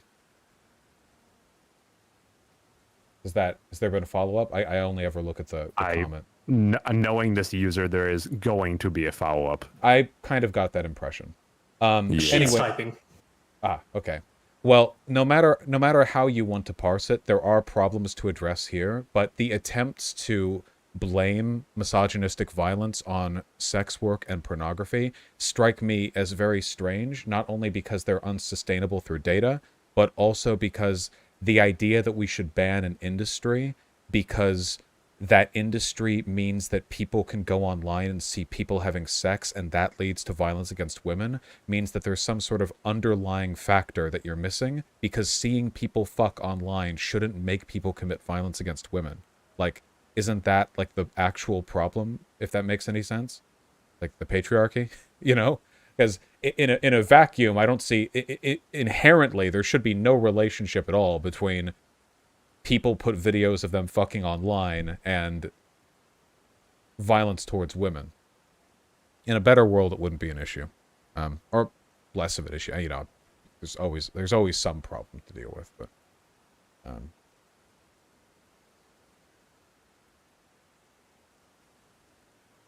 I think they're working on a response right now. Yeah, I'm getting worried. I can only respond so much. If they want to get on VC, by the way, you know, I know that the poor moderators are worn and battle scarred, but we'll get by. Gotcha. Well, I suppose let me know when she responds, because it's hard for me to keep track. How the fuck do I get down to this beach? They just said the problem of pornography is it is a tool of the patriarchy. Well, so is all media in a patriarchal society. I don't think that sex work is inherently any more negative towards women than literally any other form of media. I think they're... That's a boss arena? Don't tell me that. God damn it. Well, how do I get down there anyway? Just because it's a boss arena doesn't mean I can't get down there. Rough out here, huh? I am unable to talk. I don't speak English well. Oh, okay. All right. Well, no forcing people to debate if they don't want to. Yeah, look, I would encourage you to... should I be spicy? Yeah, okay. I think you're misogynistic. Violence against women and misogyny broadly is a ubiquitous cultural problem that existed well before pornography did. And I feel like by externalizing that violence and that misogyny and putting it on an industry, rather than like addressing its broader social form, is kind of a way of, I don't know, scapegoating. It reminds me a little bit of the people who are like, okay, well, I'm against crime, so let's talk about culture. Does that make any sense? Like, you can address the direct, you can address the direct problem there if you want to, you know? And historically, like, anti-sex work arguments have been very, very harmful to women. If you care about the harm done to women through sex work or pornography, like, there are actual policies you can pass that, like, you know, advocates within those industries care about. But overwhelmingly sex-negative or anti-sex worker feminists, what do they call them, SWERFs, are like, exist to the detriment of those groups. And oftentimes, like, let's be real, it's just a form of, like, it's like a moral panic, you know? Like, there are a lot of feminists out there who think, oh, you know, we could have feminism if it weren't for all these hussies who are out here showing their tits off online and therefore making men violent against us, which entails a very biased way of thinking, in my opinion. I would encourage you to speak to female sex workers, because I assure you, like, there are better ways of handling these issues. Okay, sorry. I'm just rambling. All right, so I think that you've given us wonderful food for thought for a potential follow-up debate, and I want to, I guess, do a second closing out. Yeah, one more time. One more time for... Yeah, one more round. Encore for us. All right. Absolutely. Well, thank you very much, Vosh, for your time, and thank you for the debaters. And I guess thank you to Anastasia for giving us one of the better questions of this entire debate, although it wasn't really immigration, but, you know, here we are. So, again, if you're down for another debate, you can get in contact with us, and we'll send a message to you, and we'll make it happen. Thank you very much for having me on. I just want to clarify one more thing. Yeah, of course, it's our pleasure. Just clarify one thing. Like, the users that are in here does not represent the views of everyone of this server as a whole. So, don't worry. I think that's an important thing to put out there into the internet. All right, this is a group of individuals. This is not a hive mind. If I might ask, because I understand there are pressures involved here. Like, how much effort does it take to keep the server clean? You know what I mean? I know the connotations. I do it. And how much work does that take? It's not a lot. Really? Goodness. I'm envious. Well, all for the better then. I appreciate you having me on. Yeah, anytime. All right. So thanks for everyone being here, for listening and engaging and spending your time sharing it with us. And take care. Take care. I'm going to close it out now.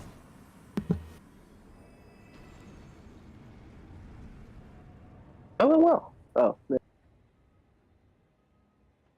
Okay, well, I totally expected that whole server to be like a Nazi server, so I have to admit I'm pretty surprised by how all that went, but I enjoyed those conversations a lot. So, yeah, okay, I'll definitely be on there again in the future. Those were pretty good convos, I think. What level are you now? Like 75 or something? I don't know. That was good. I don't think that first person.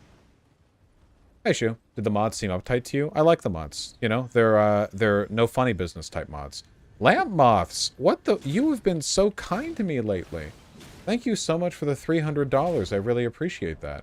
If you're feeling stressed out, I'd suggest shower, bath, blankets, burritos, comfort food, video games, getting some fresh air and sleep. Take care, please. You forgot Elden Ring, my friend. Don't you worry. I'm well situated to manage my my stress and my drama. Thank you so much for the incredible kindness. I really appreciate that. Goodness. You gonna fall? Okay, there we go. Seriously, thank you. Jesus. Anyway, I don't think that first kid we talked to was a Nazi or whatever, you know? I feel like they were a fine person, and I was just arguing against, like... I feel like I was arguing against the shadows of a bunch of, like, skeptic talking points I've heard. Do you know what I mean? Yeah. I didn't get the impression from him that he was at any point during that being malicious. Do you guys know what I mean? Like, you ever get the vibes when a person is, like, saying stuff that is kind of dog whistly, or they're dog whistly talking points, and it comes off, like, so slimy. Like, they're so obviously trying to slip it by. And then there are people who say it, like, you know, just, like, kind of drop those dog whistles, but they just seem like they're just talking, you know? I don't know.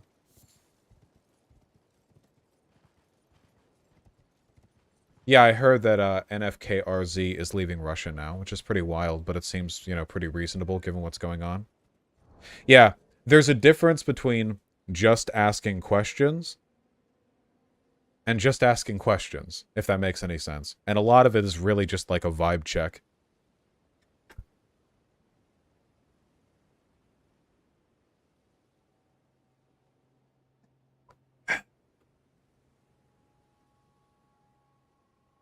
I don't know, I've never taken them, Shiloh. Oh my god, guys, can I just say?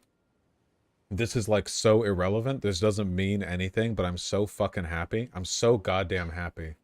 Oh my god, cats! Stop! Pardon me? Yes. Yes, there we go.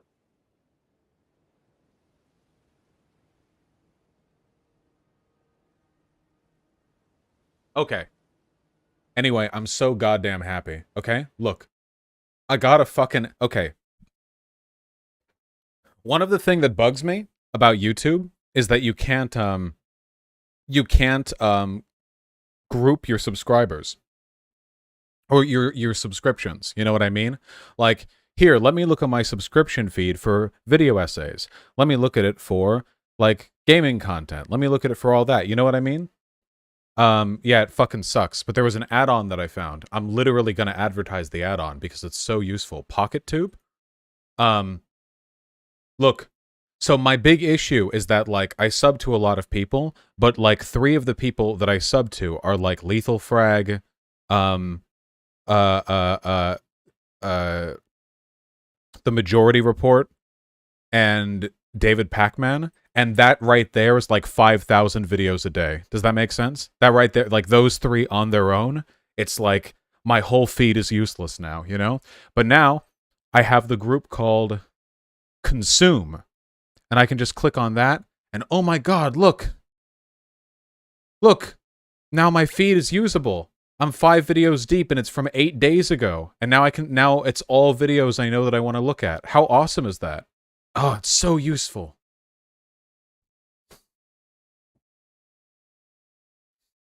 Also, yeah, they support Ukraine. They have a dono link to Ukraine in their install. Saw the 8-hour Victorious retrospective. Yeah, I sure did watch that while playing Elden Ring. I really like Quentin Reviews videos. I do have to say, though, that sometimes his delivery... Oh, yeah, I will, Posada-chan. I'm just lazy and take forever to do everything. Yeah, they are Archrev. There are some issues I have with delivery. Here, let's keep playing. Yes, I'm sorry about the emotes being wrong on the overlay. Somehow I broke something. It'll be fixed eventually. I love you.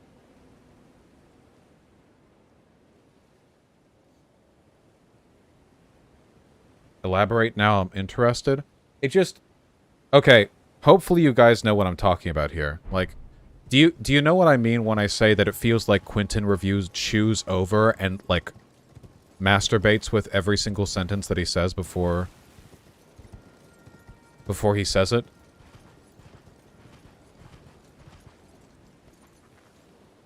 Okay, people who know, they know. That's what I like. It's a personal preference thing. It's not an insult. It's just a preference thing.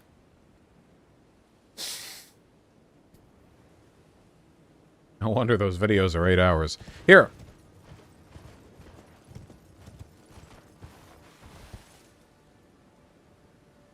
Really depends on the context, Thana. If you like move to a different country, like Thailand or whatever, because you just want to, and you just find some hot ass Thai pussy. Bosch doesn't watch my videos. No, Shu, I haven't even added everyone yet. I literally just figured this out right before stream started. Also, wait, Shu, yeah, it's true. You post so infrequently that the last time I watched one of your videos was so long ago that it wasn't one of the first ones that jumped to my head. Haha. I haven't watched your most recent one yet. But yeah, if you just go to Thailand. Oh, I know, Shu. I saw that part. Somebody linked me the timestamp. Then I said, I'm gonna watch this, and I put it in my watch later, and it's still in my watch later. What was I saying? PocketTube. What was I saying? Oh yeah, if you go to Thailand, you just get some sweet-ass fucking Thai bitches or whatever. Like, that's cool, I guess. But if you're, like, going over to Thailand because you're like, they're uncorrupted by Western feminism, then, like, that's pretty bad. I don't know. Okay! We are stronger now than we were before. It is now among us. Let us defeat these sussy imposters, okay?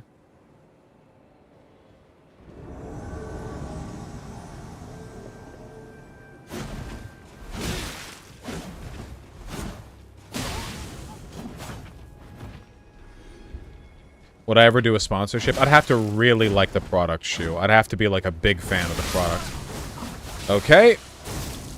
That's right. That's the thing that people were warning me about. Yep. You can just instantly delete me. That's right. MeUndies. MeUndies did post some, like, NFT stuff. Maybe I could advertise for, like, the condoms that I use? I don't know. One condoms.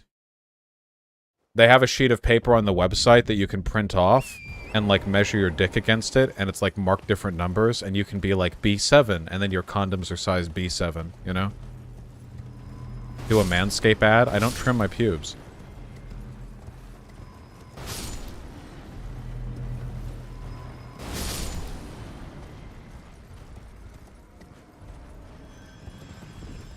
Yeah, people always give me shit for this, as though I'm not, like, a big hairy dude. I've said this a million times. Anyone who swipes right on me on Tinder is down to fuck a hairy dude with pubes, okay? Like, what kind of fucking idiot would you be to swipe on somebody who looks like me and go like, I hope this guy has a hairless crotch? Like, okay.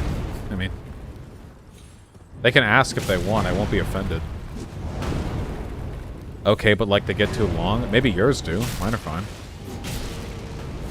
It's like how armpit hairs grow out to different lengths. Can we die, please?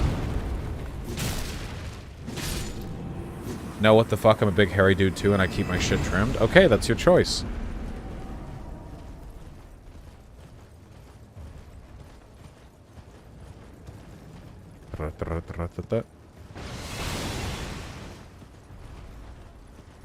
Also, like, can we be real? The reason why most dudes trim their fucking bush is because it makes their dick look longer. I just don't have to, okay? No hate, just saying.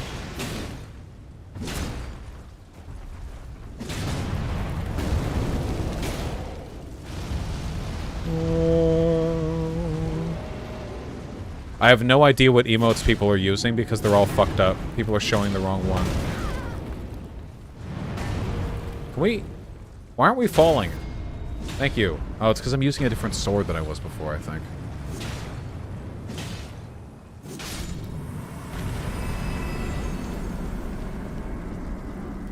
Why are emotes fucked? Don't worry about it.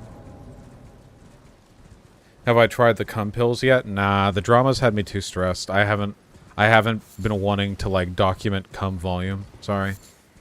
I haven't been wanting to do the science. Would that sword really be that heavy? This sword? Judging from its model in-game, I'd say that it's probably, like... What do you guys think? 30 to 40 pounds? It's a great sword. I mean, that's definitely heavy enough that if you're swinging with one arm, you're going to, like, drag it, you know? What's up? White tray? Sure. No, MBA. I said that I wouldn't.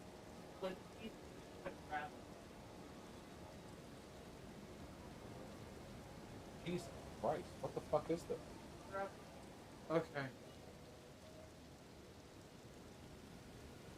Alright. Great swords IRL are like 8 to 10 pounds. Yeah, but these are larger. Yeah, shoot, it's been wild. Dude, like 20 pounds max, swords aren't heavy. Okay, I'm talking about this model specifically. Like, look. It's like 1.5 inches thick in the middle. Look at that. Look at the model in-game. If you look at it from the top, it looks like at the thickest point of the blade, which is the thickest in both directions, by the way, it looks to be about 2 fingers wide. It's at least 1 inch wide there. That's way the fuck fatter than a greatsword would be in real life. This would be heavy.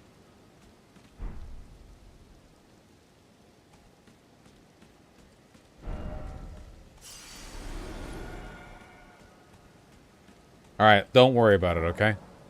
Knight of the Great Jar. Dual twin blades. I don't know if I found a single twin blade yet. Should future Souls games have an ass adjustment slider? Yes. The reason why this game doesn't have a height slider is because the height of your model is like essential to determining hitboxes and game balance. Isn't that funny? Like you can customize so much of your appearance, but not your height.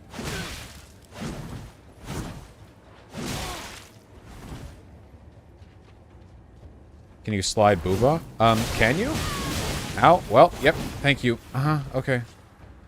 Isn't there a titty slider? I think there is. Oh, wait. Why did my attack go so slow there? Holy shit. Yeah, otherwise everyone would go full on, like, odd job, you know? And everyone would play as, like, 3-foot tall dudes, like little dwarves.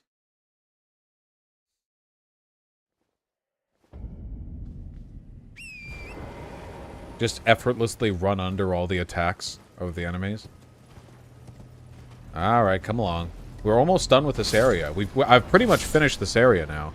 I can't get over here just yet. This section right here. But yeah, I've cleared out this part. Yeah, I've cleared out this part. You know. I have a little flag icon next to areas where I know there's still something that I need to do. I'm sure there's still plenty of stuff I need to do that I don't know about, of course, but... Oh, I never finished the Redmane Castle. Okay, we'll do that after this. I forgot about that. You see Witcher 4 being announced? No. How do they follow up on Witcher 3? You have to play as Ciri, right? It has to be Ciri. Have I been to Southern Caelid? I don't know. They announced it's in development. Is it with Ciri?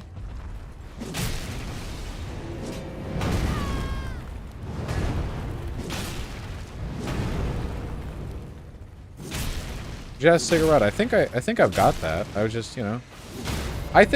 Personally, I think I did a pretty good job in that first debate, you know? The conversations after that were more like me being interviewed, but in the first one I feel like I did a pretty good job. It's been a while since I've gotten to talk. Oh. They got fucking killed by that guy.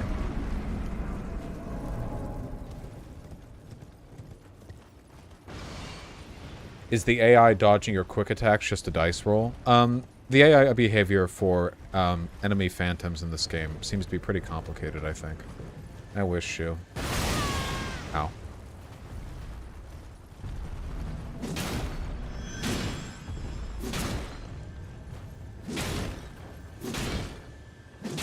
I felt like you just autopiloted the first debate, which is fine because you debunked everything he said. Well, the first debate, I never had to go to like level 2, right? Does that make any sense? Like, for the first debate, all of my like standard responses were sufficient. Going further than that would have just overextended the topic. Not gonna lie, I really did not like him. I think he's just misguided. He'll come around, I hope. I mean, maybe he won't, but I hope he will.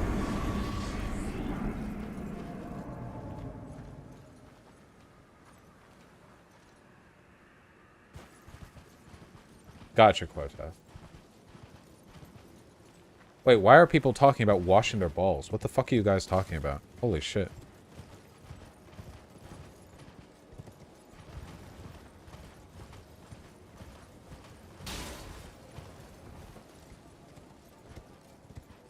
Hope you do, chat. I mean, you should every time you shower. I wash my balls once a day. I don't know, like, if you're showering and you don't do that, like, I don't know why you wouldn't. A spear. Or a halberd? No, a spear. No, I think that is a halberd.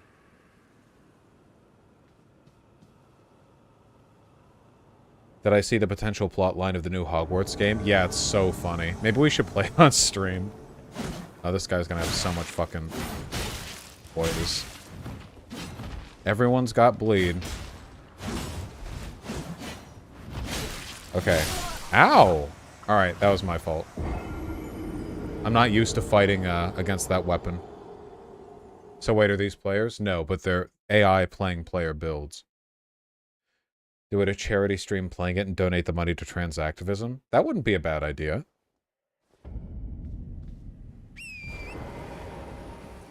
Any chance of you having another convo with Paul Zigo? He had some pretty strong disagreements with you on Ukraine. I don't think he'd want to talk to me again. He's fucking weird, man. He's so goddamn fucking strange. He's such an asshole. No, asshole is the wrong term, because I feel like people like him get off on the idea that they're like Rick, you know? Rick Sanchez, like, yeah, I'm the asshole, but no one else can understand I'm right. Like, he's also, his talking points are really fucking stupid. Like, him being an asshole is like part of the unearned confidence.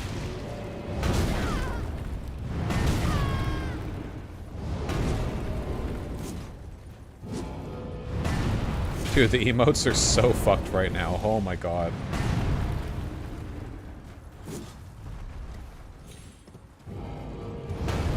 I saw that Ventus Walker. I even retweeted it.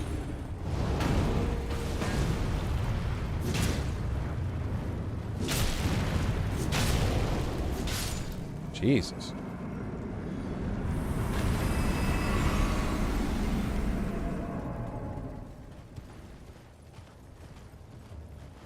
Paul called me a slack-jawed, credulous ass on Twitter. Indubitably. I suppose I'm not one to complain about other people being, overly verbose. What's going on with the emotes? Oh god, this is gonna kill me. Okay, I'll reset the fucking chat. Hold on.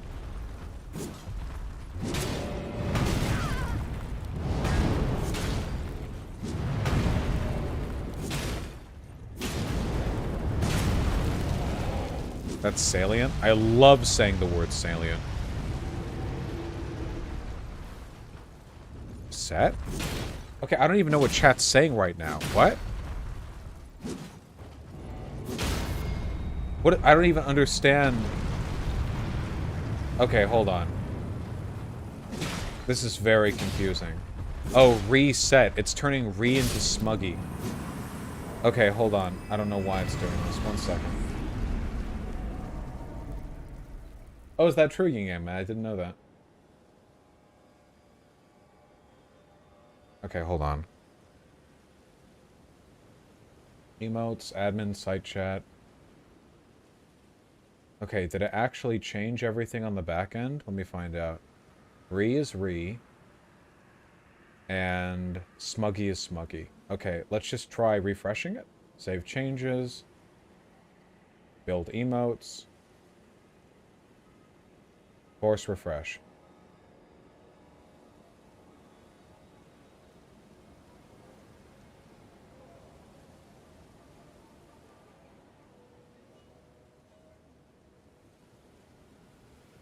Okay, it worked for me.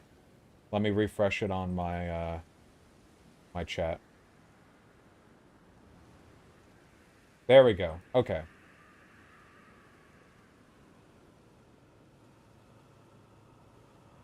There we go.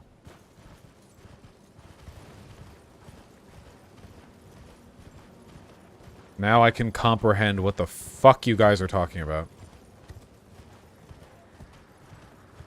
Wait, what? Wait, why is it... Wait, why is it going back? Or are they doing that on purpose? We're fucking with you? I can't tell. Okay. Whatever. 1984. Okay. Come on.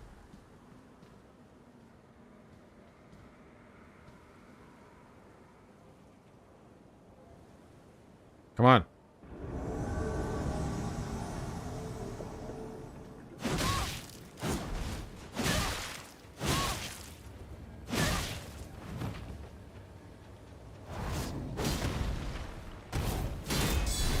Oh shit. Imagine blocking my weapon art like an asshole.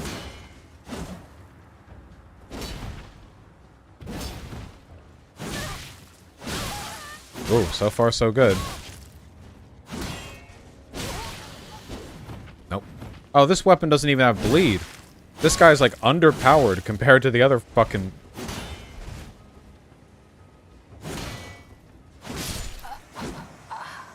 Way too easy.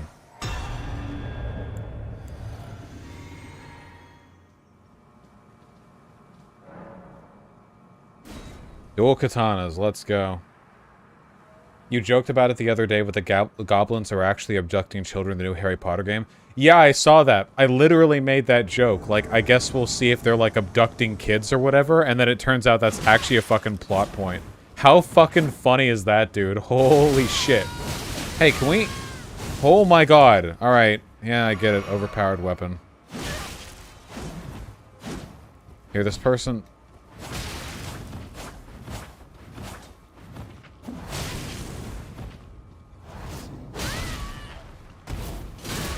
Okay, let's kill this person quickly, okay?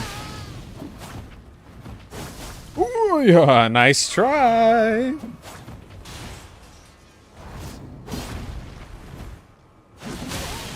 Wait, did I not hit there? Did I not knock them out of the air?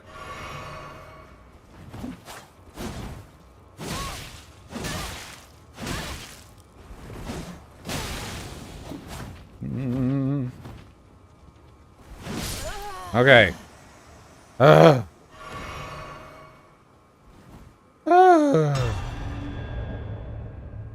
doesn't your girl have armor? I like how she looks. I don't know. The pants match the... I don't know. I like her abs being out. Just don't worry about it, okay? Oh, shit! Got a lot of oh my god, he's got the fucking face shield, too. Alright.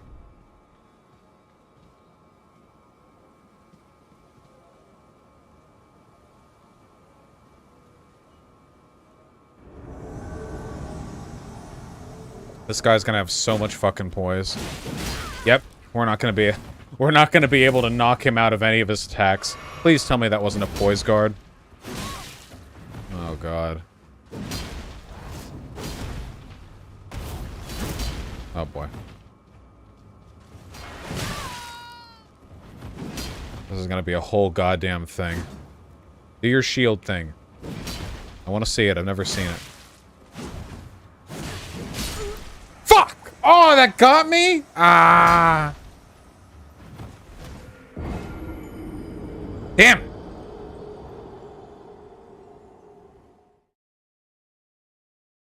Powerful.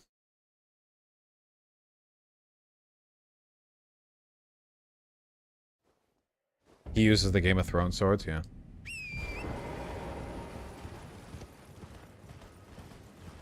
Shields are broken via jump attacks, that's on the tutorial. Well, my problem there wasn't shields, my problem there was him attacking through my attack. Shush. Do they not match you with equal invaders? No, these three dudes specifically are all like level 150 or some shit. Don't worry about it.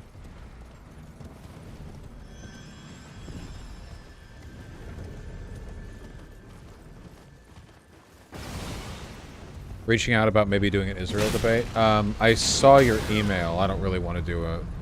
did you email me? No, I don't really want to do an Israel debate.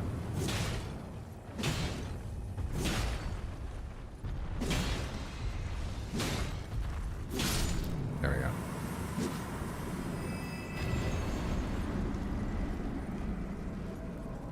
Oh, fuck. I should change my YouTube title.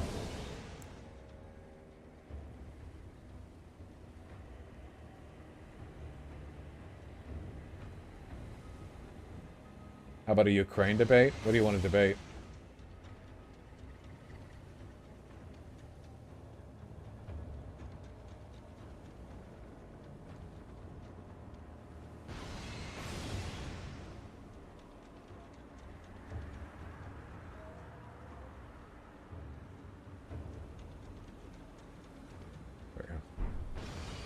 Have you thought about challenging liberal creators and their gun right opinions? Nah, that shit's super boring. It's also not even like a data thing. It's just like, well, do you feel like if there's a revolution, the proletariat should be able to...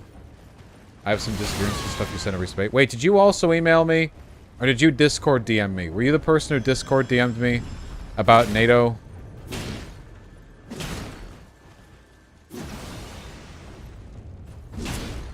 Listen, okay? NATO is my religion, alright? No? Or what did I say?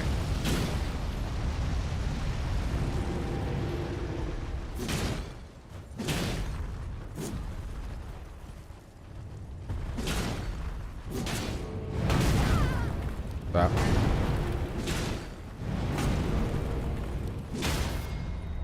Go. Stop. Die. Stop.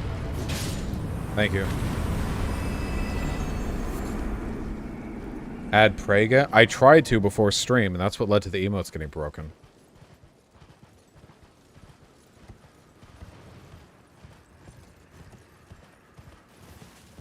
Want to see a NATO debate with 3 arrows? Isn't 3 arrows one of the few people left who doesn't have a negative opinion of me? Okay, get over here. Don't die this time. I'll try. No, I did not jazz cigarette. Also, right now I'm forgetting who Adolf Reed Jr. is. Is he the vampire castle guy? Oh my god, so much vigor. Hey. Adam Something still likes you, and I still like Adam Something. Ow.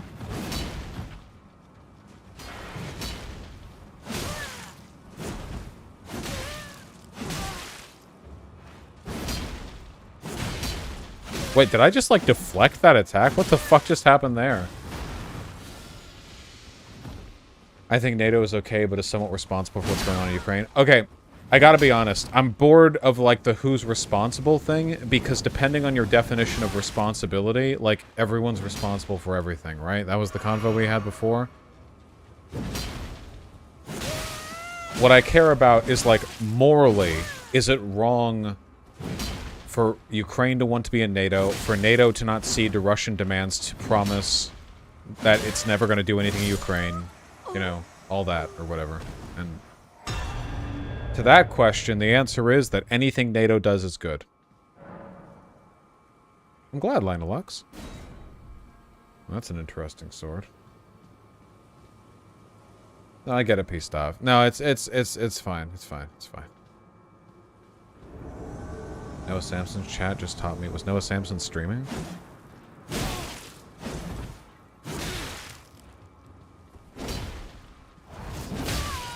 Ow.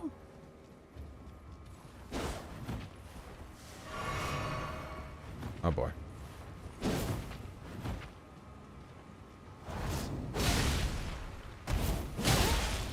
Oh, I got us both.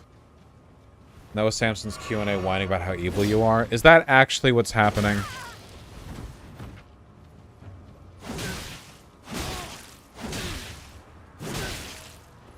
Are you drama frogging?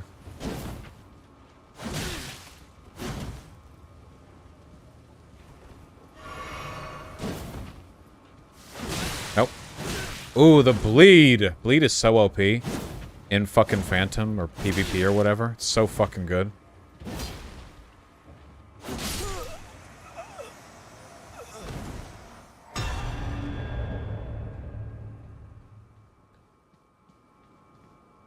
Noah Samson said you're ugly. Oh, true. Alright, we got cool Oni mask guy.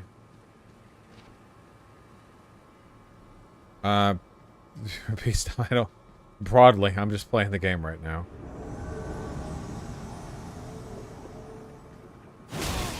Pigeon! He's looking inside the trash bin. Pigeon, what's in there? Pigeon, if you want trash, just look in a mirror. Because you're stinky. Oh, she's back just sniffing around now. But I see the cat cope stream? Nah, I can't. I can't look at shit like that on stream because you fuckers will brigade. And then she'll say that I'm literally doing a hate crime or something. I gotta be careful. Hey, wait, this guy's using one of my swords. That's my sword. That's mine. I know that attack. That's my weapon art. See, I knew how to roll to the side there because I know the follow-up. Okay, but also that hurt a lot. You need to watch it. It's so bad. The cat stream. Oh, did you watch it? Can we...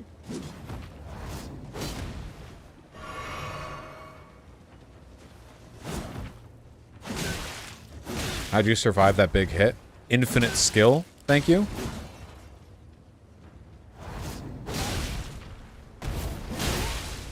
Ow, ow, ow, ow, ow. Last health pot. Oh, come on.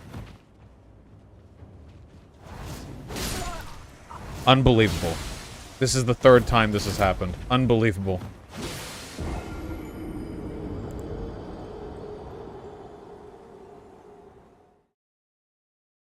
We can listen to it for a bit if you guys just want to, like, vibe check it. The Cat Black stream. Now that she's not streaming anymore, it's not brigading. It's not a hate crime anymore.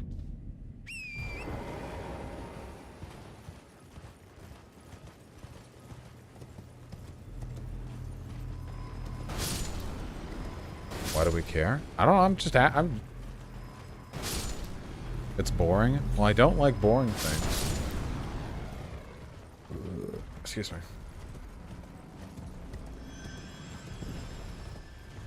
I did watch the non-compete cope stream after, that's true.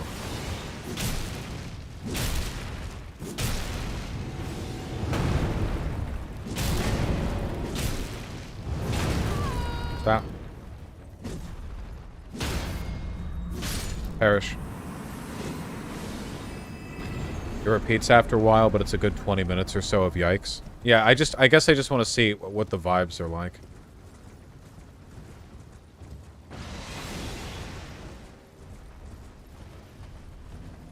Wait, Vosh, was it you who said you'd make the list of points that were wrong in the Noah video? Yeah? Why?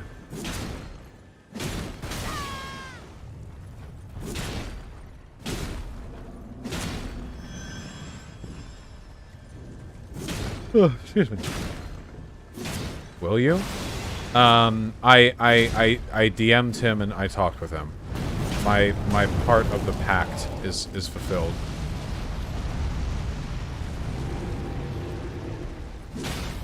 Gotcha. Thanks, Sonia.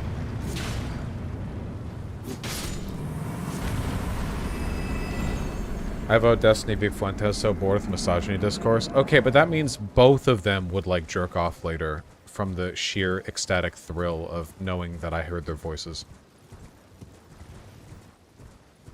What were they even debating? Okay. Ukraine and Russia? Okay, and how sophisticated did Nick Fuentes' arguments get?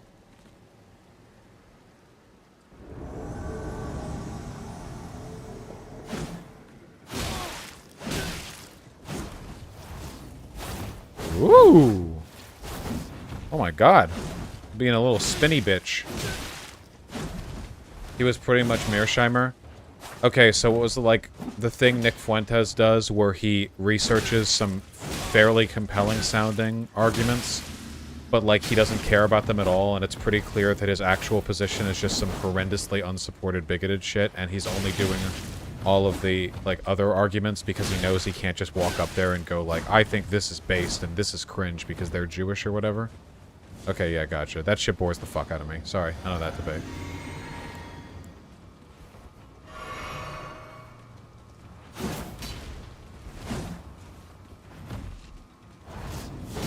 Fuck you. Oh, okay.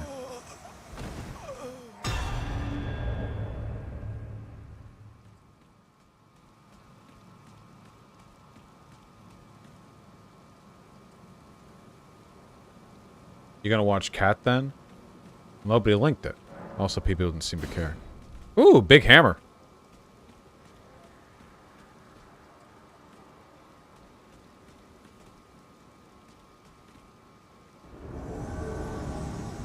Yeah, that's true, Sakai.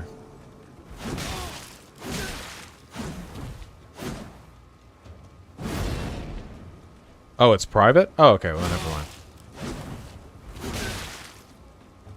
Link to it? What the fuck is that link? Oh my god.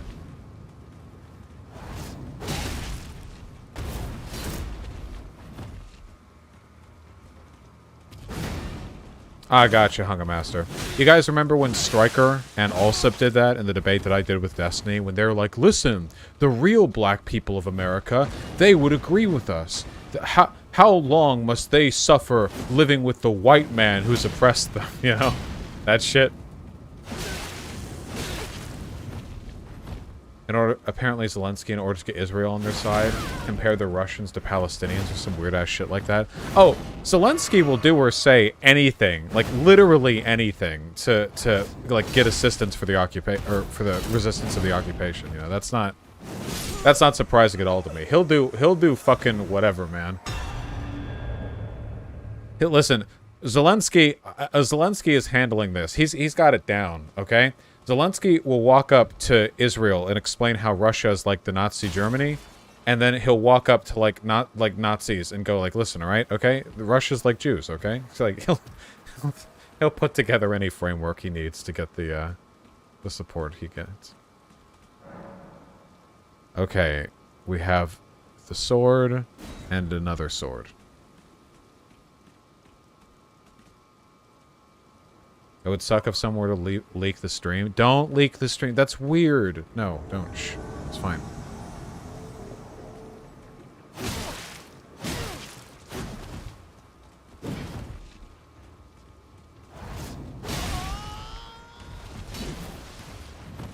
Oh, shit. He's got quick step.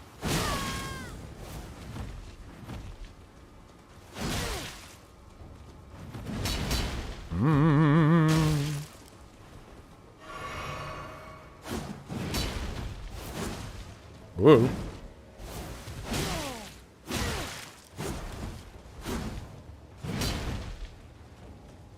This dude's build is not... Oh, that could have been a backstab if I didn't have the sprint button held down. Like that. Got it, finally.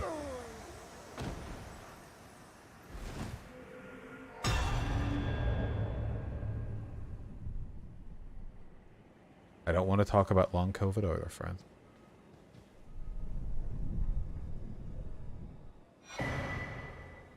Great Jar's Arsenal. What the fuck is that?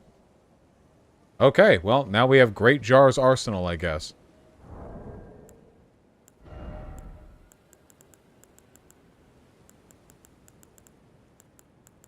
Now, as to what Great Jar's Arsenal is...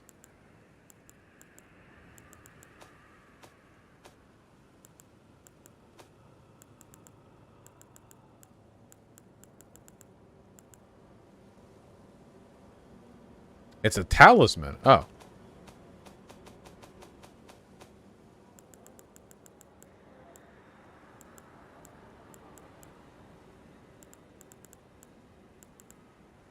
Vastly raises maximum equip load. Oh, shit! It's the goddamn, It's the goddamn Havel. The rock.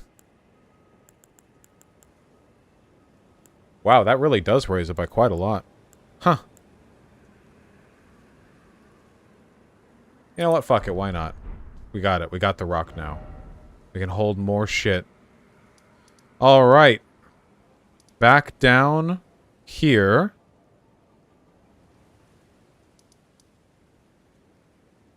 Wear armor? I guess I should probably wear armor, right? That would probably... That's like the point, right? Yeah, probably. Explain chat how to eat pussy properly.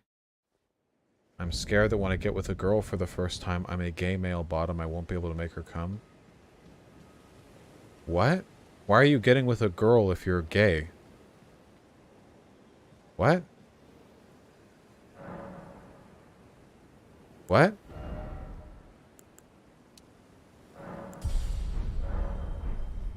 I don't know, because I want to try it.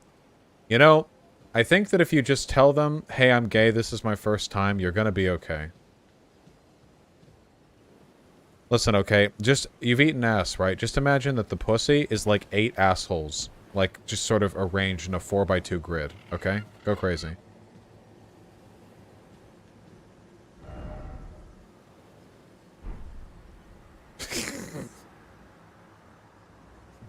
Okay. Okay. So we can go up to 1/4 of our equip load, right? Before we medium roll. So we can go up to like 24 pounds, I think. No, we can go past it. Well, we can find out here. Let's find out by checking. Okay, for us, medium load.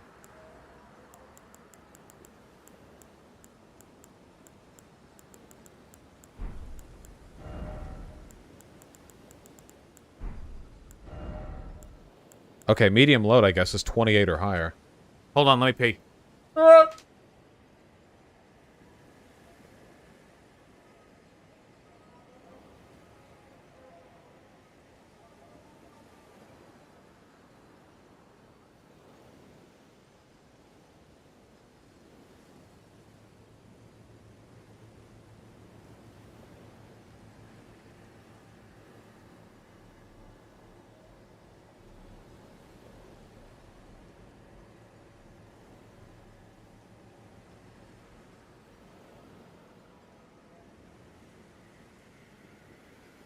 Okay. All right. Okay. All right. Okay. All right. Okay. Now, can we find a way to keep our abs? Is there like a ab revealing piece of armor anywhere? If not, that's super gay. Super, super, super gay. No? That's BS. Okay, let's try upgrading our pants then. Okay, let's start by upgrading our pants. Perfumer sarong. Attractive. Fur leggings, godskin apostle trousers. Let's see. Well, we probably shouldn't go like plate because that would look kind of weird compared to our undressed upper half. I don't know if that's fine.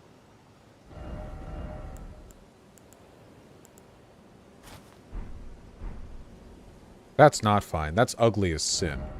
Okay. Maybe I just go like... Well, then what am I supposed to wear with this, you know? I should just ban people who mention okay buddy time. I like mentally add more time before I do it every time I see anybody post it.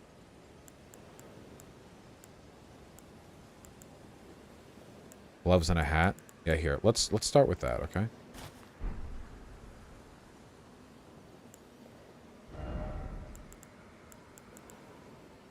Style gauntlets.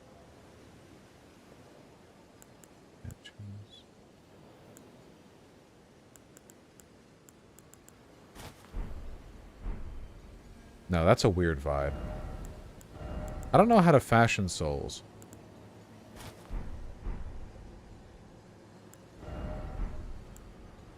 Maybe I need to give up my abs?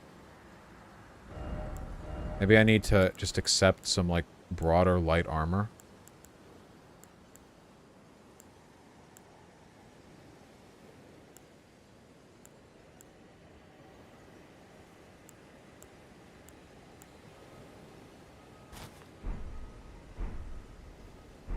There's a merchant in Florida who sells ab-revealing armor. Here. Maybe them?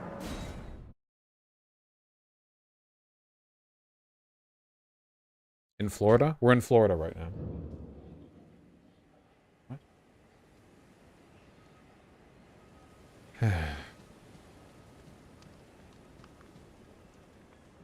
Unusual to this eight. Okay. Okay, it can't be this. I bought out the armor from this person. Have a safe. Hold on. Other merchants. Rot view balcony. Nomadic merchant.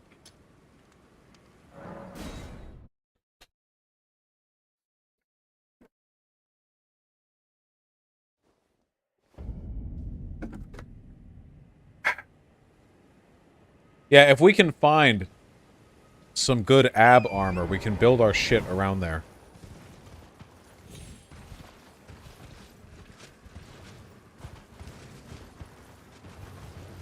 Oh, Trusted Opinions is actually giving lessons. That's sweet.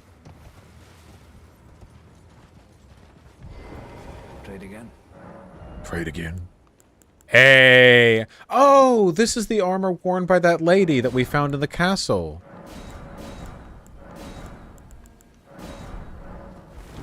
Shit, yeah. Okay, hold on.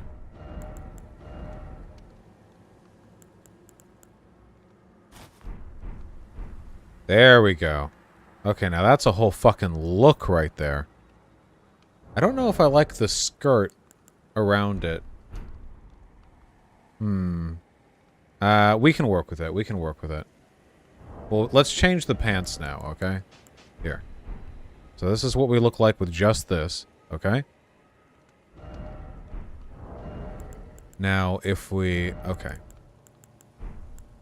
Pants. So, fur leggings? You might be able to alter it to remove the skirt. That's true. Here, let's see if we can do any alterations.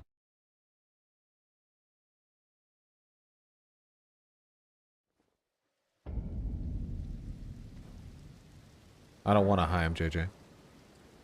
Alter garments. No, tragically, it's not one of the alterable items there. God damn, look at my back muscles. Holy shit. Okay, hold on. Let's figure this out. Can we get, like, some good light, please? Yeah, it'll do. Okay. You can only alter armor with capes? Wow, no getting rid of the midriff? Alright. I don't like the fur leggings. Panda boots, warrior greaves. I think I like that a bit better. This is just black. Here, let's get,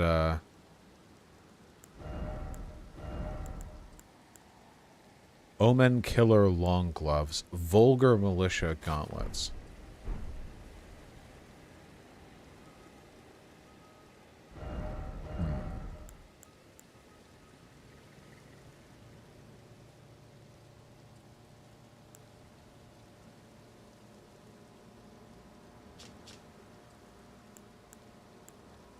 Rodden Soldier Gauntlets? No. Highwayman? Maybe the Warrior Gauntlets. I think the Warrior Gauntlets are good. And then finally, what hats are available to us? Spooky. But I don't want it. Great Horned Headband. That's kind of dope. What do you guys think? That's a look. That is definitely a look.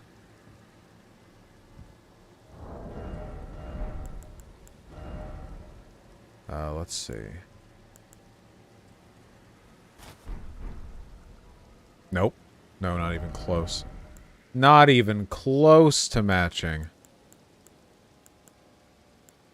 Masked Black Hood. Vulgar Militia Helm. Marionette Soldier Helm. Yeah, he's got a lot of shit on here.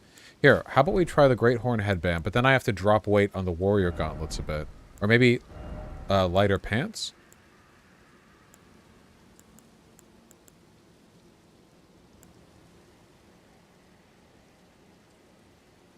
Demon Mama is streaming right now and talking so much shit about you.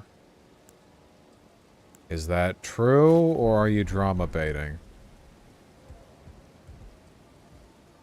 Alright, I take it back. I think this horn is dumb. You were in her title? Well, I saw that, but...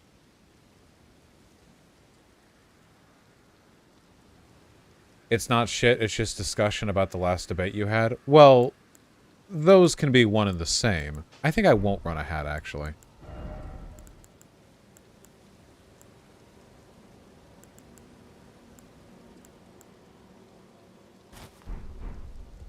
She's being honest. Oh, okay. I don't know what the fuck that means. Look at this, please. Gold chain pigeon.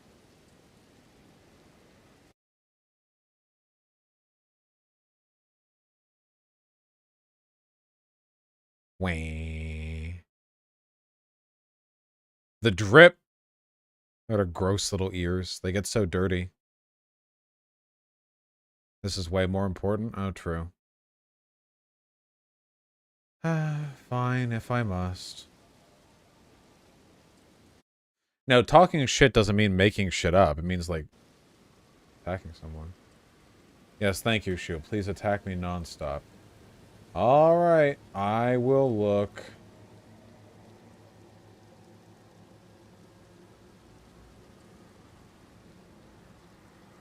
Demon Mama quote, "Isn't it funny that all this started with ironic misogyny and ended with unironic transphobia?" Oh no. Hold on, I'll just listen to 5 minutes. Something horrible to somebody else. Nobody sees you do that because the tweet never went out to anyone but you. But when you write that same tweet on camera to 15,000 people, they saw that tweet even if you don't send it. Is she referring to me considering saying that the abuse that ContraPoints suffered from other people drove her to addiction?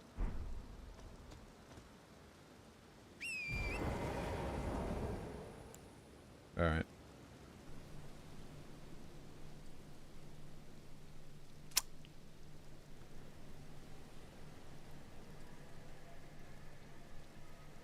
This is not the level of charity that you have been offering for Kat's actions. Laween, Kat did not live stream her response to multiple people. And we haven't even gotten into the ContraPoints part yet, which we have to do. Does anyone else feel like her coverage of these issues would be different if it weren't for Maybe the fact she did that a she and I stream. disagreed a bit ago? When did she stream? When? When? Way later. Yeah, last night. Yeah, you little weasels. You little weasels. You little weasels. Why is she like this? I hate it when you people do this. This is why I do Drama Mamas. Because you little fucking Weasley liars.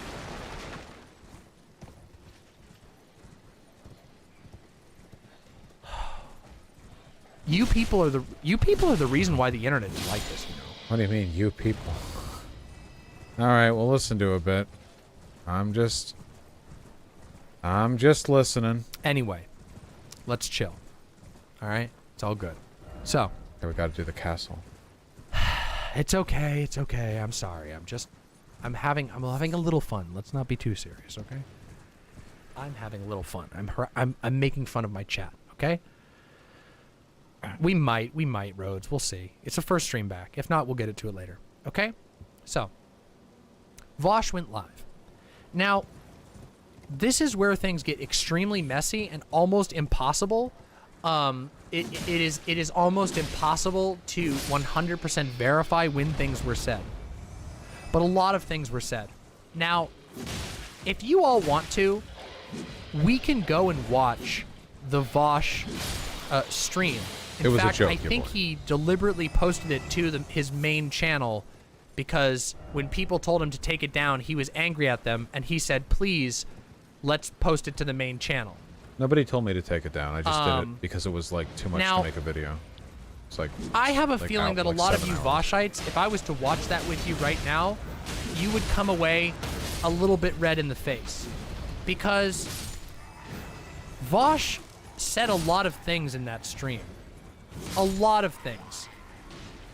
As in, he repeatedly called a prominent black trans woman a retard. At one point, he said that he believed Kat Black was physiologically incapable of understanding his arguments. Wait, is she unironically going to change her mind on all of the positions she's had before about idpull and, like, edgy behavior? Wait, is she actually that spineless? I swear to God, I've never heard her voice a problem with any, like, okay? Is it that? Oh no. Like, do you really think a, quote, Voshite would be red in the face to realize that I called someone I was beefing with a retard? it's like the Vosh fan standing up proud. I know he would never do that in this drama stream. He would never call somebody a retard. And then Demon Mama shows that I did. And you're like, oh. Oh no. No. He called Kat Black an abuser. He accused her of gaslighting.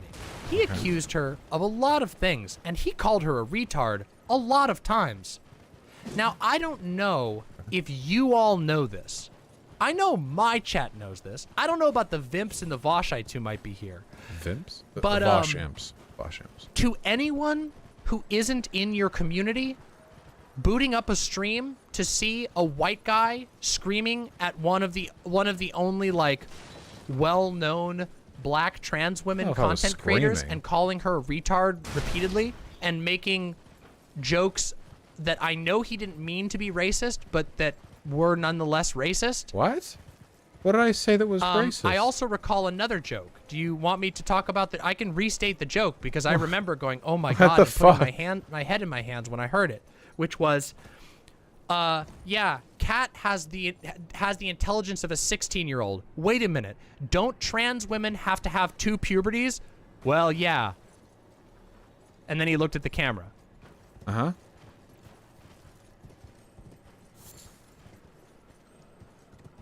I stand by that. Guys.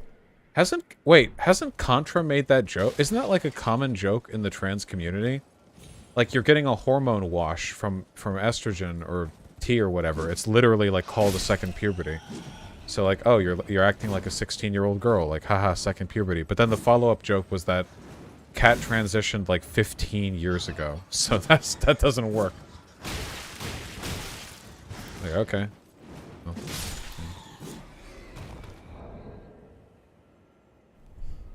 Come on. Can we be real for just a second? Can we be real? Can we be real and point out how fucking stupid that is? Please watch this off stream with full context. Okay, Demon Mama fans, I love you guys, alright? You're beautiful. However, it does bother me when you're like, oh no, ignore this obvious bad behavior. This is from a person we like. Address it quietly. Like, like, nothing here is out of context. She's making like complete full statements, you know? Like, I don't... It's pretty clear. Come on, you know? I'm barely even saying anything. I'm just listening. But, yeah. Is to say that live when not only is there a ton of eyes on it, but like you're rage streaming because someone wrote a thread about you. Is that rape? Wait. Okay. Wait, not because someone wrote a thread. She dropped DMs. It's a pretty terrible joke to make. A lot of people I can see. I knew a lot of people in my. The reason why. First of all, I reacted to that, and I immediately saw my live stream discussions chat on my Discord, where people regularly discuss, you know, popular live streams that are going on when they don't want to be in a site chat. I saw a lot of people react the exact same way I did to that.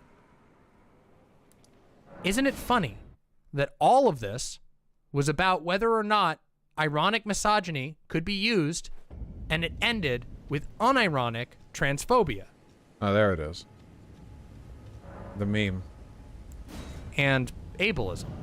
Are Vimps still allowed? Of course you are. I would never discriminate against Vimps. What the fuck? Well, hold on. Wait. I stand by the... So, No parasocial, but DM is your friend. Listen, okay? We're just listening. You got... I think I have to say... I feel like I don't actually have to make any, like, condemning statements because DM fans in the audience going, wait, it's not what it looks like, wait, are doing, like, all the arguments for me, you know? Wait, settle this off stream. I know this looks bad. Like, wait, hold on. Like, well, okay, so clearly you see the issue then, don't you? You know? Like, all right, I'm just listening.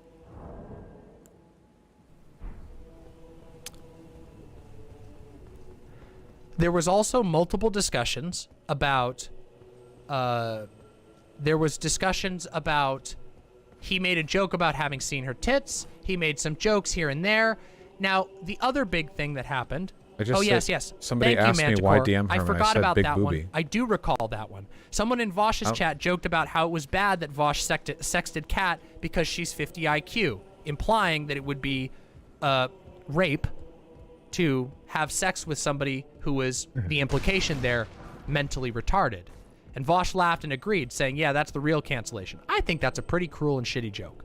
There's a lot of that. But keep in mind that Vosh just outright called Kat verifiably on video retard multiple times for thousands upon thousands upon thousands. Wait, why is she pretending to care about this?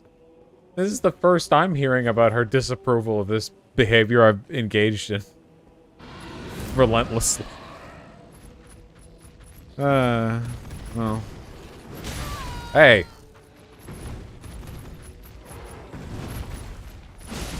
I gotta say, if there's any group of people I have no respect for, it's people who, like, people who will effortlessly jump between being edgy little edgelords who are okay with edgy, and people who will, like, be the biggest pearl-clutching, like, crybabies. You know who else does this? Destiny.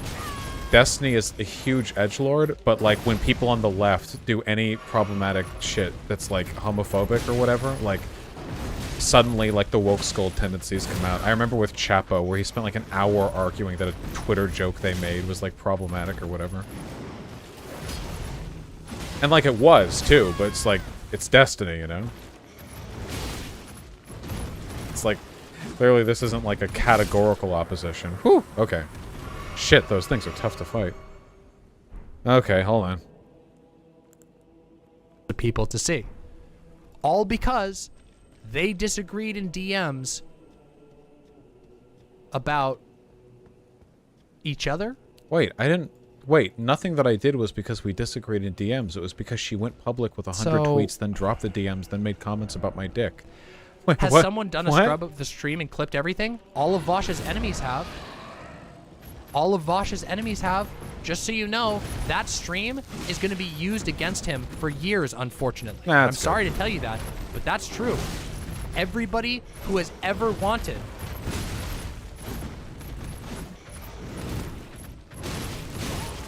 I don't even think that's true. yeah. Nothing in there was that bad. Is it the new Thought Slime stream? It certainly felt like it watching it live. It looks like there's going to be a lot of clips from there that are going to... This is mega cope. I haven't seen anyone clipping. No one seems to care. The Thought Slime stream was, like, actually a meltdown. I was calm the whole time during the drama stream. This is,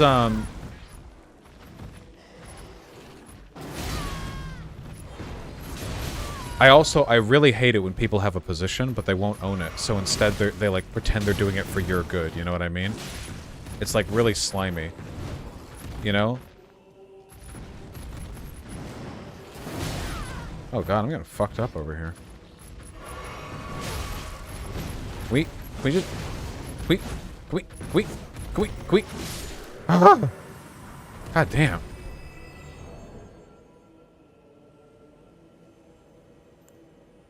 Oh yeah, people who are claiming that I melted down during the stream, as far as I'm concerned, are also gaslighting me.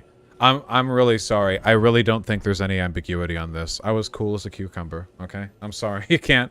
You're not fooling me into thinking ill of my own behavior on this one. I was pretty calm. show up at inconvenient times.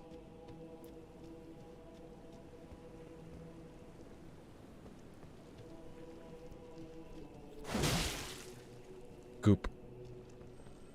Of course it has. Of course it has. All drama does. But let's continue and let's focus on this, okay? So Vosh did the stream. During the stream, and again, the timing on this part is very difficult to determine because it was a live stream comparing to tweets, and it's hard to get timestamps. Somewhere during the stream, Cat Black made a tweet that is now deleted that went something like this. I am generally okay. It said, I find white dick generally okay. In this particular case, I was not impressed. That was the joke that Kat made, referring my very records are public. vaguely You can check. Don't trust her Cat not Black. It's being very impressed impressive. with Vosh's dick when they sexted. Now Don't keep be in mind, fooled. this was tweeted during the stream in which he was calling her, you know, a retard. Was saying that she had subhuman IQ, was saying that he's... Hold on. I don't think I ever used the term IQ in reference to her, and I never used the word subhuman. Don't project that shit onto me. Even if I did, I don't think that makes it inherently racist, but I do think those are far more, like, contextually weighted. Like, so I didn't use those terms. Okay, but you realize the optics of calling the black trans woman a retard, right? Yeah, the optics of being a fucking giga chat. I'm sorry, like, if we're unironically gonna do this, like, okay, well, I can excuse ableism, but I draw the line at ableism against the X minority group. Like, shut up. It's fine. I don't care. Probably in danger because he sexted with somebody who is legally mentally ill or whatever other jokes. He made all these jokes during this stream, and that was the joke that Cat Black made and then apologized and deleted. Did she apologize? I don't know if she apologized, but...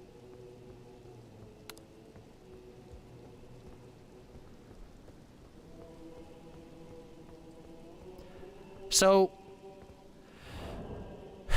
Also, I understand this is a little bit arbitrary. It definitely is. I don't have, like, a objective argument or whatever, but in, like, a dispute between content creators, to me, like, calling a person a retard is on a lower level than, like, dick-shaming a person. Like, unironically.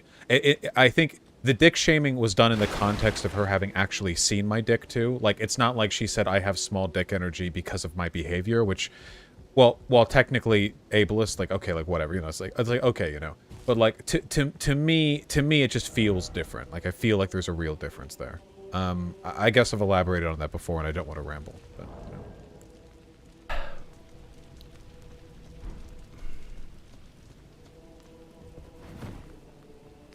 So, I don't know. I wish I could get the alternate universe Do you see how coverage of this drama if we didn't argue accusations recently. of body shaming ring a little bit hollow in the face of all of the other shit that was going down during that stream? No. Imagine Yeah, if I had that's made fine. comments He can about, listen if like, he wants to. her That's body. perfectly Like, fine. how fucked would I be? Like, how fucked would I be I'm if saying I made anything comments here that about is, like, her particularly genitals? Like, unfair. holy I don't shit. think I have a hot take. I'm just giving my genuine impression having watched it. Okay? And I have some advice. If Vosh wants to have it, what I think could have avoided this entire situation, and obviously it's retrospect. But she responded to this part of stream specifically. Hold on. Let's see. So, it is true. Hold on. Let's see. It is true that I made a comment. You did actually mention her tits before she mentioned her dick. Not in a comparable context at all. Someone in chat said, "Why would you sex someone like her?" And I said she had big titties. I don't think that's I don't think that's comparable at all. Like, you know, that's to me that's on the level. That's just like, to me that's on the level with her just saying that we'd sexted before. Like that doesn't. Yeah, I don't know. That's certainly not body shaming. About his penis. I said it was underwhelming, but that was after he said this about me on stream, not before. That's why my tweets explicitly references white dick. Okay, let's see the context. Let's see the context. Context? This seems very realistic. Does anybody have a reason to believe that she was not explicitly responding? Let's listen. It's a big castle. All right. Okay, hold on. We gotta boost up the fucking audio because it's Twitter audio. Let's try. Come on, let's hear it. I know that feel. Yeah, Vosh, pretty much exactly what Cat State Season 2. All right, are you guys ready for the universe? Okay. Super idpol, like, lefty black women who are, like, really condescending to white people in terms of their ability to engage in political discourse. Love fucking white dudes. It's the exact same reason that racist white guys all watch interracial porn to jerk off to. It's the exact same thing. It's identical. There's no difference. We're gonna watch it's it again. literally the exact same goddamn thing. It's true. Wait, what does that have to do with body shaming, though? I don't think those are First of all, I'm right. Second of all, like, I don't think that's comparable. Like, that's not body shaming. That's just... He said this after he saw the white dick tweet. No, I said this, and she was watching my stream, even though she lied about it and said she wasn't watching it. And she responded to me saying that racist black girls like white guys with shaming my dick. To me, I don't think there's even... Like, I don't think there's any, like, equivocacy to be drawn there, right? Like, those seems like two totally different things. And also, what I said was correct. It's for my experience has taught me.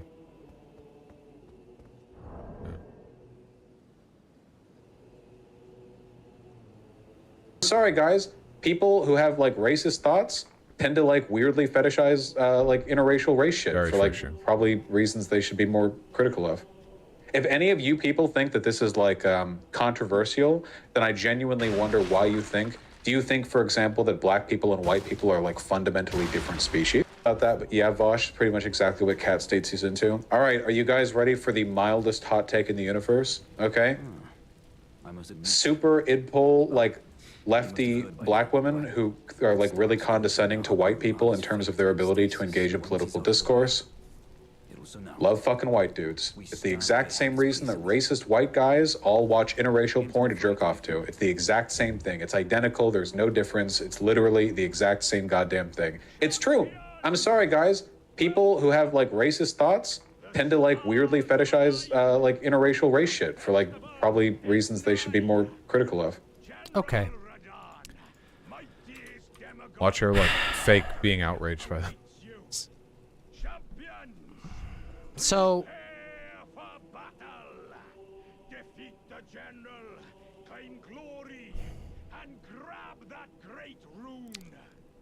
do you see why I say that people complaining about Kat in a now deleted tweet, by the way? Kat deleted her tweet.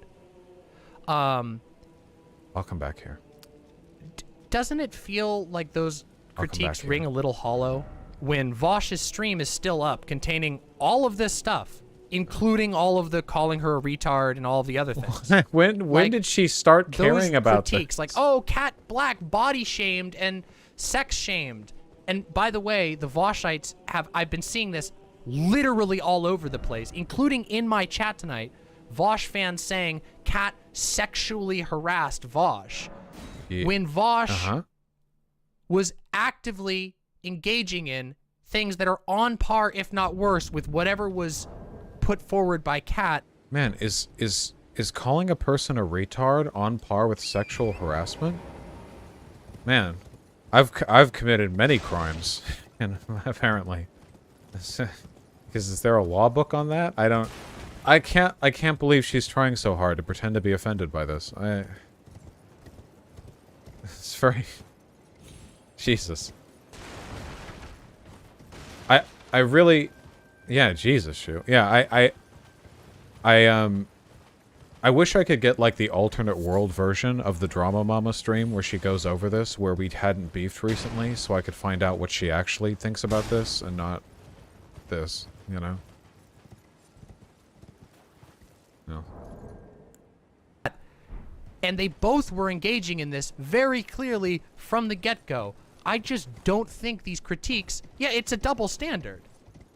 Is that a double standard? That is a double standard. How is that double? What? So, Vosh fans and everybody else, this is why I asked us to take a breath. Listen, okay? Listen up, guys, okay?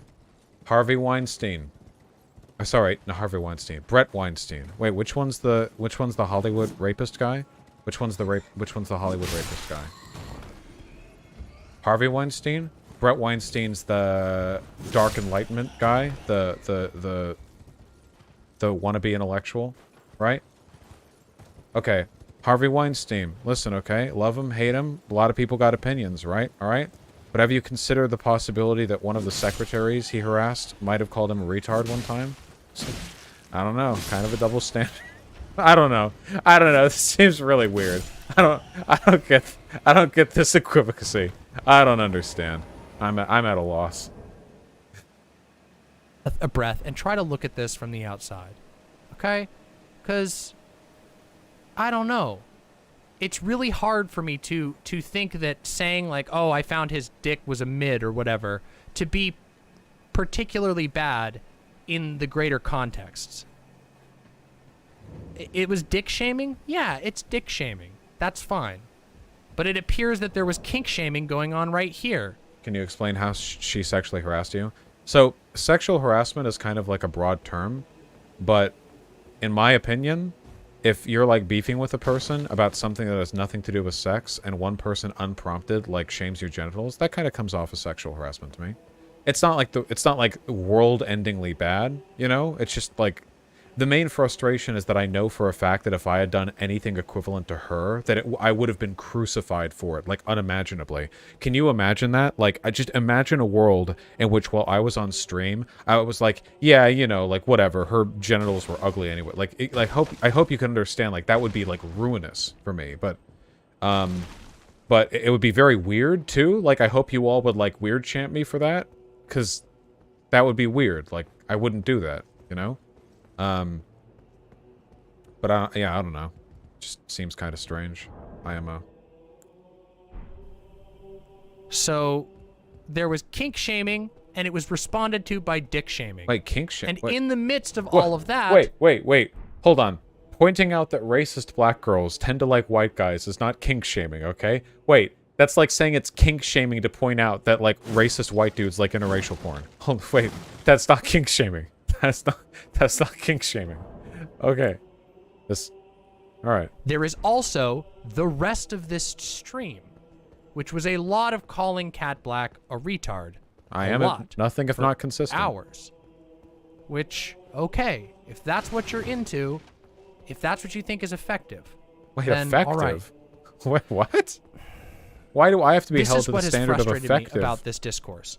Has been the attempt to frame Cat Black as like the worst person who's ever lived, that she did all these things that she didn't actually do, a huge amount of dishonesty as to what actually went down, when in truth, what I see here is two people antagonizing each other from other sides of the internet over an issue that barely matters.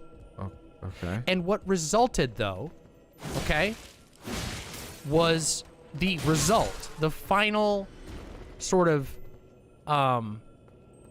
yeah, the actively calling her a racist. That too.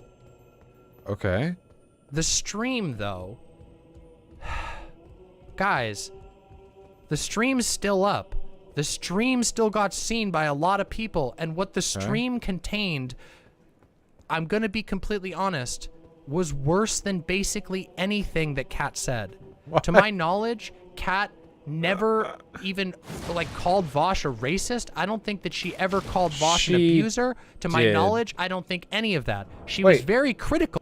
Okay, she did call me racist, I'm pretty sure. Okay, Demon Mama seems to be, there seems to be some sort of logical error here. So, it's okay to call someone an abuser when they're an abuser, and it's not okay when they're not. So, you see, me calling her an abuser and her not calling me one isn't a moral loss on my part, because I was correct and she wouldn't have been. Those are different things. But to my knowledge, there was no such allegation. I could be wrong.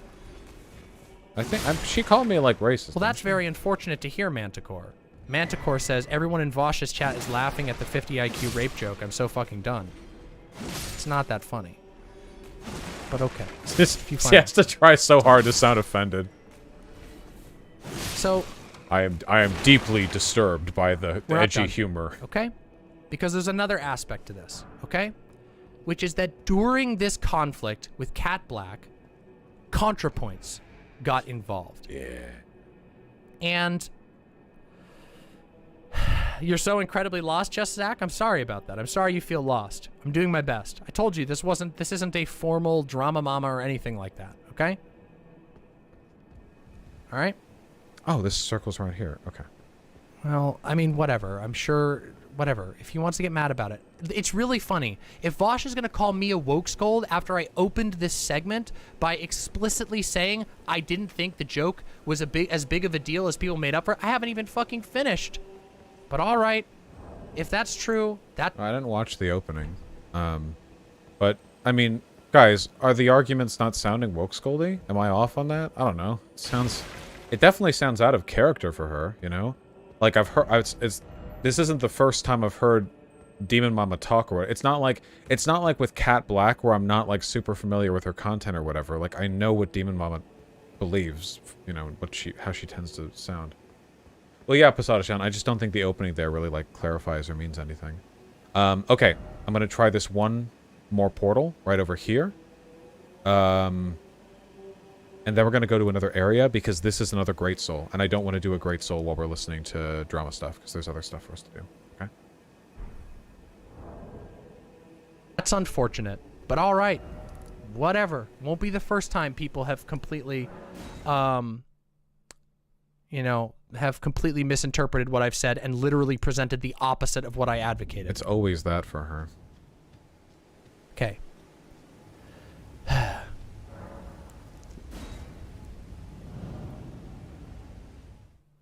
Well, that's not my problem, Posadas John. He should do his work. Do his homework. Come on, man. Stop jumping the gun. Vasadis John. Okay. Let us continue, everybody. Double agent Vasadis John. Okay? Okay, we went through both these ways. Right? Let's fucking continue. Wait, did we? So this is the part where ContraPoints gets involved. Okay? And I think this is the area where I am willing to most sort of openly critique Vosh. Oh. I think Vosh did some friendly fire on ContraPoints. Oh. And the reason why I think that's the case is because, first of all, when ContraPoints commented on Vosh, I would consider it to be quite even-handed and very mild. The initial responses were, and I don't remember the exact wording, but they were somewhere along the line of, I don't feel like you're making arguments here. I feel like you're getting very personal, and I also don't think that all of this being in the context of an argument about ironic misogyny is a good place to do it. Okay? So, was that the shit she said? Like, there are tweets. It's not like there's any ambiguity about this. It's... We can... There are words that we could read. By the way, I would say that, like, jumping on any drama in that context is inherently antagonistic, right? Like, you guys would agree with that, right? Like, no matter what you say, when you're a gigantic public figure and you weigh in on, like, interpersonal beefing on Twitter with, like, saying to one person, like, hey, you know, are you really listening? Like, well, of course, obviously, you're taking a side there. Like, how could you not be? Here, let me clear these real quick. And I will move this to right here to remind me to get that done. Okay. Now let's go to another area. Yeah, I mean, we've seen the tweets, you know, nothing's hidden there, I don't think. So,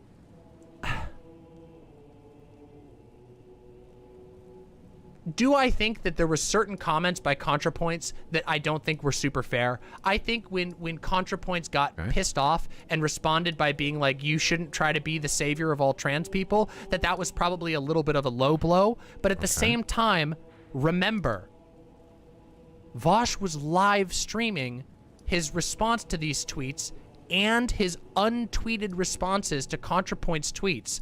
And he was live joking, which we know ContraPoints was watching because anybody who was there knows that she showed up in chat, and he was saying, well, you know, maybe I'm going to burn the bridge with Contra. I don't fucking care. I don't fucking care. He might have even called ContraPoints a retard. I don't know. Why would you say he might have? I don't know. That's very indicative of your attitude towards this. Why would you? He might have called her the N-word. I mean, he might have. Like, okay. I don't think I did, but alright. Stream's public, I mean, okay.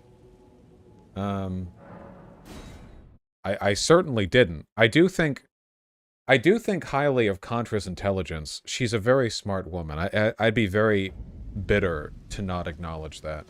I guess I think that, like, right now my feeling on Contra is that she's very intelligent, but she also has what psychiatrists call dumb bitch energy, you know? I think that her own content, I think she basically admits to this in her own content, right? It's like, she's obviously super fucking smart, but, like, she has that catty, like the catty emotional thing down. Is this I'm pretty sure she's, like, said this, right? Okay, hopefully chat gets what I'm saying here, you know? You can call me problematic if you want. Yeah, the catty bimbo aesthetic, which is clearly what she wants to do. She wants to be a catty bimbo MILF. And fucking... And honest to God, God bless her. You know, I would... God bless her, okay? That's awesome. Okay, let me in.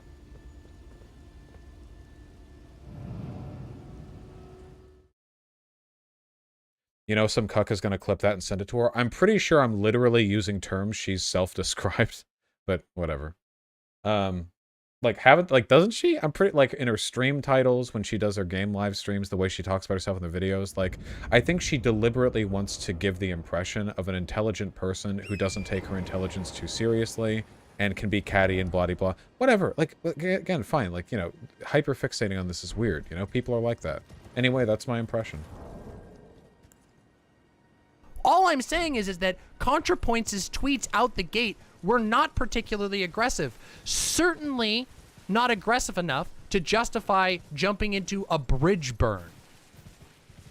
Well, she burned the bridge with me. I DM'd her asking if there was any way we could talk, and she blocked me. So I feel there may have been a little bit of friendly fire there. And I How's that feel me? that Isn't that her friendly fire? you know, sort of performatively joking about how you're burning the bridge with people who seem to otherwise be kind with you. I never said I was burning didn't that do Vosh bridge. any favors here. He wrote about her addiction. He didn't tweet it, but it was still on stream. With how many people were watching? Over 10,000 people were watching? Okay. Come on. Okay. She's made videos with millions of views. I did my best to put myself in ContraPoints' situation, and I can completely understand why ContraPoints would not want to engage, given all of that. Especially given that ContraPoints was probably watching the stream in which Vosh was repeatedly calling her friend, who she happens to agree with on this topic, a retard. Who cares? All I'm going to say is, I think that... Since when has Demon Mama taken this attitude towards people, like, taking positions against her because they thought that she was too abrasive? Like, is Demon Mama really the person here to say, hey, you were too abrasive, and that's why these other people were justified in not listening to your arguments? Is that really what she wants to say? And it's because I disagreed with the meth van takes. Like, Jesus Christ.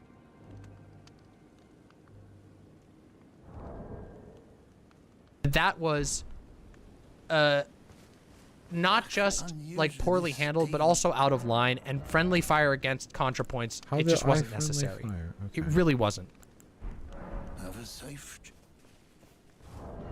I do agree that you can't spill gasoline all over the bridge and then get mad when others light the match. Well, specifically, pouring gasoline all over the bridge and then taunting others to be the one to light the match.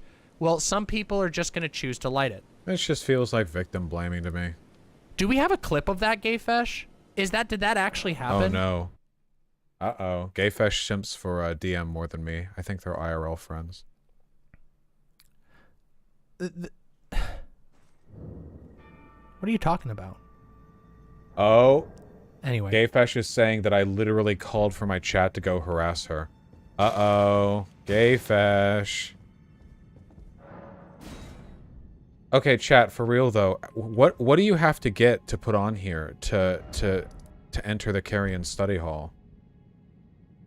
I know it's part of a quest line. I'm actually asking though, what it's later in the story? Okay, because I've already been up to the manor. I've already seen Ronnie. I haven't seen Rena. I did see Silivus. It's part of Ronnie's quest line? Okay, so I have to... Oh, right! I have the two halves of the elevator medallion. I can take the grand lift of Dectus. I tried going this way, but then a giant dragon fucking murdered me. Based, Sakai. Thank you. Slay Radon. I don't want to do it while listening to stuff, okay?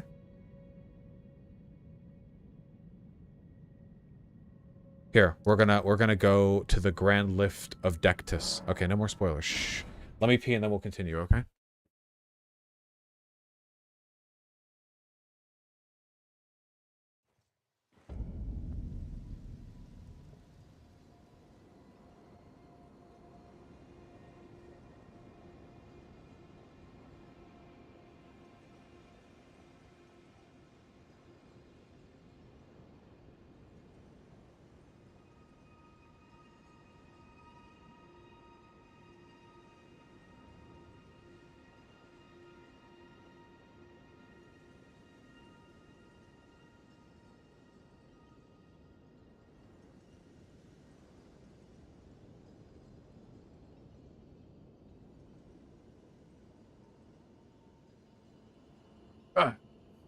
Okay. I hope I never get a kidney stone.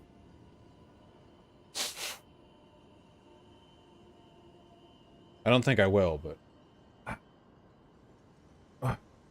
Discord chat needs to be emptied out. What does that mean, Quoteth?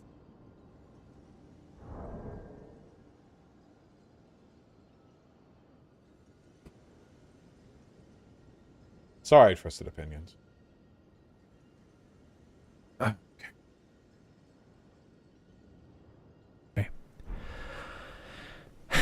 So this whole thing was very frustrating to watch unfold.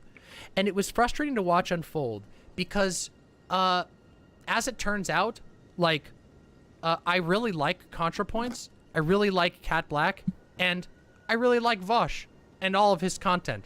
I've liked all of their stuff for a long time. But also, in the greater context, looking at the issue from the start to the end, it is... what a disaster. What a fucking disaster. Here it is. All right, let's take a look at this. This was a clip provided. All right, let's see. Don't get complacent. All right, here we go. All right, thank you guys. Keep it up though. Don't get complacent. The more of you are in the replies being like, that's not what's happening right here. Like, this is necessary, okay? Publicly shame her into changing her mind on it. All right, thank you. Okay. Dude.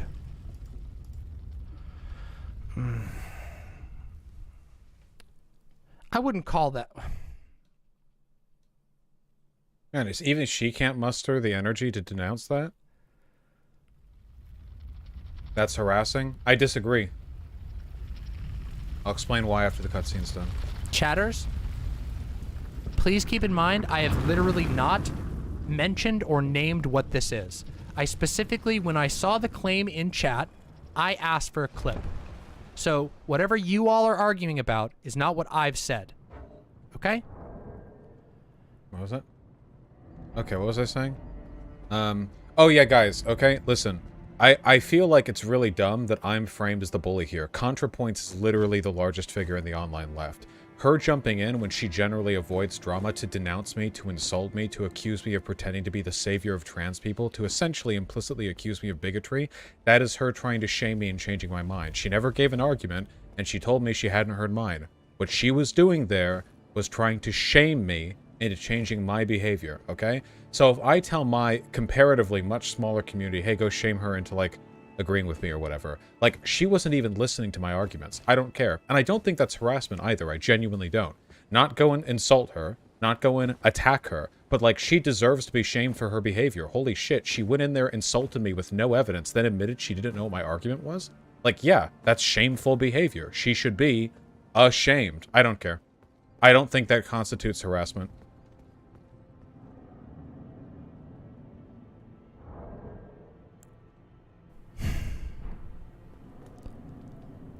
I think...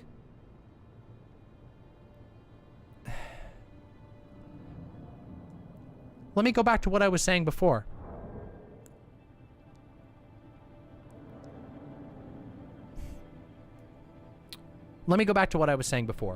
If you zoom out of this issue and you look into it from the beginning to the end as an outsider, this shit looks horrible.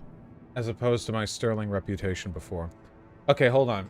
So, this post in my Discord got 5, what is it, disapproving emotes? The Pepe squinting? I don't know, the Pepe mods?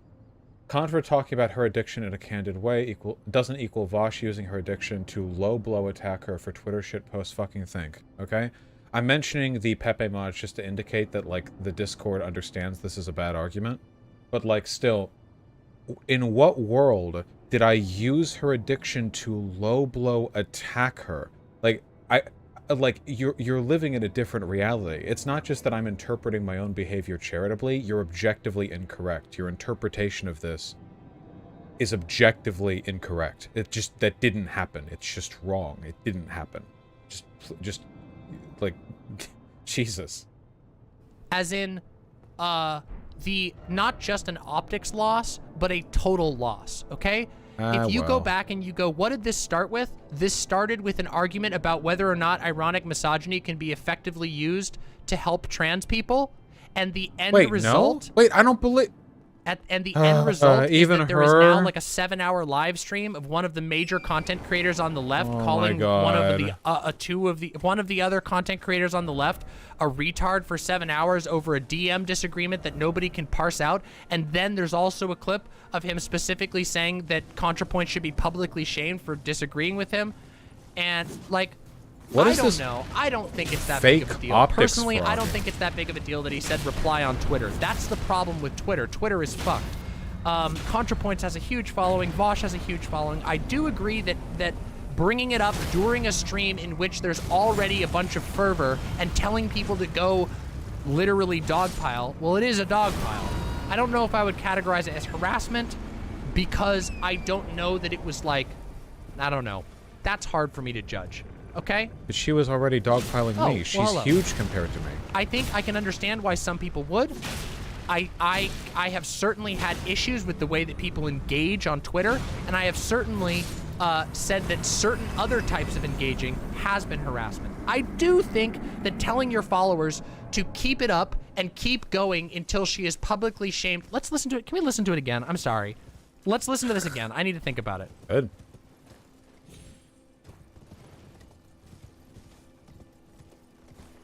From what I can tell, haven't you been fine with him saying retard before? No, in fact, I've criticized him for it. I'm one of the people who doesn't say retard on stream, First and I'm I hearing of criticized it. him for it. I just don't think it's like a deal breaker. I don't think that people being edgier than me is necessarily a deal breaker. I think how they behave is more important. But that's neither here nor there. Let's listen to this again. All right, thank you guys. Keep it up though. Don't get complacent. Don't get complacent. The more of you are in the replies being like, that's not what's happening right here. Like, this is necessary, okay? Publicly shame her into changing her mind on this. All right, thank you Publicly guys. shame her into changing her mind on it. I don't know. I don't know. It feels shitty, okay? It feels shitty. I'll say that much, okay? This particular bit feels particularly shitty. But also, it feels bad from me trying to criticize it and come to a conclusion about whether this was okay behavior or not. But let me tell you what. It's shitty to me, but to everyone the fuck else, it looks atrocious. Can we acknowledge that? So, there is some value to what DM is saying here. The reason why I don't care is because my efforts at not looking atrocious to the broader online left have never worked. Because it doesn't matter what I do. Like, guys, like, come on.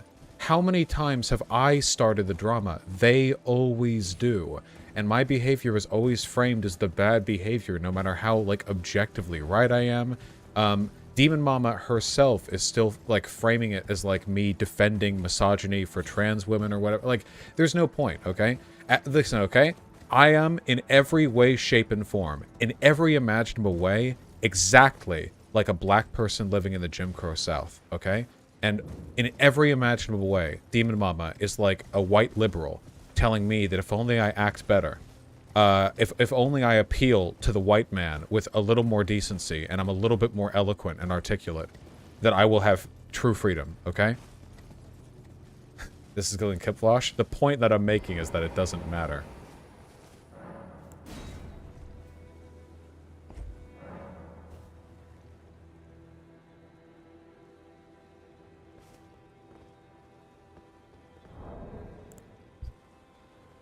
Can we acknowledge that? It's worth noting DM said you're a schizo posting your debate with her. Yeah, it's fine. It's whatever.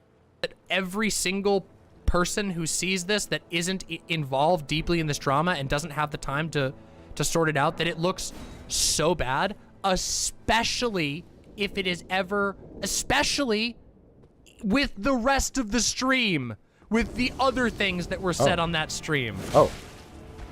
Hello. Like, I don't think anyone has really talked about that aspect of it. The fact that this stream ultimately stemmed from whether or not ironic misogyny can be effective as a tactic, whether or not it's okay to do, Why whether or her not there should be too? a backlash to it, and has instead turned into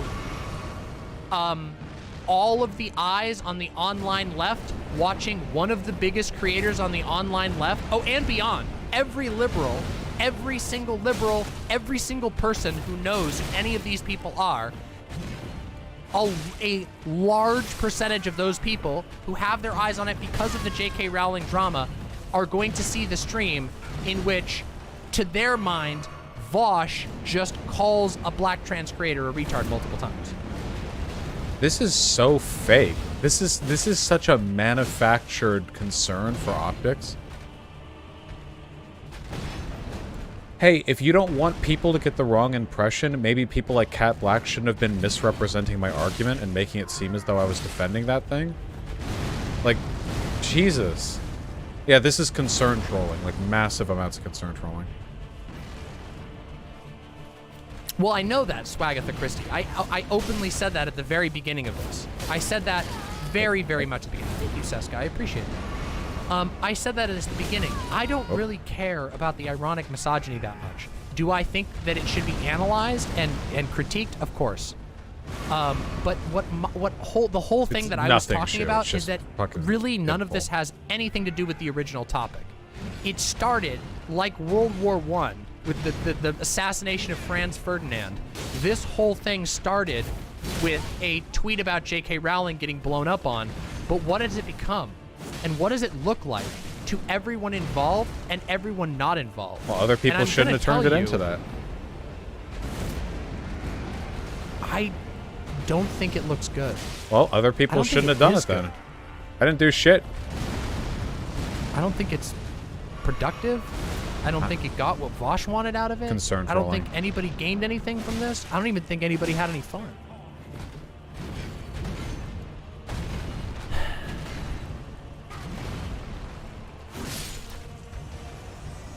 And I had fun. It frustrates me because I don't even disagree with Vosh on the original point. But it is impossible to pretend that any of this was good. Any of this response was the way to respond, even for an edgy boy. So now that we've talked about some of this, now that we've gotten the main part out, there's a couple of things I want to talk. To say this is concern trolling is to imply she doesn't care about what she's saying. Come on now. Oh, well, first of all, the position she's taking here is 100% because she's mad at me at the moment. Additionally, like, the idea that people would have a good opinion of me if it weren't for this is ridiculous.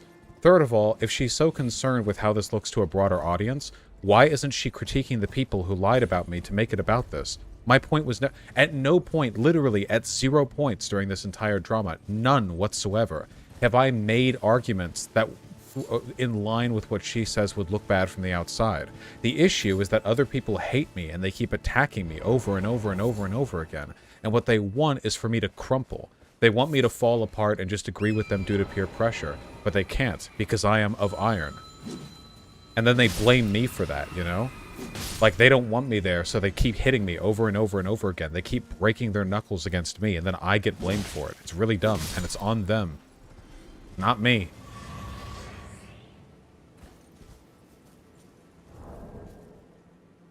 Talk about.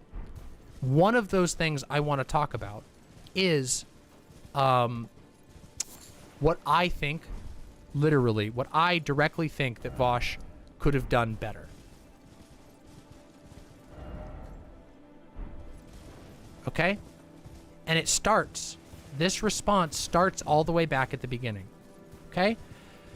Have any of you here heard the term, I disavow, I disavow? Have you guys ever heard right-wingers joking about the term, I disavow? You ever heard about that? Come on. If you've said it, say yes in chat if you've heard that. You all have heard that. The I disavow thing. It's a literal joke on the right. That what happens is that Fuentes will say something horrifically anti-Semitic, and all of the conservatives will go, I disavow. I disavow. Oh, disgusting. Nick Fuentes is disgusting. There's no room for Nazis in our wake. And then they go, and then in the background, they're like, here's some money, Nick Fuentes. Keep doing what you're doing, buddy. But publicly, they go, oh, I can't believe he said that. And what does Nick Fuentes do? Nick Fuentes goes, my opponents are cucks. My opponents are cucks. You see? And then he moves on and continues doing his thing. It's that simple. Vosh made a joke that was intentionally edgy, intentionally True, sure. offensive. And some people on the left don't like that type of joke. He knew that lots of people weren't going to like that joke. That's why he made it edgy. That's the thing, that edgy jokes piss some people off. That's why they're an edgy joke. So when the lefties get mad, when the lefties go, I disavow, what does the dirtbag leftist do? What? Wait, this analogy doesn't even work through her own framework. The point of the analogy is that the disavowal that people on the far right do is just a performative thing, but secretly they support people like Fuentes, which is true. Nobody on the left publicly denounces, privately endorses me. There's no... This isn't a comparison. What is this... What is this meant to analogize? What does this mean? Where are we? Where am I? What does that mean? What? What does that mean? I don't get it. I don't understand. Well, the answer is, my opponents are cucks. And then you move on. Because it avoids this. Can you guys imagine how differently this all would have gone if it had stopped at the DMs? If, like, not even at the DMs, if it stopped before... Oh, yeah. Wait. Now you realize you can't say stopped at the DMs, because in that case, it's 100% on Cat Black. So then she backpedals and she's like, wait, not the DMs. As though there's anything wrong with privately DMing someone to express a disagreement. She can't use that as an example because it's an indication that other people escalated this and I never did. Whoops. Time to walk it back even further. Actually, Vosh was escalating just by privately DMing Cat Black. Merrick, I know. For the DMs. If Vosh had just said, Cat Black is a woke scold cuck. Let's go back to having fun on stream and let's go talk about other things. I can't DM and of course, people when I know I disagree hindsight with is them? 2020, but at the same time, this isn't just like one small mistake. There is a 7-hour stream out there with very, very blatant, extreme cruelty being directed at somebody over Twitter drama. Extreme No one cruelty. is ever going to look into that Twitter drama besides me and the Demon Mama viewers who are here right now. Well, and the $250,000 one is people gonna who have care. watched the stream, but okay.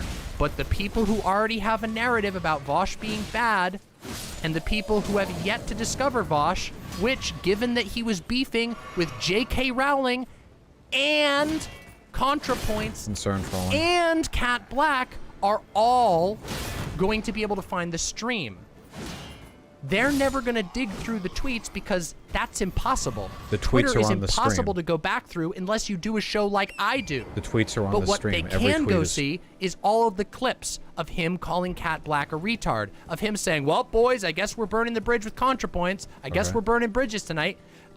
They're going to see the clip here. Wait, why would a random normie turf care about me saying, "Welp, Contra's burning the bridge with me"? Wait, what audience are we referring to here? Of the people who would have liked me except for me being me? Like when people say Vosh, people would like you if only you didn't call people retard. Well, like damn, you know? What else do you want me to do? Write a script? No. If they don't like me, they don't like me. Like what like so guys, the reason this is concern trolling is because instead of making arguments on the face of it, Demon Mama has defaulted to a pretense of caring about my reputation as a way of critiquing me by implication, you know? So basically, like, to use an incredibly hyperbolic example that's nonetheless perfectly applicable, okay? Basically, like, imagine if, like, it's slave days, okay? And a black dude leads a slave revolt and gets captured or whatever, and, like, it's based as shit, right? Like, it's uber-based, okay? But you have, like, the 19th century equivalent of, like, a fucking lib. Wait, 19th? Yeah, 19th century equivalent of lib, okay? Now, the 19th century equivalent of a lib that we're talking about here, alright? They, privately, they just think fucking black people should be slaves because they're racist as shit, okay? But publicly, like, that's too much, okay? So instead of saying, hey, you shouldn't have done the slave revolt because it's bad to do slave revolts, he says, hey, that was a really bad look, Sweaty. You understand? What I'm talking about right now is actually super common during the civil rights movement because people who called themselves progressive liberals would constantly attack Dr. Martin Luther King Jr., not off of like the moral value of what he does, but rather in this weird like, well, it looks bad to other people, you know? It's like, well, the other people were already racist, you know? You know, anyway, obviously this is a very hyperbolic example. I'm just bringing up, like, that's what concern trolling is, and that's how it's employed here. Yeah. And they don't even have to be out of context to be considered bad. I'm not policing that I'm not saying that they're bad because they look bad. I'm saying that this is a bad response to this type of disagreement. Even 1 or 2 times would have been yikes. But this was a lot. This was 7 hours of fixation with a lot of people watching and a lot of pretty... It's a live stream. Wait, why is she pretending it's not a live stream? It's a live stream. She does the same thing. She does drama coverage for 7 hours. I do drama coverage for What's it? What? Bad things said. By the way, I just want to say that if you really want to play this stupid fake optics concern troll game, you could say that what Cat Black did was destructive for the trans cause, because people looking into the drama are going to see a trans woman doing an unhinged 100 tweet thread before talking about, like, the dicks of the people that she disagrees with. And then all the TERFs are going to see that and go, see, trans women are fucking crazy sexual harassers or whatever. Like, if you want to do that and not make any real fucking arguments, and you just want to, like, construct an audience to denounce in your place, then, like, fucking go for it. But don't just do it to me if that's the tactic we're using. Okay, I'm pausing too much. We're never going to get our way through this. And I don't think the math is going to work out in Vosh's favor here. I don't know what math is. And I don't even know if it should. I'm a humanities major.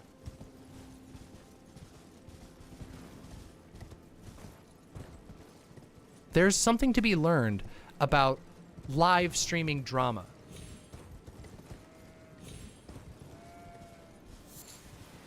I do think there's something to be said about that, Seamoth, but I don't know how serious I'd take it.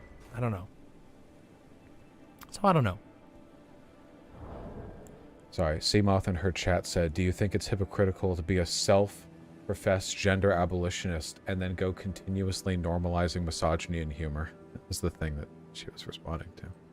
And also, there's the effects above and beyond this, which is that every person involved is now going to be getting a lot of harassment from one another's fan bases, and some fan bases are going to be worse than others. And yes, I do think that streamers have a more active audience. This is why streamers can pull off Twitter ratios and other things, is because they have a live audience. Right now, I can tell you all to... I'm so sorry. Dude, after the past 6 months of me pointing out that I get, like, death threats nonstop from other people on the left, and my community, like, there's fucking barely any evidence of harassment from my community, even when people are scrambling to find it. Like, that shit is so... Like, no. My community is incredibly virtuous when it comes to online discourse and harassment. It is. It just is. Because if it wasn't, I would be hearing about it every nanosecond of every day. And I'd be seeing evidence of it every nanosecond of every day. To go do something, and a lot of you will do it because you want to have fun. You want the stream to keep going. You want to participate in something that's happening now, which means that, yes, the capability for harassment is indeed greater from Vosh's side. First of all, because his main opponents here are 2 already heavily harassed trans women. Oh my god. Which doesn't mean that... By the way, being trans and being harassed, as we all know, doesn't mean that you're excused from all the bad things. I'm not saying that that's what it is. Don't yeah, dude, my audience loves that, attacking okay? people for being trans. However, it is a fact that because he did a live stream with lots of people there and actively told them to go jump on these tweets, to go get personally involved, those people are going to stay personally involved, which means, in my opinion, I think that the harassment direction is coming more from his side of things, given the contextual calculation. However, he's going to get some too. And that stream is going to be picked through. And it is going to look bad. not just because it is optically bad to do a stream in which you repeatedly call a major black trans woman on the left a retard, which is I would say you shouldn't do that no matter what. I would say that is not a good thing to do. But also, that's one part of it. But also, it does look bad. I just don't get, like, I don't get this. Like, this is the concern trolling thing, too, because if she was trying to make an upfront, like, logical argument, them being black or trans has nothing to do with anything that we're talking about at all. Retard is not a transphobic slur. To my knowledge, you know. We haven't made it one yet. We'll get there. But, like, yeah, I don't know. Like, should we give ground? Okay, I guess here's the real question. Demon Mama gets a lot of harassment. Do you guys think it would be fair for me to look at all that harassment that she gets and just, like, point at, like, her being abrasive and go, like, ah, well, see, here, look, the optics are bad. The optics are bad. Demon Mama, look how you talked over these people. The optics are bad. And you know what? Even if the optics are bad, and I think that Demon Mama's optics are far worse than mine, even if the optics are bad, like, I don't think it's right to invoke that, you know, and when, like, pretending to make a moral argument about the harassment itself. Whew. It does look like, to every outsider, that Vosh is just beefing with all the trans people who told him he was wrong. Good. I'll do it more. And that's not correct. I don't think that's fair. But that is, because of the nature of the way that this was handled, the takeaway a lot of people. What if I'm fine with that? The takeaway that a lot of people are going to have. Okay. And I can't entirely blame them. Because to parse this through, you have to wade through days old, weeks old Twitter drama. And nobody can do that. You literally can't do that. It's so hard. Okay. And there's, like, videos, but okay. So the takeaway here is, what the fuck, everybody? Yeah. What was anyone thinking with this? Did anybody get what they wanted out of this? Or was this just an explosion of pointless cruelty? Oh my god.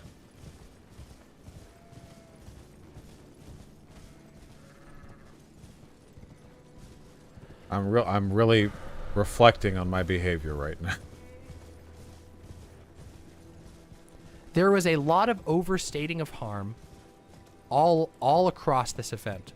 But what I have tried to do is not overstate harm and instead analyze what's going on. Manticore says, is it possible that ContraPoint saying, I haven't seen any arguments, that line was her saying she hadn't seen any substantive arguments? Yes, that was how I read it. When I read the tweet, why didn't she know my argument? One of the tweets that people got mad at was ContraPoint saying, I'm not seeing it, I haven't seen any arguments. I thought that what she meant was like, I'm not seeing arguments in this thread. Contextually, that's literally how I read it. I read it like, I'm not seeing any arguments from you right now. I'm just hearing explanations. That they were in the DMs. Vosh is covering you right now about this? Okay. Fine. The recursive nature of live stream drama coverage. That's literally fine. If he wants to cover me, if he wants to take his time to cover me, I think I've been very fair here. I think I've been really fair. So whatever. I think it's in reference to people saying... You know what's weird, guys? That Cat Black did revenge porn. Okay, yeah, some people in my community have said that. Under no definition has what Cat Black done been revenge porn. Some people are... Okay, some people are overstating the case from my side by saying that's just not true. That's not revenge porn. Sexual harassment, I think, is a fine descriptor. You know? I think that describes what's going on. But, yeah. Isn't it weird? Isn't it weird how many people re-stream my streams? I mean, Demon Mama does get a lot of coverage from other people. Thank you, Gayfish. I'm sure people in chat were being weird. By the way, his chat during the conversation with me was toxic as fuck. By the way, this is, just so you all know, all of you imps who are here watching me right now, this is how you know I'm going to make streaming history. Just so you know. The fact that I haven't streamed in 2 weeks and I come back, and the day that I come back, 2 streamers like 8 times my size are both glued to my stream, that's how you know I'm going to make streaming history. Just so you know. This is a bit soy.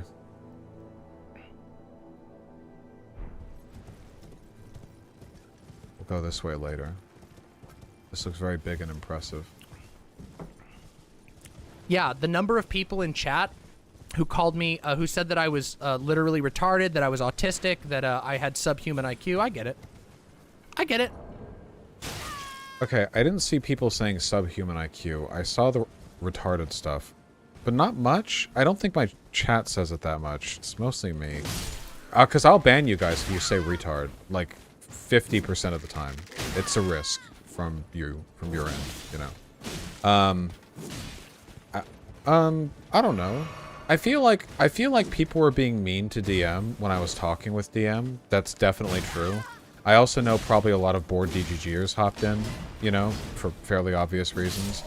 There was some cruelty there that I felt was excessive, but I don't really know where the line is, because I also feel like a decent amount of,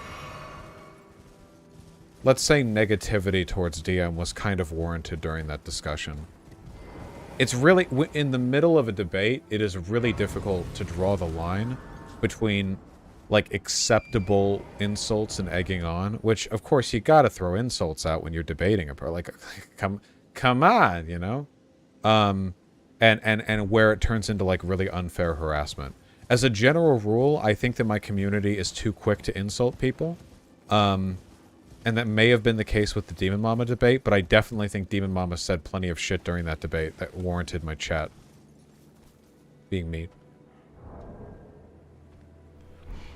Maybe. I might talk about it with him at some point. Probably not today, though. I am currently covering drama. Yeah, people ask me about it. Yeah, sure. People brought this up to me. Lots of people cover drama. I'm the one you watch. Lots of people talk about drama. But Demon Mom is the one you watch.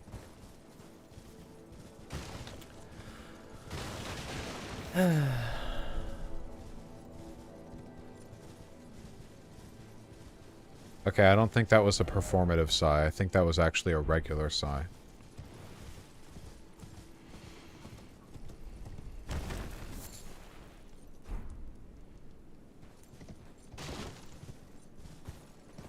I didn't pause it. She's just taking a sec. Marinara says, what I saw was Contra doing exactly no different what Vosh was doing, publicly stating her opinion and then being told that she crossed a line by chiming in while being repeatedly invoked, while Vosh gets unlimited airtime. That is another double standard I noticed. Did you notice that multiple people said that ContraPoints was bad for getting involved at all, even though it was all public stuff? The stream was public, the Twitter was public, the DMs at that point were then public, but somehow ContraPoints is in the wrong for getting involved at all? That's weird. Wait, wait, what? Well, yeah, obviously, Kadama. I don't care. Wait, what? Why are all of Demon Mama's arguments about who's in the right or who's in the wrong here seem to hinge in the idea that it's impossible for one person to be correct and one person to be incorrect? Like, ContraPoints wasn't wrong for weighing in. ContraPoints was wrong for weighing in and being wrong. That's the problem. The moral scale of this dilemma is weighed down by the fact that I am correct and they are incorrect. This is, like, Demon Mama keeps trying to frame this as though it's just, like, completely neutral drama beef over something with absolutely no pre-existing moral or empirical worth, which isn't true. She explicitly mischaracterized me, insulted me. Like, she was wrong to.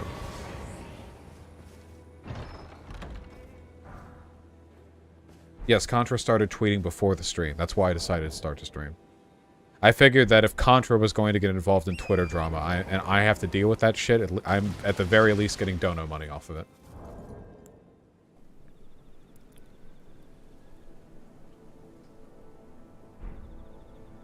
I would like just one Pathologic stream. Now that I know what Pathologic is, maybe I can deliver that for you. At some point. Pathologic is nice. Okay, we do up here. The thing is, there was so much here. And, again, I'm going to say it one more time. I already said this once, but yes, I'm going to repeat myself. I think the answer here is to learn to just call your opponents cucks and go away. If you have a personal friend that you have like a disagreement with, I mean, yeah, talk to them in DMs, of course. Of course. Life Hey, can Sam. be so simple. I know, Poe on head.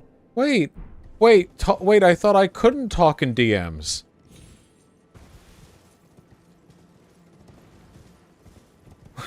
Wait.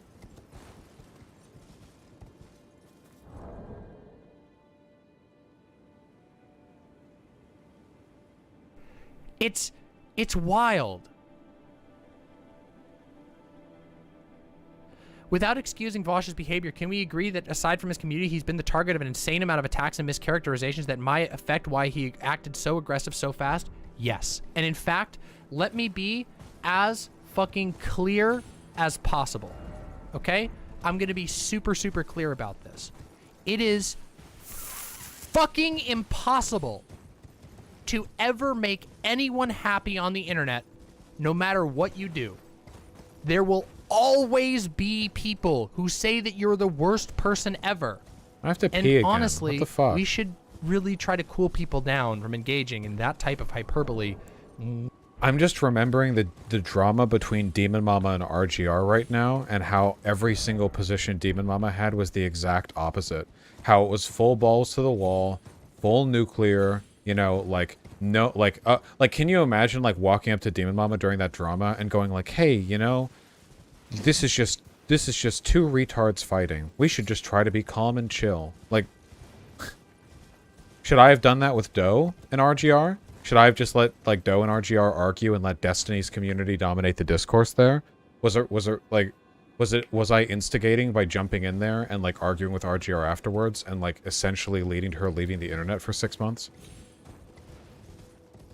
Which, if she wants a sabbatical, I mean, it's her right, but I don't think that's her point. Well, her argument here is, like, disavow. Should I say, like, should I like, should we just all, should Demon Mama have, like, just disavowed RGR? Like, the issue I have here is that, like, when we take this, concern trolling element, I would believe it if it was from anyone else, but Demon Mama is just as willing as me to, like, defend to the death, like, points that she believes.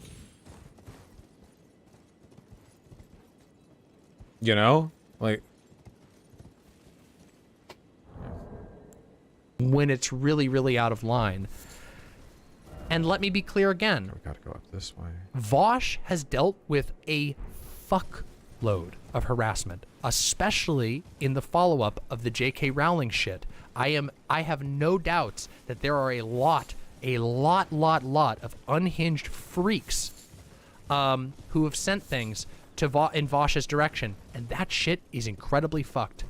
None of it excuses taking out the frustration from that on other content creators, and none of that.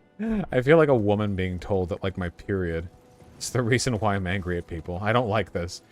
I didn't take out my frustration on anybody. They all attacked me, and I consistently defended myself with the same talking points over and over. Yeah, it's like, Vosh, you're hysterical. When did I lash out at Contra? I told her I was disappointed at her jumping in without knowing what my arguments were. I DM'd her to ask if she would be willing to hear my points. She blocked me. Like, where's my hysteria? Like, what? It makes me feel like I don't.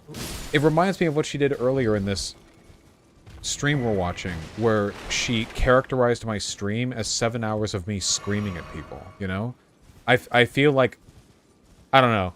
I feel like I'm being told to calm down, sweetheart. You know, it's like it doesn't actually matter what my argument is or how I deliver it. It's just like epistemically hysterical. You know, I don't know. You say the same thing to Cat Black. Nothing of her trauma justifies bad behavior, though. No. The difference here is that DM is claiming that I lashed out at these people, because I'm upset for the harassment that I get. Like, which is just simply not true. It's a mischaracterization of my behavior and a misattribution of my intentions. Whereas with Cat Black, I wasn't the one saying her trauma made her act that way. The other guy I was talking to was. Aston was saying that, you know? Fuck, I have to pee again. Why?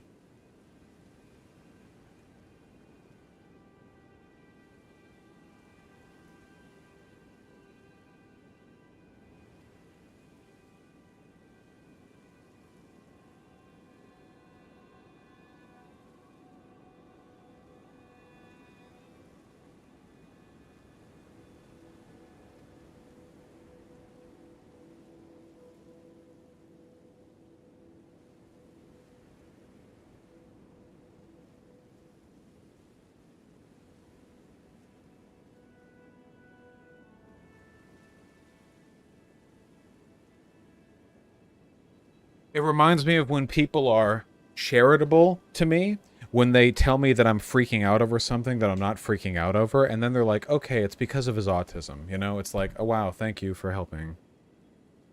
Thank you for considering my thoughts. That excuses making blisteringly, in my opinion, bad decisions about how you decide to cover drama. It's very difficult as an online figure to ever take criticism because everyone is always criticizing you. Guys, I don't even look at my comments anymore. I can't, for my own mental well-being, spend time in my YouTube comments because 90% of my YouTube comments are people saying, you are a fat, ugly man, you should die, you are a fat, ugly man, you will never be a real woman, you are subhuman. It is so crazy. And then, even when you filter those out, then you have, my DMs are always full of people wanting to come argue with me, to nitpick me. And some of them are in good faith, some of them are in bad faith, but you don't get to know that until you spend time engaging. So yes, in many cases, I think that it's almost impossible to ever have the perfect response to online drama or stress or anything like that. And people who treat Vosh like that are engaging in a bad thing. Yes, absolutely. And again, none of that excuses handling the situation like this. Simply doesn't. Northside Star, gotta admit that your Shark and Eris's coverage have been the most measured I've seen, and mysteriously, all of you didn't jump straight away in the drama and waited for the dust to settle a bit. Maybe waiting might be the key. As it turns out, hot tempers make fools of us all, okay?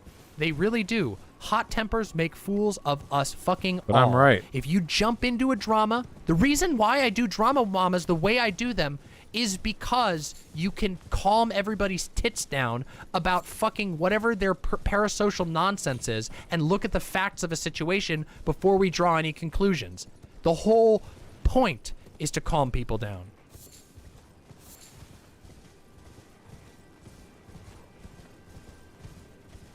But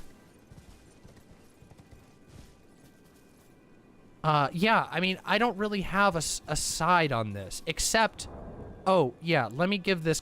What's this? I think the only reason Contra jumped in was because it was a trans talk. It's just common to see people being wrong on the topic. I think she jumped the gun, just assumed the not trans person was wrong, shrugs. Yeah, I would say that if you're going to make that assumption, you should have a little more to work off of generally. Conclusion, okay? True sludge. Oh, somebody, what the fuck? So somebody is trying to somebody is doxing Gayfish. I saw people saying Somebody's this in trying to chat. dox I don't know what's Gayfish going in the Vosh chat. Get that shit taken care of. Yeah, I don't have a side in this. Except that I care about the issue at hand a lot. I care a lot.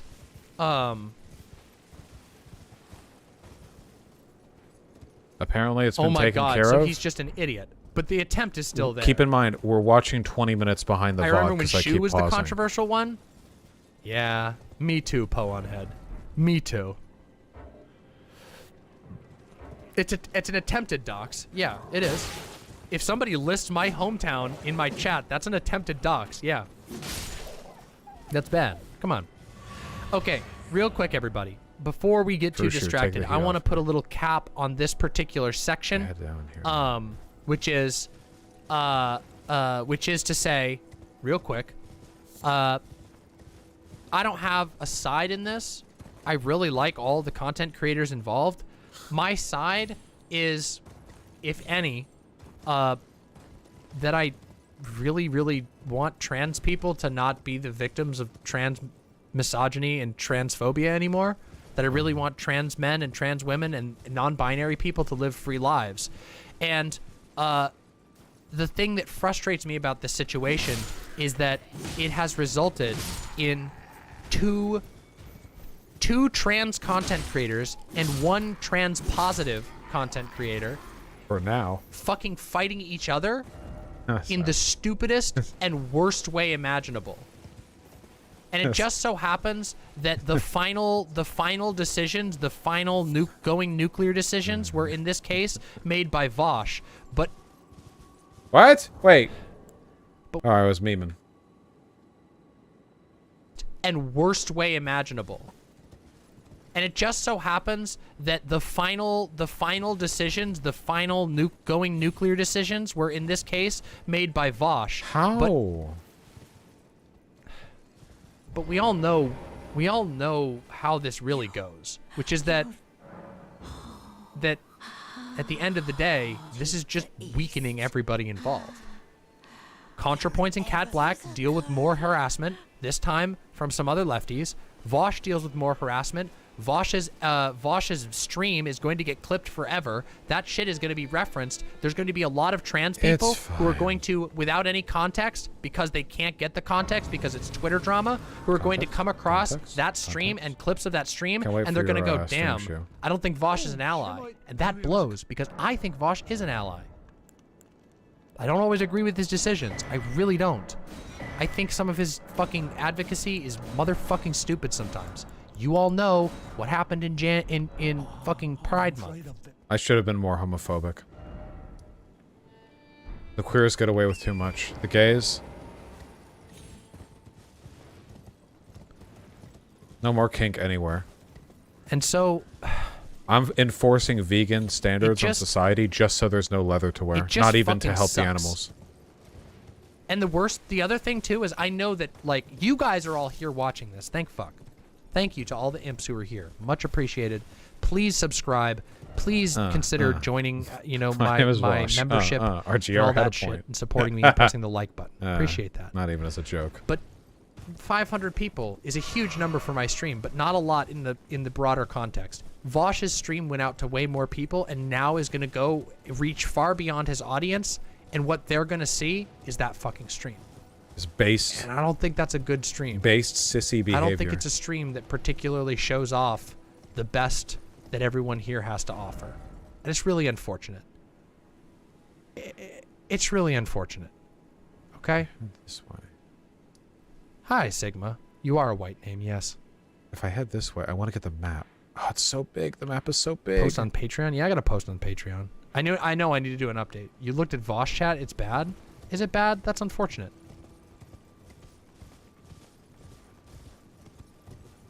I like you guys. Alright, it looks like things are winding down.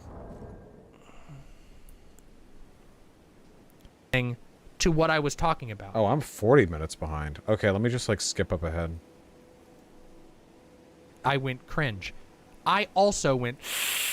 Cat had simply just literally ignored all of his tweets outright. I don't think that would have been abusive. I just don't think that's a good use of the word abuse. And I feel like... He had typed and wasn't listening to him and wasn't... Do I recognize that voice? Who is that?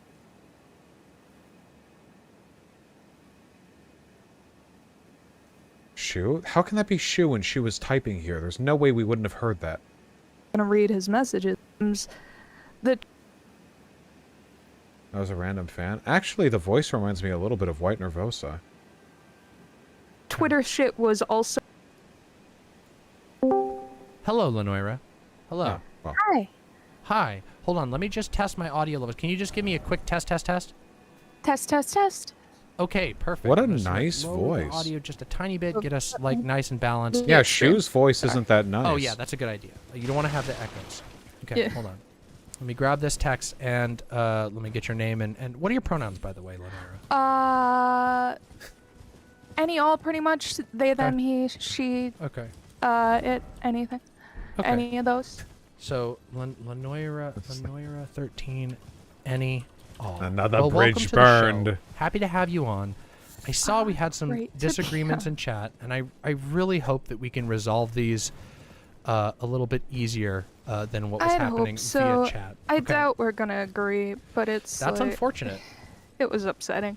So I figured I'd come on and talk it out because I'm not interested in like a heated debate, but I figured it was better to come on and talk about it than to just get heated and chat and mauled, you know? Yeah, I agree. So, I don't know.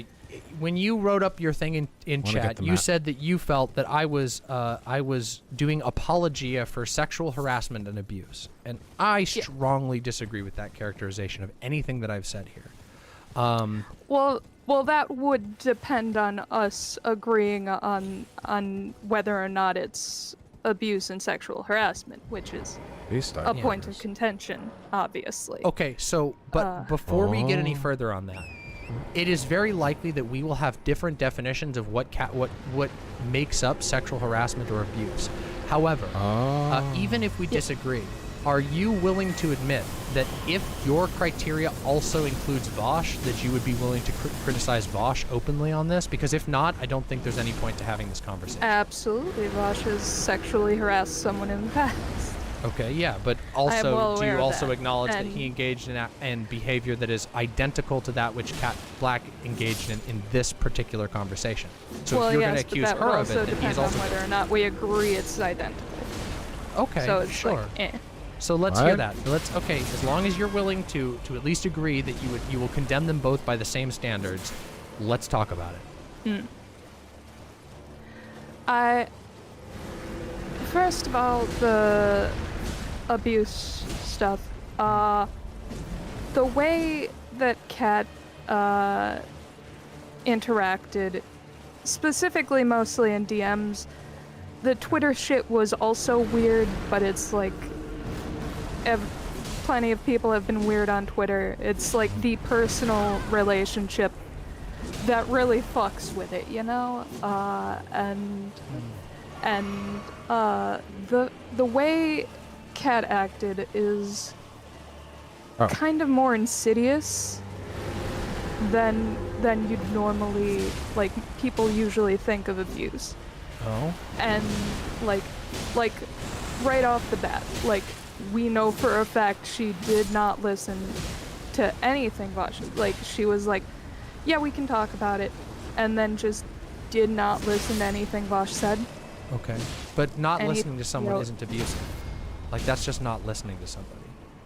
That happens all the Well, time. yeah, People don't but listen all if you're saying, oh, I'll listen to you, and then you continually say, oh yeah, I'll listen to you. Yeah, no, let's talk. And then just basically just not reading anything they're saying and continue to engage as if you're listening to them when you're not listening. Like, Well, that do you is- think that she might have that felt the is same way gaslighting about behavior? Do you think that she might have felt the same way about Vosh? Well, yes, Okay, maybe. so then Who does- knows? I can't. Then don't you think really that both guess how of she them, felt. by your standard, would have been being abusive to one another? Wait, what? The standard for determining whether or not abuse happens is whether or not a person thinks abuse has happened?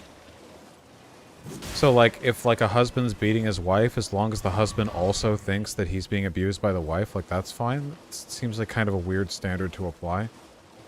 Why does DM keeps, like, doing the both side shit? Like, can't we use, like, a standard of analysis to determine, like, from the outside, somewhat objectively, whether or not something is a thing or not a thing? Because when Well, I yeah, read those DMs but as a third Vosh party, was reading what she said and I'm responding to her. I mean, and I feel like engaging with that's her very points. biased, right? I think they were both engaging on about the same level. Oh my when I God. read those tweets, it genuinely felt like neither of them were really engaging in good faith. Demon Mama, come on, you know there's a difference. Your mama said she can talk if you wish. We've talked about this drama with so many people. I'm just... What could be accomplished?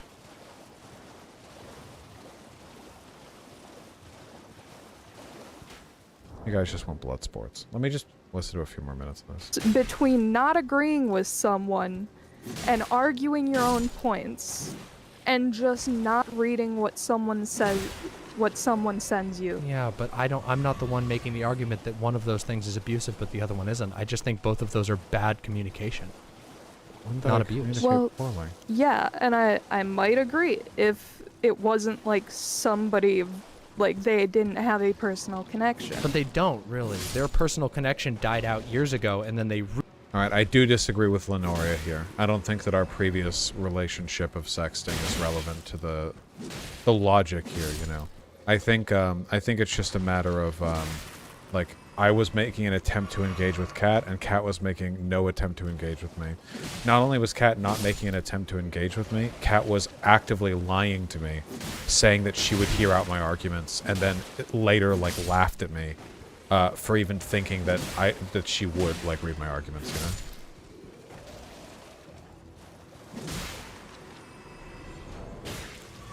Reconnected via like a random message from one of them and some weird Twitter conflict. Well, yeah, but so I don't think that previously having a personal connection is a personal right, connection. But he it's had not one like too.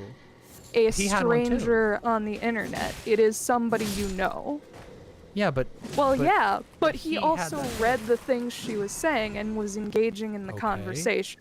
But he She was also literally just being- engaged in bad faith, in my opinion, in a number of cases. So while maybe she wasn't listening or engaging as well as you would have liked, I don't think he was engaging as well as she would have liked, or as well as I would have liked, for that matter. But I engaged. I don't feel like categorizing either of their DM behaviors as abusive is useful here, or accurate.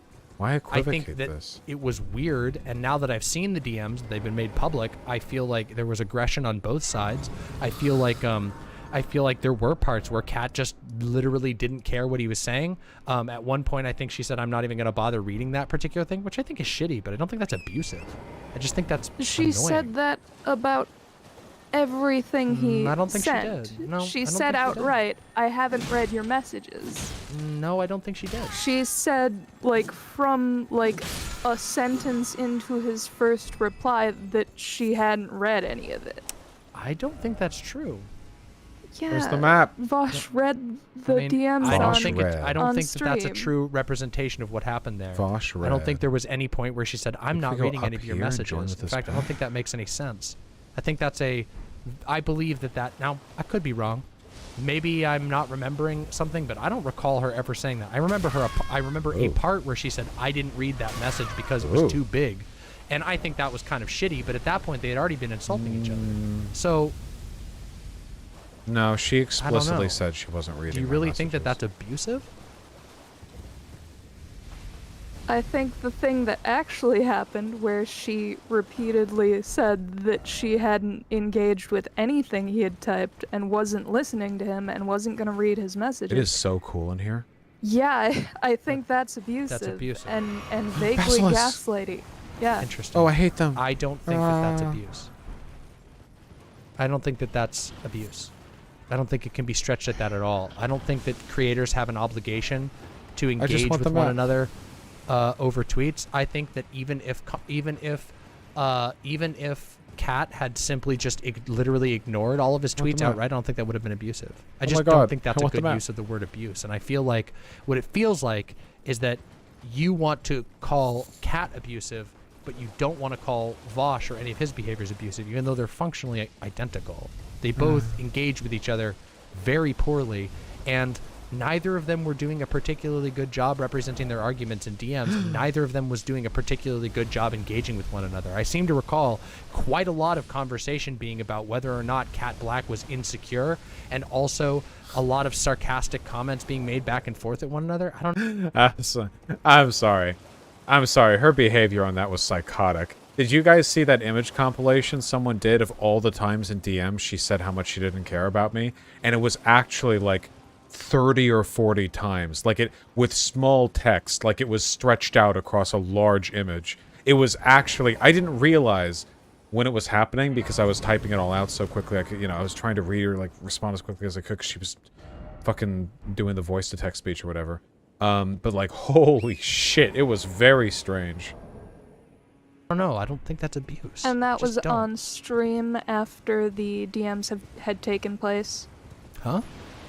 That was no, that on happened. stream No, that happened you're in the talking about. DMs. And that happened in the DMs. like later in the DMs? Is it all the way up there? Yeah. Because You read the begin- DMs, right? The beginning of the Did you only read the DMs beginning of the DMs? Oh no, DM, you've also misrepresented. You only I read the watched beginning the of the DMs. stream. That's Fuck, it's about all the way up here. Ah, how fucking interesting. Okay. Why does DM do this to I people? just feel like perhaps you might not be fully informed I don't on the think whole being situation. hostile to someone after they've Jesus Christ. I genuinely have to wonder how much larger DM's audience would be if it weren't for that kind of behavior. She is, at any point, so willing to act like that to a person she disagrees with, you know? Like she's so disappointed in your behavior, and you let her down, and she was giving you such a chance. She had hoped this could be a good conversation, but alas. Like, and she does it at the drop of a hat here. Like, I don't know. I just, it like, fuck, do we want to armchair this shit too? I don't know. It comes off insecure. Okay? That's it. That's all I'm gonna say, okay? Demon Mama puts up with a lot of shit, and she's very aggressive, okay? But I gotta wonder if this isn't like a chip in the armor, because this, I don't, like, this behavior just reads to me as like you feel an active need to posture all the time. It's very strange. like gaslit you and been abusive and been really shitty when you have a personal relationship with them and you expect better of them? That is not factual. It is not factual that they have a personal relationship. They both openly stated that they haven't talked in years and that this was their first contact in a long time. That's not a personal relationship. That's like two people. That is a personal No, it relationship, isn't. you That's know? absurd. No, that's parasociality talking on your part. There are people, there are exes that I was with for years who, if they came and talked to me now, it has been so many years since the last time that we talked that we would functionally be strangers. If my ex, who I was with for 7 years in my early 20s, came to me now. By the way, I do think that DM is correct in this one, okay? I just want to reiterate that, like, Kat and I did not have an ongoing relationship. Like, there was, when I DM'd her, the only thing I thought on account of us sexting before was, like, she's gotten DMs from me before, like, she'll probably be somewhat amicable. But that's not really, like, a relationship, I guess. That's just, like, how normal people would interact, I think. I don't think it's relevant that much. Now, I would know nothing about her, and she would know nothing about me. Almost guaranteed. Guys, we're about to sprint through so much battlefield. Strangers. That's not the same We gotta thing. get that I feel map. like you're stretching Get the map. a lot here to specifically with the purpose of trying to portray what Kat did as abusive, but Vosh not as abusive. When in reality, first of all, I don't think abuse is the right framework for any of this, but also you accused me of abuse apology, and you still haven't provided evidence of that outside of me thinking that Kat and Vosh were both mutually rude to one another. Yeah, and like I said, that's gonna depend on us agreeing about abuse and harassment. Right. So Oh no. What you think is abuse is Kat not reading Vosh's messages. But you actually don't. And shitty treatment gaslighting. towards someone you gaslighting. have a personal relationship with. sorry. Yeah, I think You're that's nothing abuse. compared to the 3 Gaslighting? jarmen we fought. Yes. Okay. Do you know? Oh, wow, can you you give really me a are. definition of what gaslighting is, please? Making someone feel crazy or like their perception of reality is flawed. A method of manipulation in a personal encounter. I do think that Kat was trying to gaslight me, like deliberately. Otherwise, I do 100% think that. But how the fuck do I get up there? I definitely think that. No, it's I a know personal what relationship. gaslighting is. I've don't been think you do. gaslit a lot. You have gaslit a lot, or you've been gaslit a lot? I've been gaslit a lot. Okay. Well, okay. Just wanted to be clear on that. Let me go up. Yes. So, Let me go up. I'm very sorry. Can you tell me where that definition is flawed? Let me go up. Yeah, I think that your definition in saying that making someone feel crazy in a personal interaction is not accurate. Ban Coolin. Gaslighting almost always refers specifically to Oh wait, there's not protracted actually a ladder. It's personal right up there. relationships. Never mind. Don't ban where various conversations have the opportunity to be denied or be outright lied about. So the traditional example of gaslighting is a husband and wife, and the wife says, "Why did you throw that plate on the floor?" And there's a broken plate on the floor, and the husband goes, "I didn't throw the plate on the floor." And then the wife goes, yes, you did. There's a plate on the floor. And then the husband goes, oh, well, that's weird. It must have fallen when I wasn't looking. And then the wife goes, you threw it. I watched you throw it. And he goes, no, I did not. That's gaslighting. Disagreeing with somebody through Twitter DMs cannot be gaslighting. Wait, cannot? Hold on. I was about to go from disagreeing, now I'm denouncing. Wait, you cannot gaslight a person via text convo? When was that decided? What? Okay. So I guess in the Cat Black situation, in her case, it was her non-stop alternating between, like, saying that I wasn't engaging with her arguments, saying that she was willing to hear mine, saying she had read mine, then saying she was never going to read mine and hadn't read mine, and that it was arrogant of me to even think that she was going to read mine. Like, if you try to chart it all out, I think she makes, like, almost every statement she makes about her engagement with my, like, words is contradictory to the one either before or after. Does that make any sense? Like, she was so inconsistent with how she framed her engagement with me that almost every successive statement was a contradiction to the one which came prior. So, I don't know. I mean, is that as bad as, like, spending years fucking destroying your wife's understanding of reality? No, of course not, right? Like, just in the same way that I think Cat Black sexually harassed me, but I don't think it was as bad as, like, fucking Harvey Weinstein or whatever. Like, obviously these definitions, these terms, they have broad ranges of potential harm. They're, you know, like wide nets we cast to try to explain people's behavior. But I still think it fit there. Especially a 1 hour conversation. Isn't what happened. But it is what happened.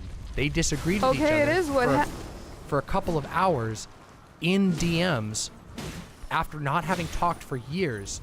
And the maximum of their engagement was one argument in Twitter DMs. There isn't even enough time for gaslighting to occur there, unless your definition of gaslighting is just disagreeing or like feeling like somebody else lied. Yeah, no, that is very clearly not the definition I have given. And I feel like the definition I've given is pretty standard and fair. Wait, if I was to accuse you of gaslighting me right now, would you agree that you're gaslighting me? What? Because you've said things that I don't think are true multiple times in this conversation. And now, me having what I consider to be a much more functional definition of gaslighting would say that you just are disagreeing with me, and we have disagreements about the wording of things. But I think you would have to agree that I would be right to say that you're gaslighting me.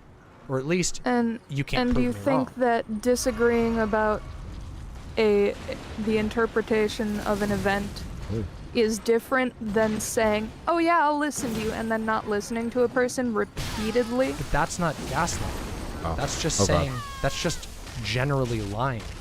Like, I'm going to listen to you, and then not listening is just a lie. And that's not then gaslighting. Replying as if you've listened to the person, and then later saying, oh yeah, no, I didn't listen to a word you That's said not after gaslighting. you said you'd That doesn't listen even to fit them. your definition of gaslighting. That doesn't even fit your definition of gaslighting. That's just somebody saying that I listened when they didn't. That they're saying that they listened when they didn't. It doesn't fit your definition. It's not somebody. I don't understand the point of this argument right here. Okay, if your definition of gaslighting is it has to be like prolonged systemic abuse, then yes, it obviously is not applicable to the convo. Do you think it would be better to just say like gaslighty vibes? Is that fine? Like, I feel like that's kind of a tone neutralizer right there. Like, okay, maybe it's not like full-on gaslighting, but, you know, it's like gaslighty vibes. It's like how sometimes we say people are rapey, you know, or, you know, like abuserish, like that kind of stuff. I don't think we need to, equivocate or minimize. I think the arguments stand on their own, but, like, if that's what we need to do to have, like, I don't know, whatever. Not somebody undermining the sanity of another individual in the name of setting a narrative in a personal interaction, which is approximately the definition that you gave, not exact wording, but very, very close. And I don't think that somebody saying they listened when they didn't is an example of that. It's just somebody just not listening and not telling the truth. That's not the same thing as gaslighting. Making someone question their sanity or... Okay, hold up really quick. We can settle this one really quickly, okay? By Demon Mama's definition, there's no way a live stream chat could gaslight a person. Guys, has Demon Mama ever accused her own chat of gaslighting her when she's having a disagreement with somebody? Ever at any point? Yes? Yes, the answer is obviously yes. Okay? Their perception of reality. Did they? I don't think that applies here. I don't think that applies. I did say vaguely, so... eh. Okay, well, I feel like that's a pretty major Sheesh. backpedal. You started this whole thing by saying that I was doing abuse and sexual harassment apologia, which, to be honest, is a huge claim. Oh. And you didn't provide any evidence of me doing that. Oh now, God. we're just trying to relitigate whether or not you think that Cat Black not listening to Vosh is gaslighting or not. But it's Wait, just not not listening isn't gaslighting. the- Telling somebody that you listened and then not listening is not gaslighting. Now, maybe if Cat was like, yeah, Vosh, didn't you see? I replied. And then Vosh went, I don't see a reply. And there's no reply. And then Cat goes, yeah, see? There's my reply right there. And he goes, I don't see it. And then Cat replied with a photoshopped image of her replying when she hadn't replied. That would be gaslighting. That right there. Deliberately insisting and... Funnily enough, Demon Mama just said you and VGG appear to have Destiny vibes. Well, there are some ways in which that's true. I don't know. I say she has Destiny vibe. There, is that we're back and forthing? There we go. I don't know. And falsifying information so that somebody's sanity is undermined would be gaslighting. Just disagreeing or even just lying is not the same as gaslighting. I'm pretty sure Kat did repeatedly say, oh no, I responded to that when she factually hadn't responded to the thing. Well, Several I feel times. Like you should, I the feel thing like you're you should, saying. I don't know what you mean by that. Like, I'm sorry, can you explain that again? Like, can you clarify what you mean there? Like, I don't know what you're talking about. Like Vosh had asked her to answer questions. Okay. I felt like in or my reading respond through to of that. certain points, and she said, "Oh no, I did," and she factually Do you hadn't. have a screenshot? Okay, I'm really sorry, but I have to say, since as long as this is what's going on anyway, Demon Mama's insistent behavior on like, oh, I don't know what you mean by that. What do you mean by that? I just genuinely, good faith, I honestly don't know what you mean by that. If you could just tell me what you mean by that, because honestly, I'm thinking about what you mean by that, and I genuinely don't have any conclusions that I could derive from. I'm sorry. I'm getting a little bit petty here. I apologize for that. This is irrelevant to the broader. Out of that, because I think for it to qualify as gaslighting, you'd need to provide some like evidence that there was a deliberate attempt to deny his sanity. I don't work with this definition of gaslighting. By this definition of gaslighting, every single disagreement I've ever had with anyone would have been gaslighting me, and that just doesn't feel like the right way. Like, that's not the right way to talk about gaslighting. Gaslighting is a serious issue that tends to happen in personal. Is DM not literally gaslighting right now? Well, right now, DM is doing the exact same thing Cat Black did, which is where Demon Mama is responding to a second argument that the other person isn't making and treating it as though that's the definitive argument. So what Cat Black did with me constantly was, I would say like, hey, can you hear out my argument? And then Cat Black would say, I don't need to hear it out. I'll just never understand why you think it's okay to be misogynistic to save trans people. And she did that for the whole thing, publicly and privately. And Demon Mama keeps framing the argument being made by the chatter here as gaslighting is when you disagree. But that's not what she said. I think they said any all. That's not what they said. What they said was that it was Cat Black wasn't just disagreeing, it was that she was lying over and over again about the degree to which she was engaging with the convo and the ways in which she characterized my positions. To the point where it was, even now upon rereading, basically impossible to tell to what extent she actually engaged. Like, you still can't really tell. Not because she wasn't saying anything, but because she was saying mutually exclusive stuff. You know? That kind of stuff. Lying with a Mott and Bailey is gaslighting. I think you could make a fair argument that lying while performing a Mott and Bailey is gaslighting, yeah.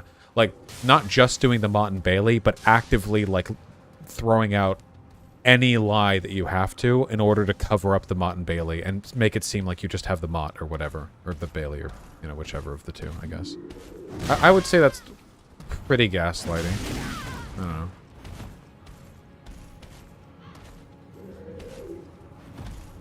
Alright, Satanic Val. I just wanted to see this damn thing. I take no pleasure from the drama. Hey, yay.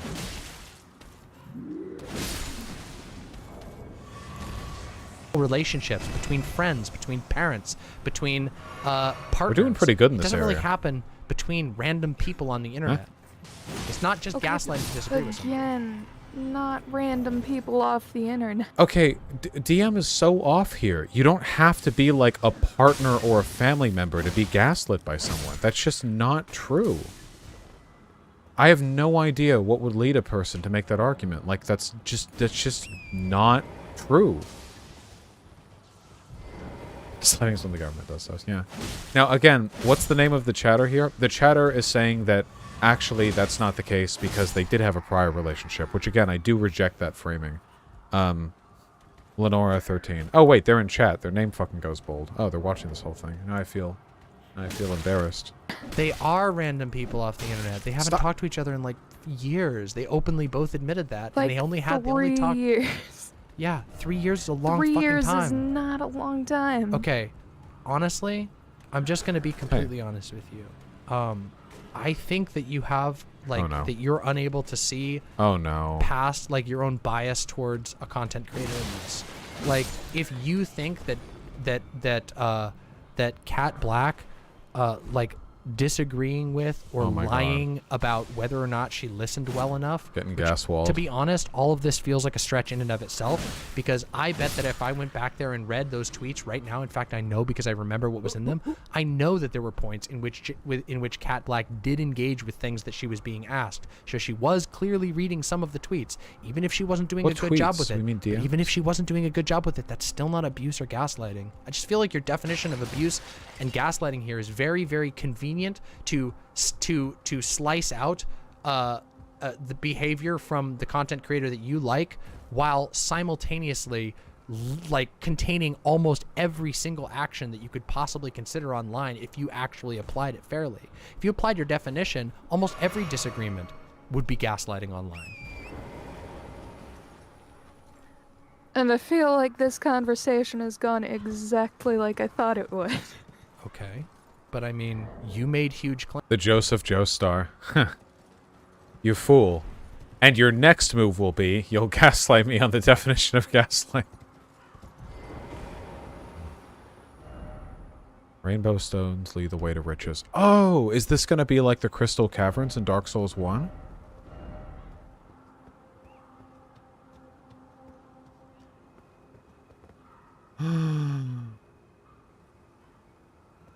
Hold on.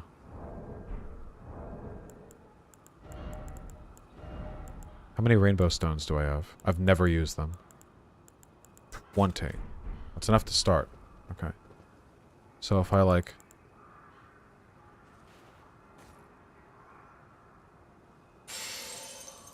Okay. Oh wait, there's another one right here. Oh, do we just go up that way? Okay, hold on. Claims and didn't back them up. And then I stated my feelings on the topic, Demon Mama. I generally prefer facts over feelings, believe it or not. Oh my god. That's cute. It is cute. Maybe But maybe cavalierly accusing me of doing abuse and sexual harassment Oh apologia my god. wasn't the best move. Especially when you didn't have any examples of it.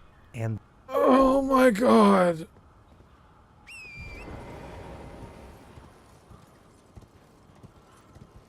I'm not that mean to you guys, am I?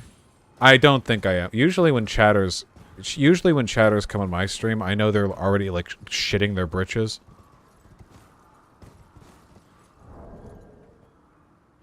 then also when Again, I said it would depend on us agreeing on the definition of abuse and sexual harassment. Did the sexual harassment thing even get discussed, or just the abuse thing? But yeah, because I think your definition would Is that also Patches? include things that are Patches! in the conversation that would be provable, but your way of Mistreating someone you have a personal relationship with. That's like not that's my wait, definition that of is, abuse. Wait, that's your okay. So that's your definition of abuse. Is Like, anytime You're gonna get me killed. Wait, doing I'm that. sorry. Chronically. How can Yeah. it be? How can it be chronic if they only talked Throughout for a a maximum conversation? of 3 hours? And then going on Twitter and Do you know what like, Vosh did on Twitter? unhingedly ranting about them and Oh, making wait, racist you mean- comments about their dick. Oh, you mean like Vosh also did? At the exact same. Did I make racist comments about Cat Black's dick at that time? Yes. Wow, that must have been one hell of a... I must have been quite upset. I don't remember that.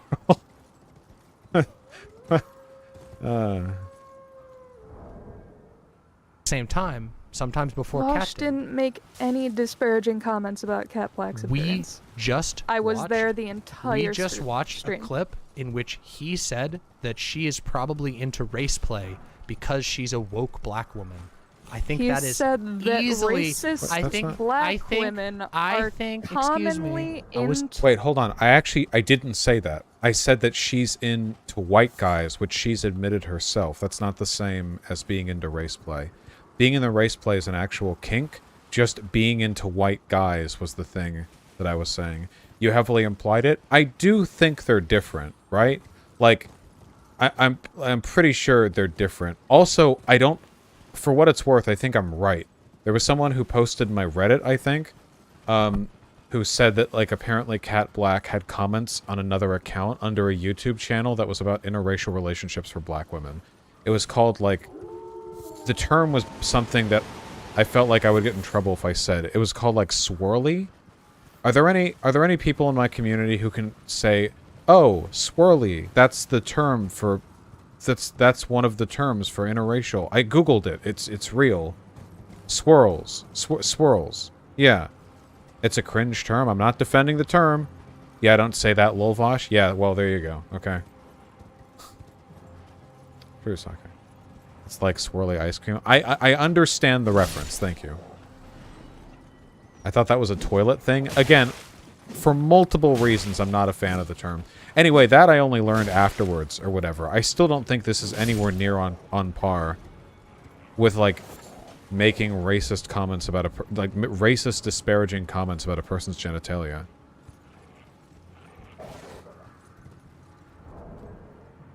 Talking, but thank you. You've been talking most of this time. Can I please It's my have a second? motherfucking show. Would you like to spend the rest of your time back in chat? Because we can do... Holy shit, I can't... Jesus Christ.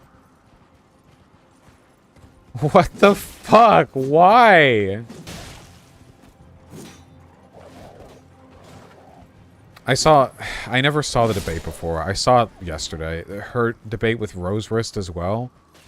She did the exact same thing too. She talked 90% of the time, and then when Rose Wrist tried to, like, interject more and ask, like, "Hey, can I talk more?" She was like, "Well, it's my show." Yeah. Do that too. If that's the conversation you want to have, then The okay, conversation I Demon want to have is one that's based in words having some sense of meaning and not going out the gate with accusations about me that aren't true. And then also when called on those rather large accusations, actually having things to back that up. That's the conversation I would like to have. But it's been you who's not been willing to engage in that type of conversation, to be completely honest. You've been talking I've most... gotten this level of condescension from abusive managers. Holy fuck. Okay, okay, it's funny because we're already talking about the term, but I hope nobody here would find it especially controversial for me to point out that, like, Demon Mama's engaging in heavily abusive behavior. She does it a lot. She's doing it here. It's a problem that she's had.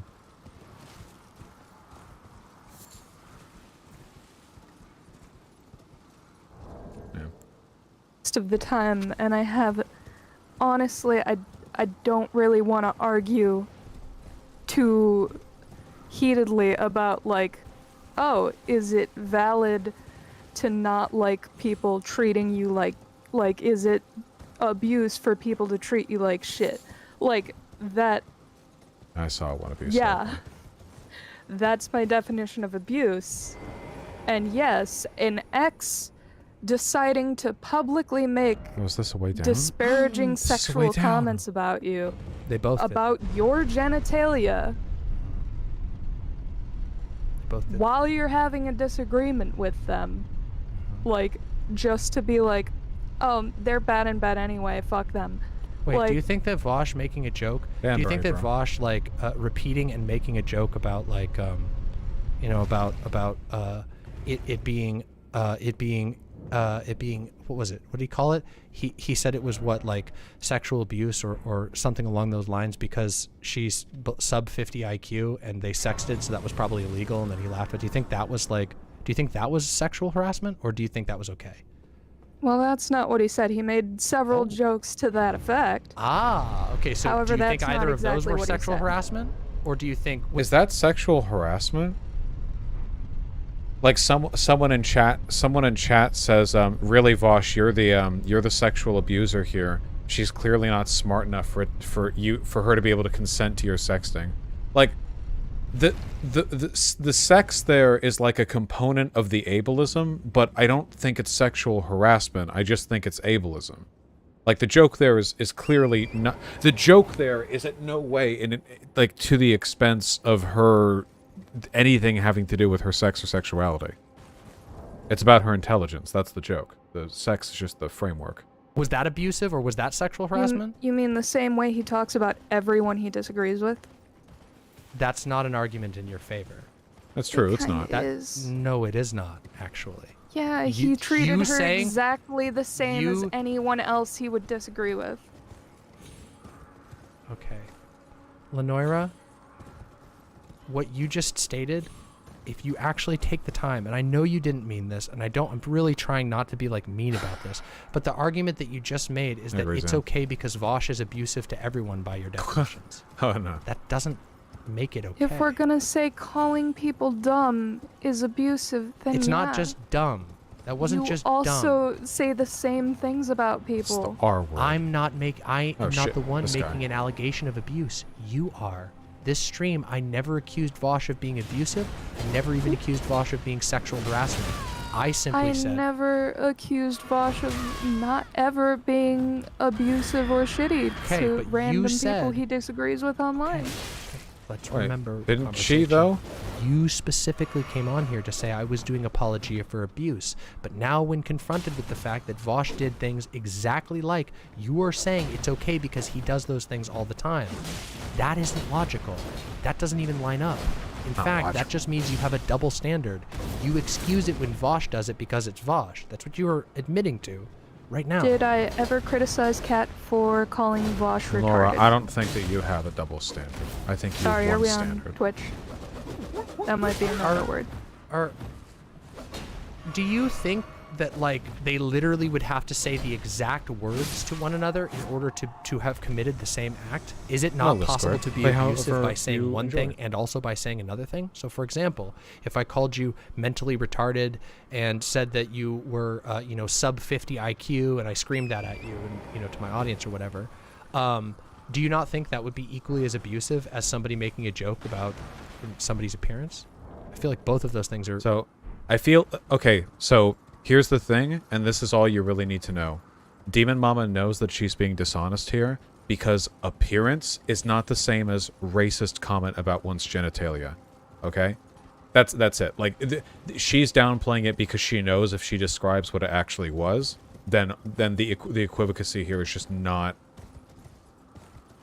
present. But yes, I do think that calling a person a retard and like shit talking their genitalia after having actually seen it and it being known that you've seen it, so you're speaking from well, Kat was lying, of course, my dick is lovely, but perceived to be speaking from the truth.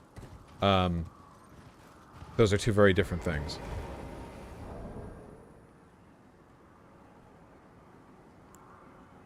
Equally abusive. I think, like, if we're going to use your definition of abusive, which is mistreating somebody that you know, aren't those both equally abusive? I'd say sexual harassment is generally worse than calling someone who is abusive to you in DMs retarded for their disagreements. Based in saying retard build. I don't think it was just for the disagreements, though. I think there was a lot more that went on there. I just feel like you're making And many, her many inability to engage in the arguments and actually have a conversation about the disagreement. Yeah, I'd say sexual harassment is much worse than that. Personally, that's just my opinion. I suppose So other sexual people harassment- might have other Wait, opinions.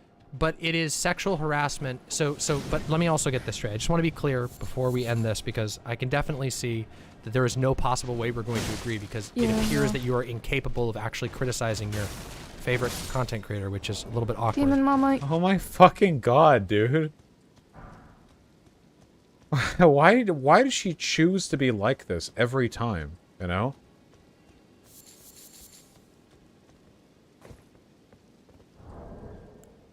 You're my favorite content creator. I That's why appreciate this that. is so upsetting. I really Really don't setting think you should herself be up this for that upset, as well. and I appreciate that I'm your favorite content creator, but what you are doing right now is a blatant and obvious double standard. You are excusing things that Vosh did that were equal to or worse than what was done by Cat Black. And guess what? Hold on. But wait, there's another part of this which you forgot, which is Cat Black deleted the tweet about the dick. Vosh did not delete the stream. Yeah, erasing Cat Black apologized the evidence for the joke. of your Vosh behavior does not make the behavior okay. She apologized for it. She publicly apologized for it. She made a tweet about it and said that was out of line. Yeah, and my Vosh mom didn't do that. apologized so many times about how she used to treat me. Okay, all right. You know that you're not being honest now. Surely. Come on. Really? Okay. Somebody apologizes and... Again, I have to say, Demon Mama is the last person on Earth who should criticize somebody for bringing up personal trauma as part of a broader argument. I swear to God. You all know why, don't you? This is Demon Mama is the literal last human being who should come out as the, yes, I think that invoking one's personal trauma as part of a oh no, I don't. It's the Doe argument with RGR. It's a whole thing. Should I get back with my abusive ex because they apologize? Look, there are so many. Oh my god, they're fucking unstoppable. Jesus Christ, they should be the tarnished Elden Lord. She defended RGR? No. DM defended Doe.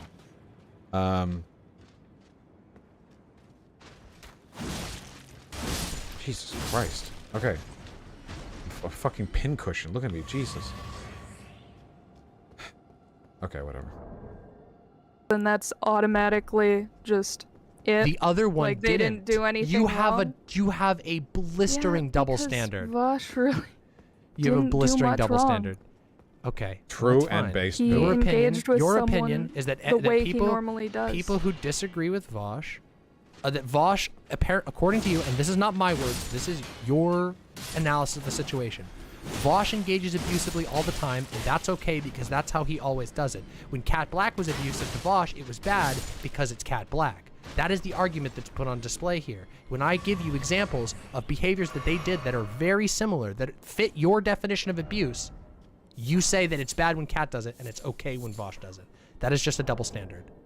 For what it's worth, I genuinely don't think that I'm abusive basically at all ever under any circumstances. I understand that I can be very harsh, and I understand that I can be very abrasive, and that I can be very mean, but I pride myself in proportioning that behavior to what other people have done to or with me. Like, I feel like, and you can look at plenty of examples of this, but I feel like even when people are engaging in bad behavior, I usually have to wait for them to tip over the line into being, like, horrible to me directly, and only after that do I feel like I have a right to be super abrasive towards them. Now, that does not mean that I don't make mistakes. I totally do. But as a general rule, I feel like I'm pretty good about that. I feel like generally I wait until I've been given, like, good reason. You know what I mean?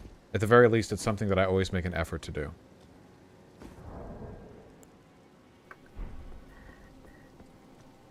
I feel like that's a really dishonest framing.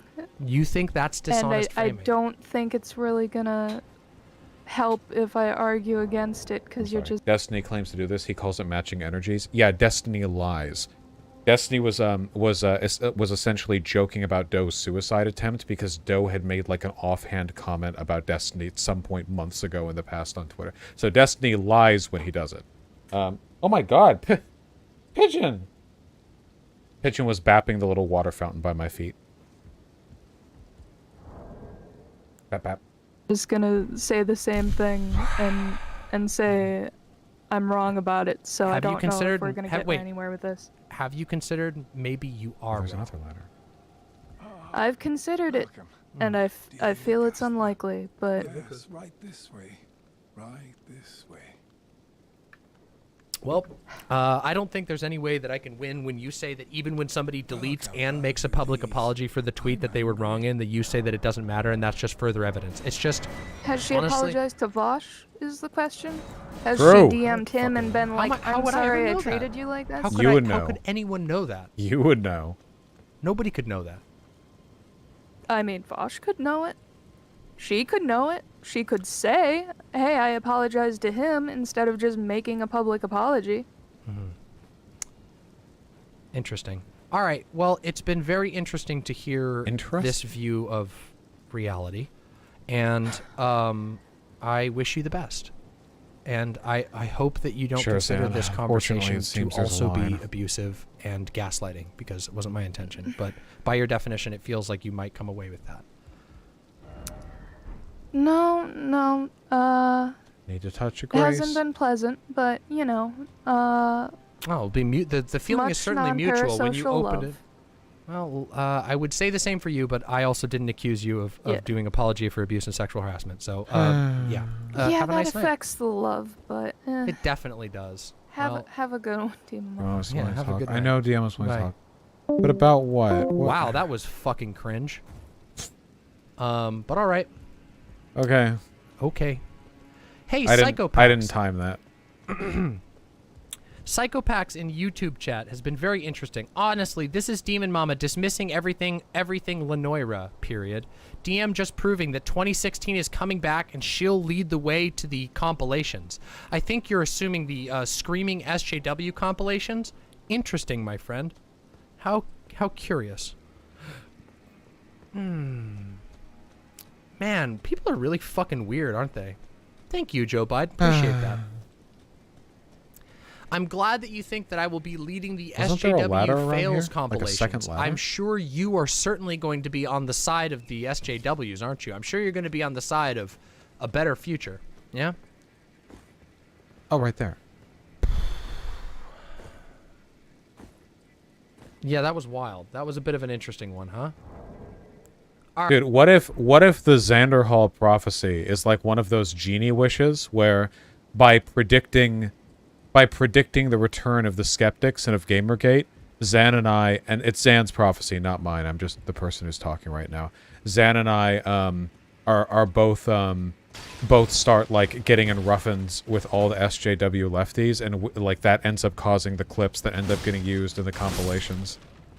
And then, like, Gamergate 2 starts, and it's like, Vosh epically owns his own lefties. Too cringe even for him. Part 3. You know? What? Oh, God. What fool's history makes of us all. Christ. Yeah, Genie, wish you're not specific enough with. I don't want this. No. Yeah, after a lot of suffering, Zan. Yeah, the monkey's paw curls.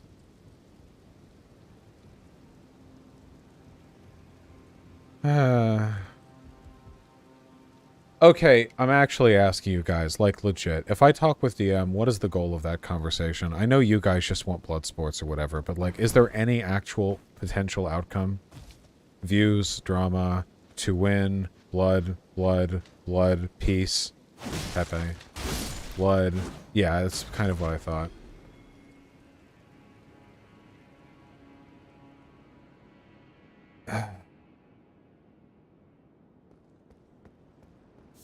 Call her a Gothics clone? What the fuck does that even mean? What the fuck does that... Okay. Alright, you guys are hyped up right now, okay? You're all... Oh, shit! These fucking guys, dude. She's still up to talk if you so wish. You know, I really do try to avoid just creating drama. This is me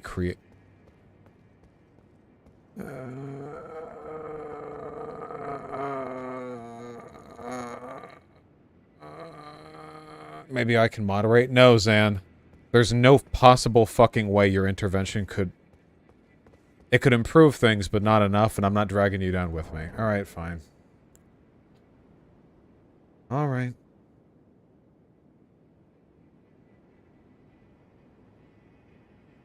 Dun dun dun dun dun dun dun dun. Let chat moderate? Don't, please. Uh-oh, Posadas John. No, your new post. Hold on.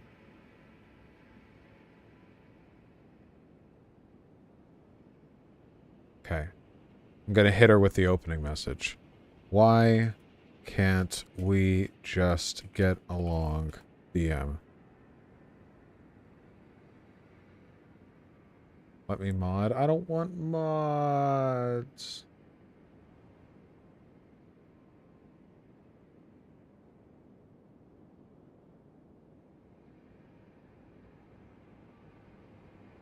Fuck, I have to pee again. I'll make sure y'all are nice. Merrick, me? Mean? Come on. Wait, let me pee.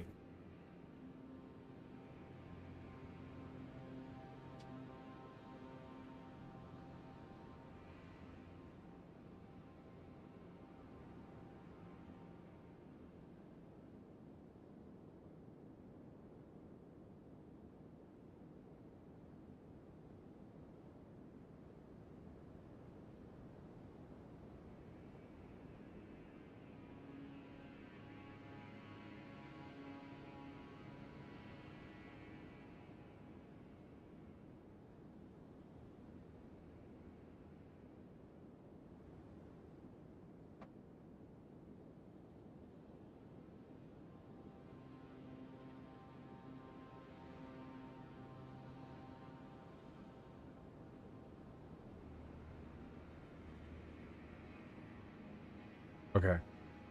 Sorry, I realized that I didn't close the toilet lid, and I had a flashback to that time that Pigeon jumped into the toilet because the toilet lid was up, and she was assumed that she could just jump up on top of the toilet seat, like on top of the toilet lid.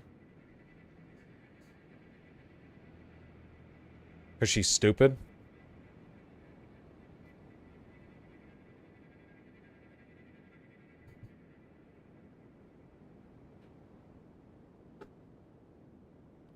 Wait, Vosh, did she go in? Pigeon? She scampered her way out.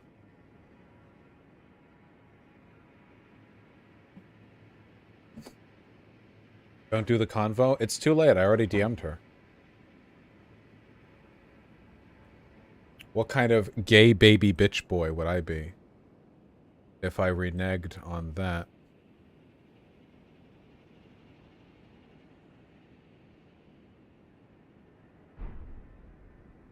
All right.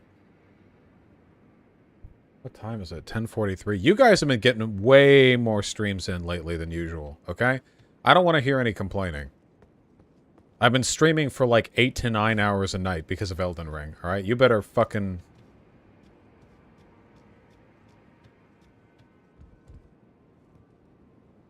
Hit play on her stream, you paused it at a really crazy point, you missed a crazy take. Oh god. What?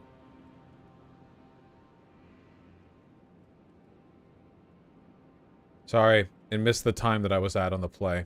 I had already closed the window.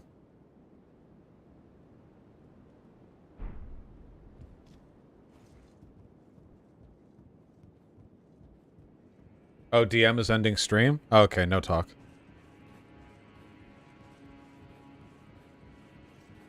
Probably for the best. Okay, here we go.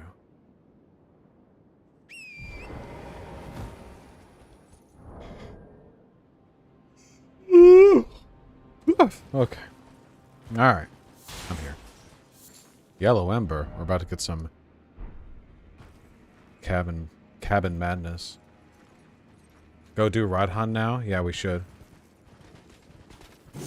Yeah, what was the take that I ended on that was supposedly crazy? Okay.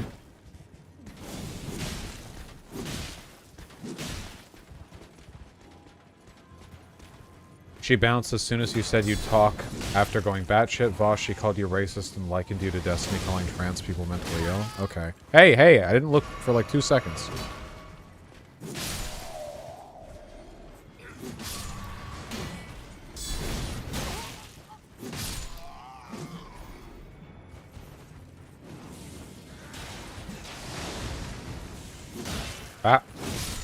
I'm sure the DGGers who watch for the drama find it enormously amusing to see Destiny's name invoked as some kind of metric unit for, like, immorality. I'm getting you. I'm getting you. I'm getting you. I'm getting you. I'm getting you.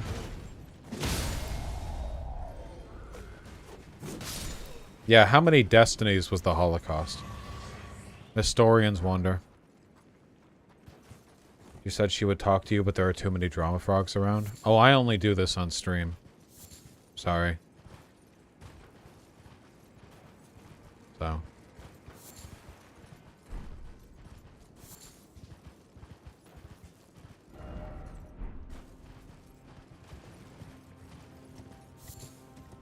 The stuff with Cat Black was the rare, very, very, very rare time that I try to avoid drama by settling stuff personally. But in this case, the drama's already present, so. A talk may be good on Wednesday. Okay, yeah, that's fine. I'm here. I'm streaming. Whatever. No big. Do you guys remember Deborah So? She went on Joe Rogan's,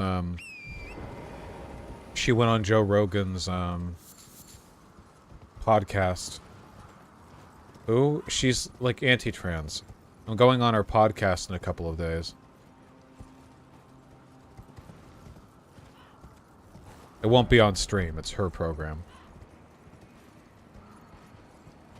I mean, they're egging shit on between you two? Well, yeah, that's how it is. Oh, God. Hello. Oh, sure. Hi. Hi. Hi.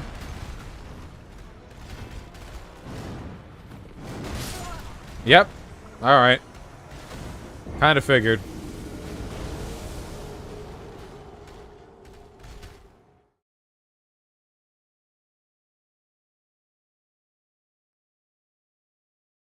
To be fair, most of Demon Mama's chat was telling her not to talk to you tonight. I wouldn't talk to me either. You gonna spend runes or what? What, like a bitch? What, like a cheater?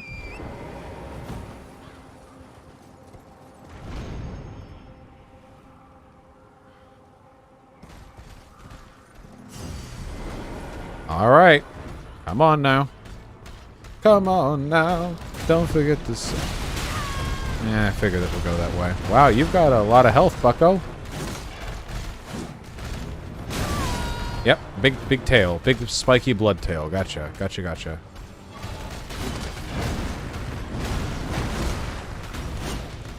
That is a lot of health.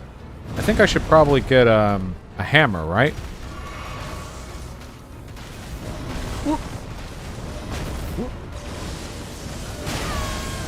Alright. Alright, you goob.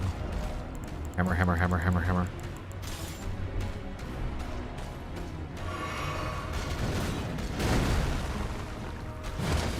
Nope, it's worse. It's worse. Not hammer, not hammer, not hammer. Not hammer. Don't hit me. Don't hit me. I overshot. I overshot. Where is it? Is it this one? No, it's this one. How did you miss me all those times? What the fuck?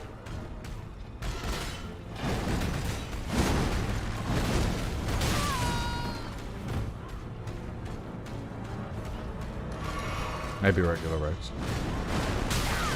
Okay, fine. Be well, Posadas. Never mind. Okay. No pausing here, Quality.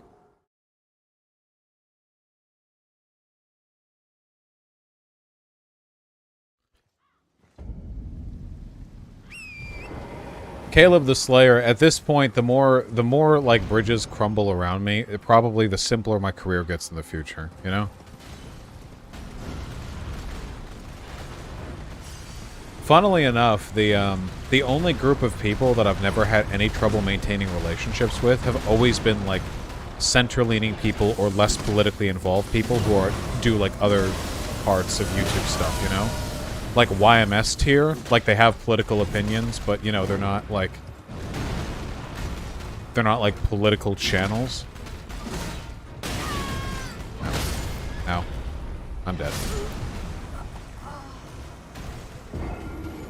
I don't think bridge burning's great for the online left. Dude, that's their fault.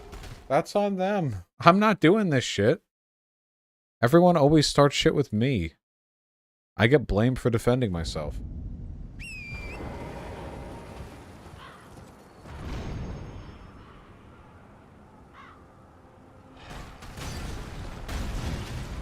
Where?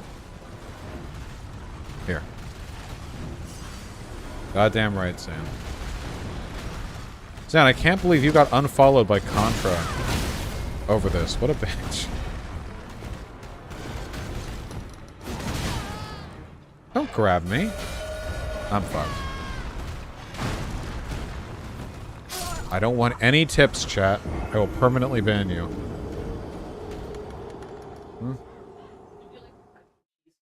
Try some cheese curds. Sure. Is that whole bowl for me? If you want them. Really? You don't like them? No, Riley. That was like half the amount. You don't like them? Yeah, I'll have cheese curds. I can try it. Okay, that was just bread. Oh no, that's another one.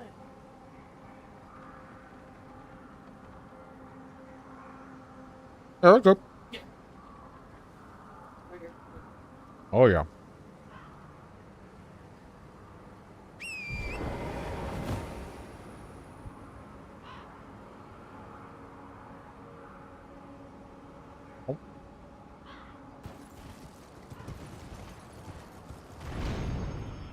Wow.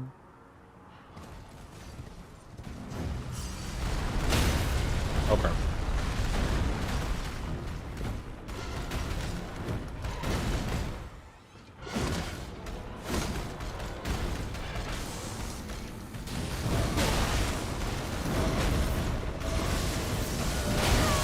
Wow.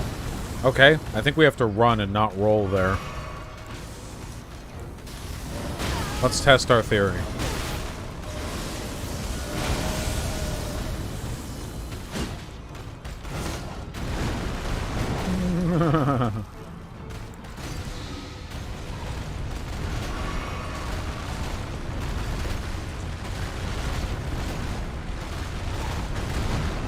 Ándale.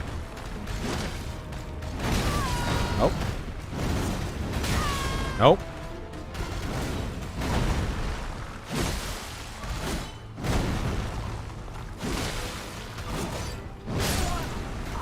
Alright, this is gonna be a rough one. Good.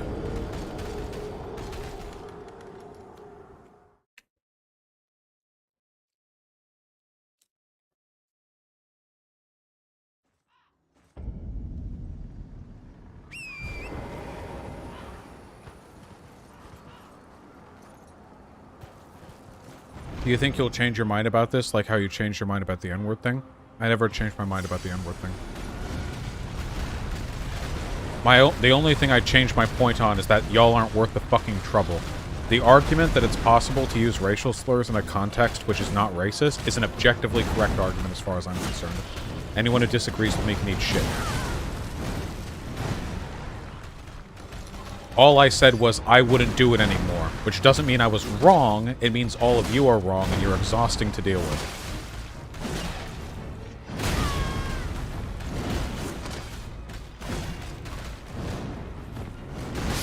Oh, I thought I was gonna roll from that position forward. Christ.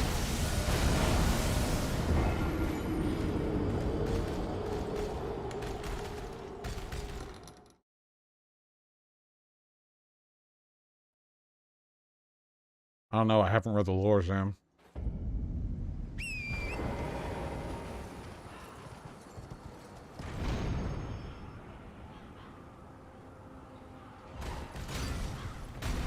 Nope. Damn it.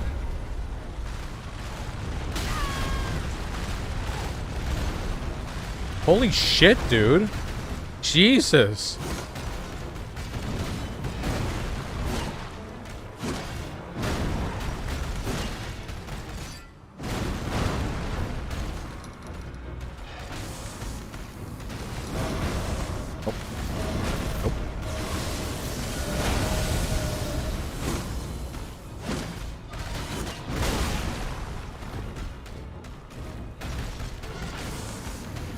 Oh boy, I need to heal. Oh! I must have curved too much in the run.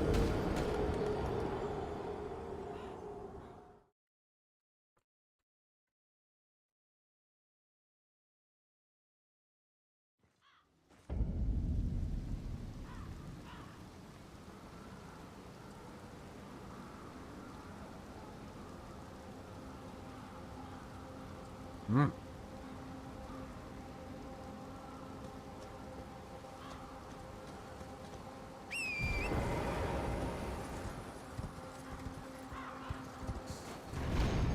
Wah!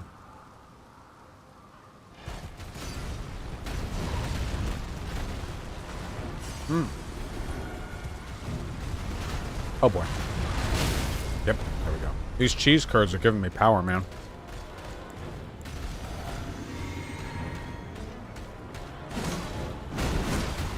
How did that not hit me? That hit me.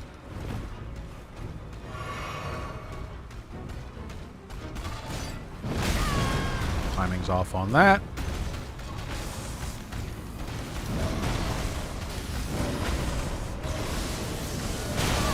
Okay. Alright, I get it. You run and you roll at the last second there. I get it. These timings. Roll at the end. Don't give me any hints.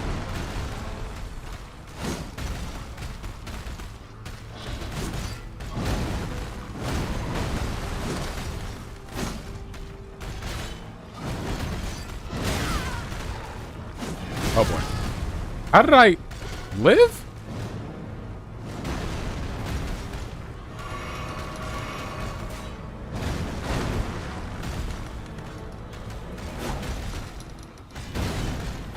Okay. Multiple chittering before that attack is just one.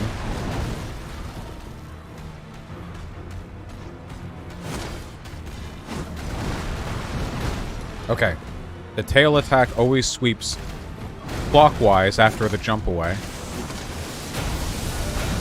Ooh.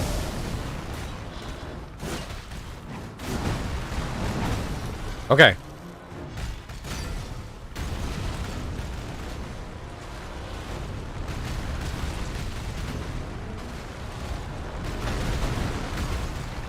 Okay. Oh, yo. Okay.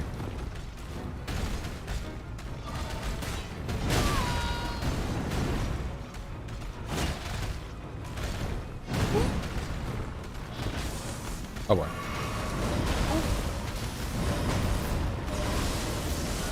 Woo-hoo! Woo-hoo! God! This guy is, Ow.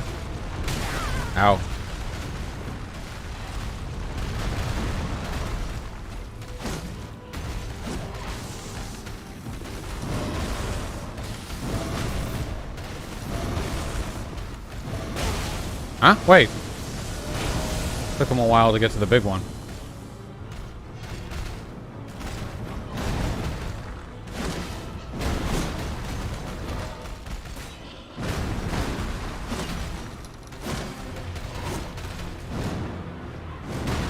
Okay. Okay.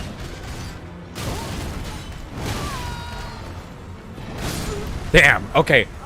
We can do this.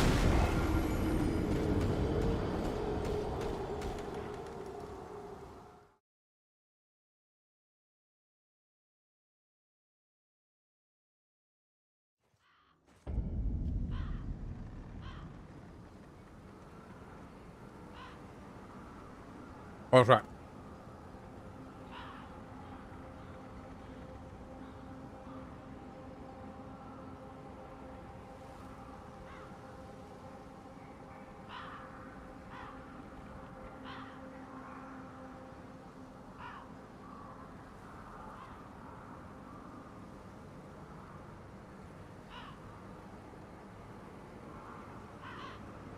Alright. Bum. Ah.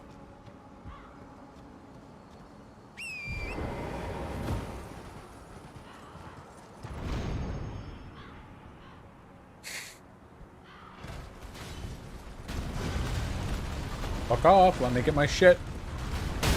Ow. Ow.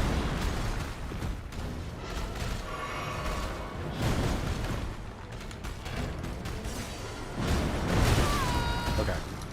The one chomp means that he's about to headbutt the ground and spray rocks.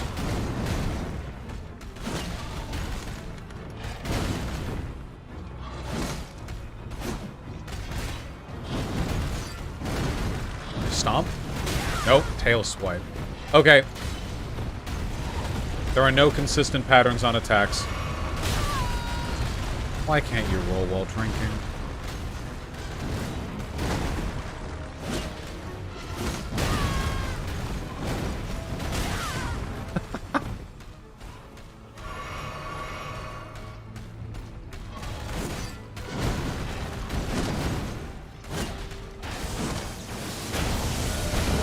Oh, okay.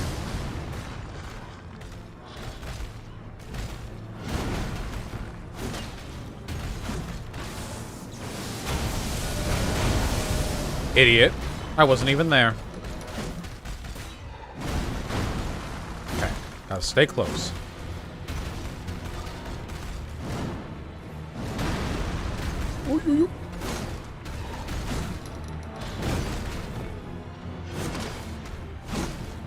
Okay, we're definitely getting a feel.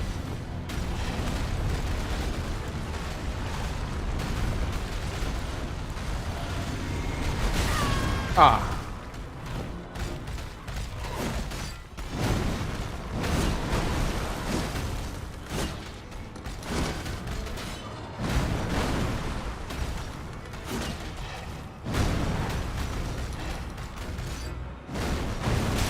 Ah, right, one chomp.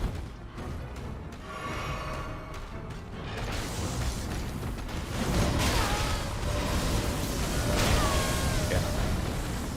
Still satisfied with hitboxes? Yeah. The vibes are fine. Damn! Okay, we totally got this. We totally got this.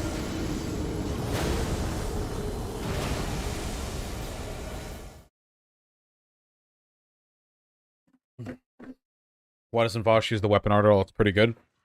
This fight gives me little room to exploit it. Also, this boss probably takes an enormous amount of stagger damage to stagger, so I'm just focusing on moving quickly.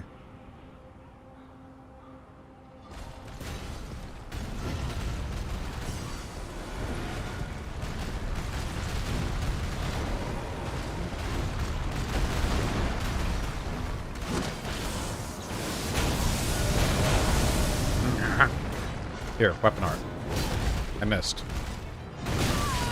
You got me killed, thanks.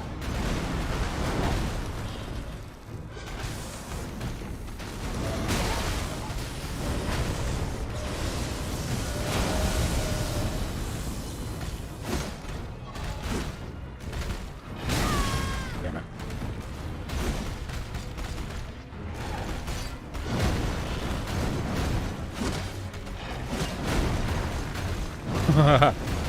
Ooh.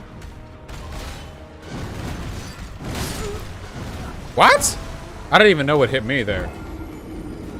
Jesus.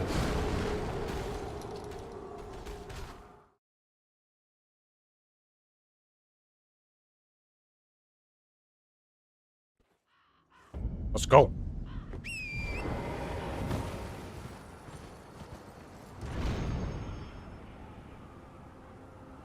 I'm losing to a bird.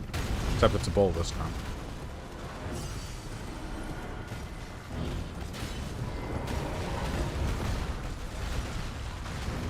Come on. Whew. Arriba.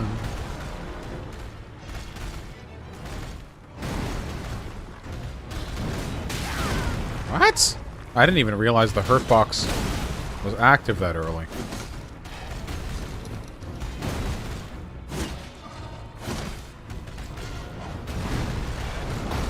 Okay. When they jump back like that, the attack is actually of no threat to you.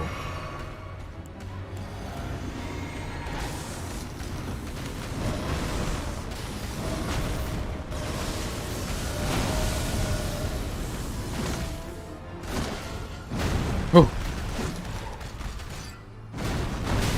Ah!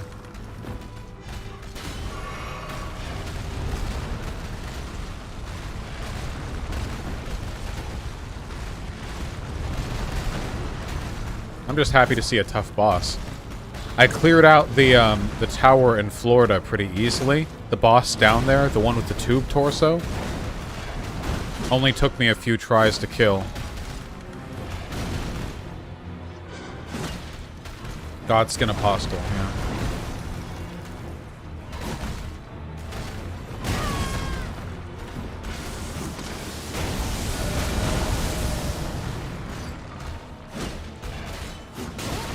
Pretty good hit.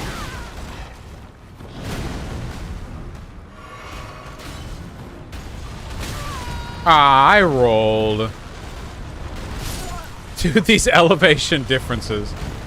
Oh, God.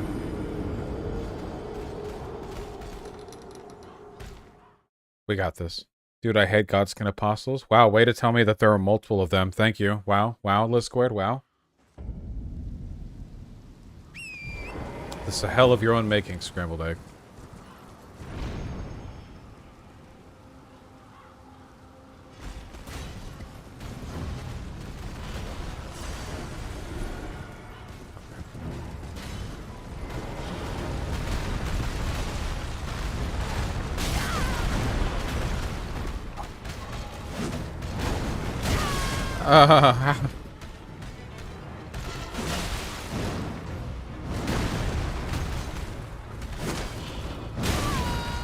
Jesus Christ. I should really be going for the head. I do double damage there. It's just...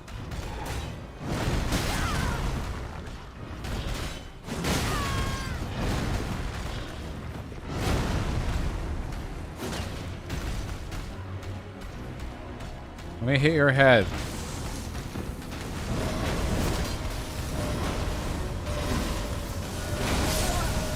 I deserve that. Maybe it would work if I was at a higher elevation and I did like jump heavy attacks. I'll do it when I can, I guess. That's some goofy camera shit. It was my choice to stay locked on.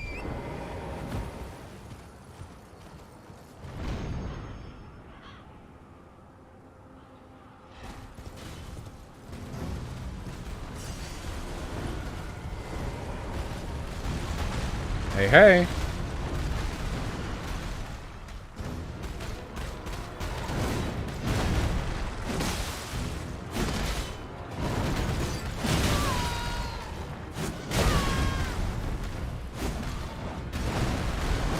Ooh.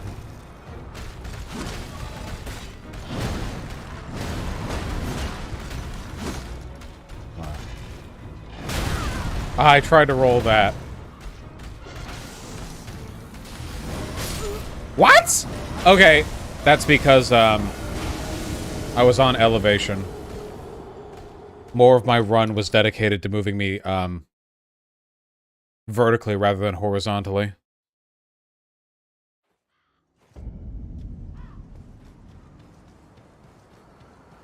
Maybe we should focus on another boss. Man, I really wanted to get that damn map.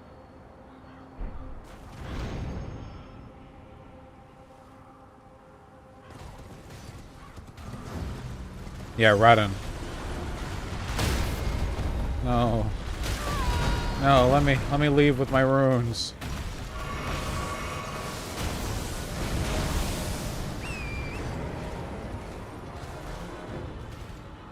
This isn't any better. I didn't realize there was a ladder there, and I just assumed that the ladder would be right next to... Yeah. At least the runes will be in an easier place. Yeah, there's the fucking ladder.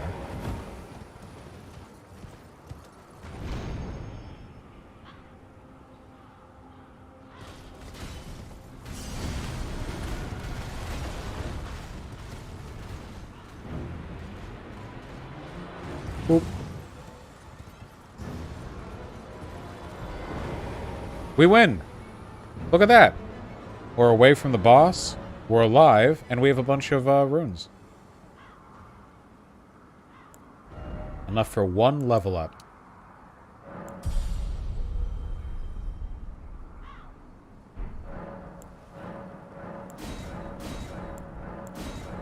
Damn.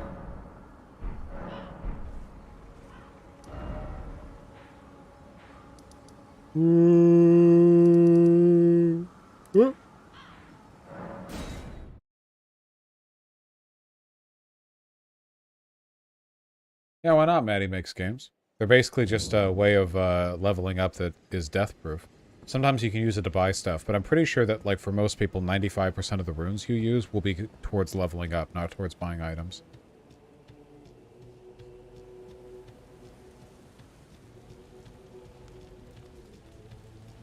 I am a champion. Champions, welcome. The stars of alignment. I am a champion. The festival is nigh. General Radahn, mightiest demigod of the Shattering, awaits you. Champions, prepare for battle. Defeat the general, claim glory, and grab that great rune. Have I done this boss already? No. And I'm not looking at chat either, because I know that no matter what I say, you fucks have no self-control. Let me get rid of this, Well, is that Halo? Is that Master Halo Chief music? Oh. Oh.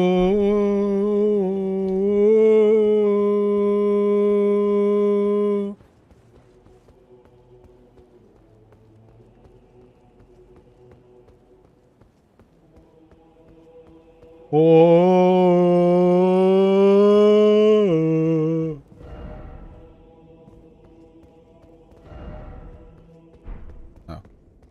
Another way. Plan on watching the new Halo? Absolutely not.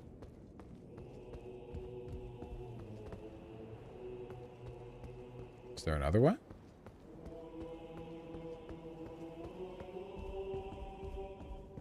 You gotta talk to the clown? Oh. I should ban all of you. But that's not really a spoiler, is it? Are you good and prepared, young chum? Uh-huh. The festival begins.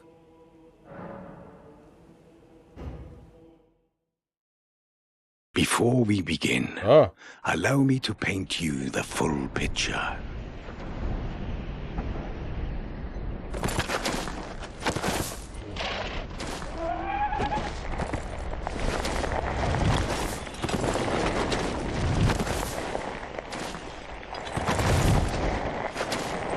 General Radahn is cursed ever to wander.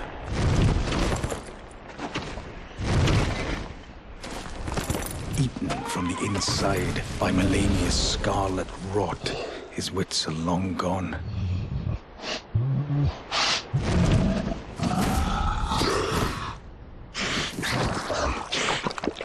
Now he gathers the corpses of former friends and foes alike, gorging on them like a dog.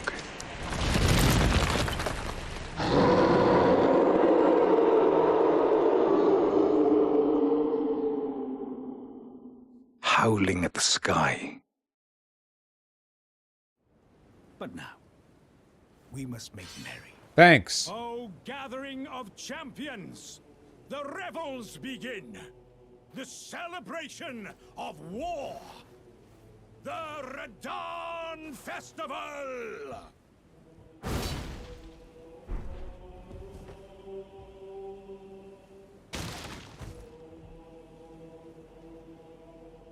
Uh-huh.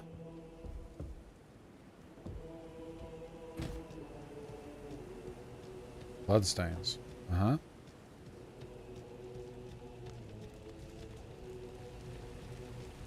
Into the fray together, eh? Let's see what you're made of.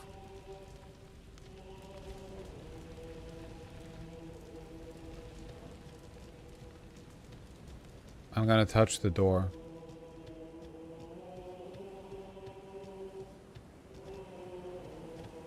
No, I'm not.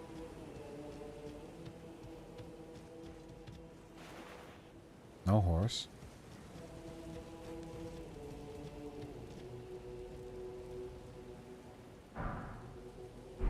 Okay.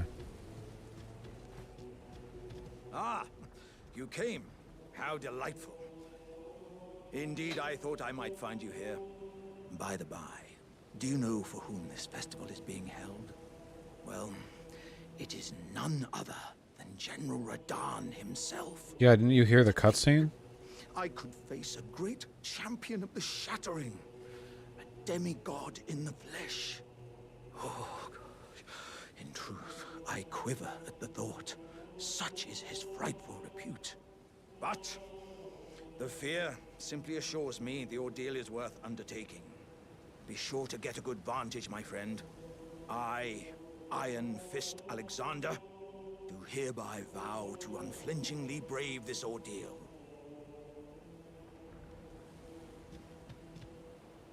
Okay. Oh.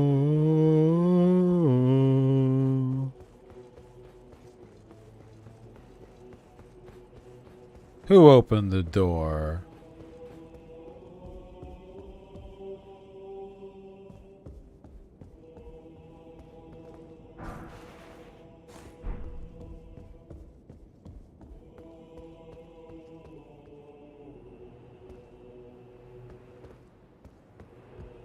Ah.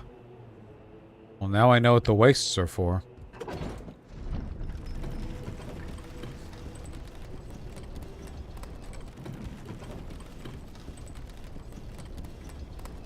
Now let me see.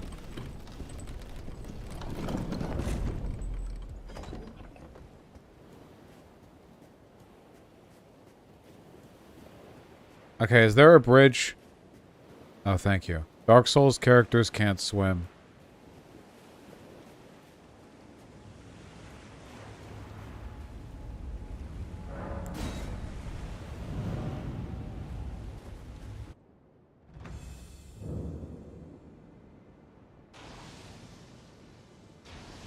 Hey, did you see me?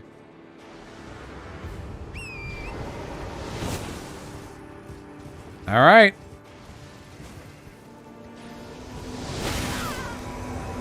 Oh, wait, I don't want friends. Oh, God. You know what? Fuck it. We'll do a Soul Level 1 playthrough in the future. Get in here.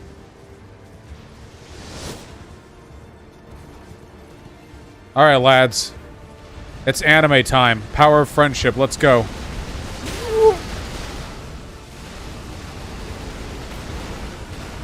Oh.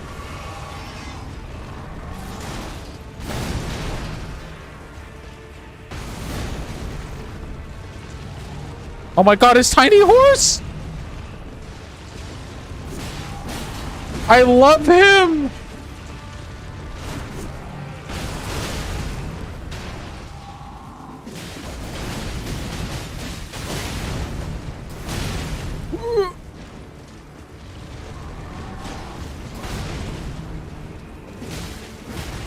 I love his tiny horse so much.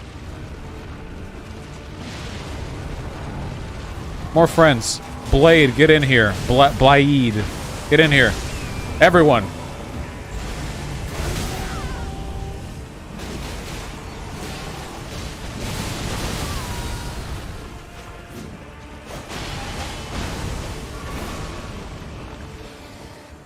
Oh, rip Okina.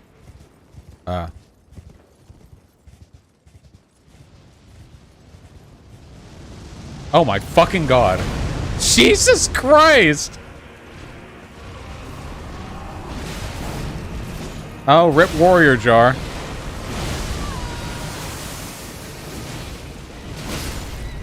Ah, rip my horse. He's like fucking Thanos. Jesus Christ. This is just like an endgame.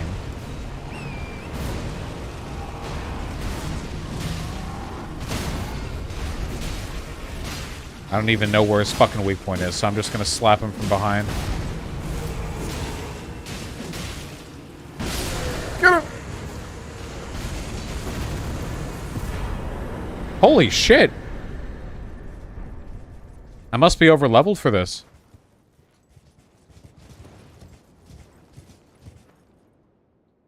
They made the boss easier. I did hear people saying that he had been nerfed before. Wait, should I do that again? I lost my friends. Wait, I could have done that without friends. No, those are my friends. They're dead now.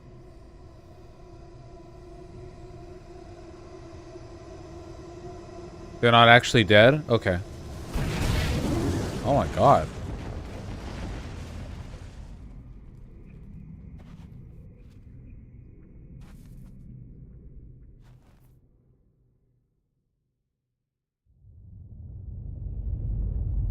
I loved him and his tiny horse.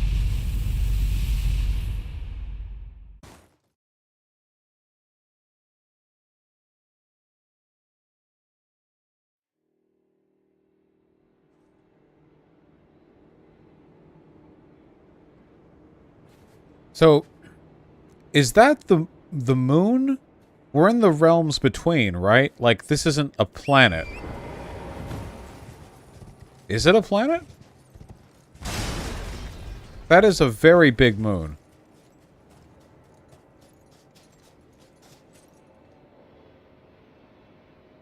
I don't trust it.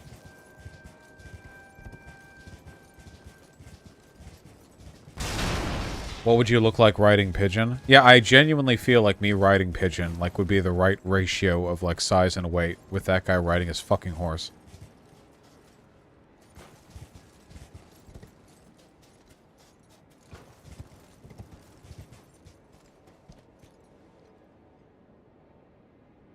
Does the tree look different?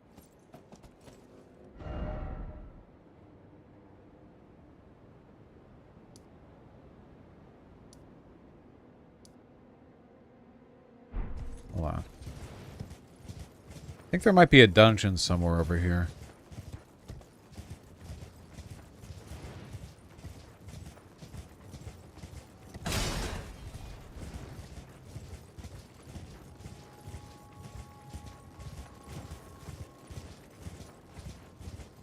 It's sad he was nerfed so bad.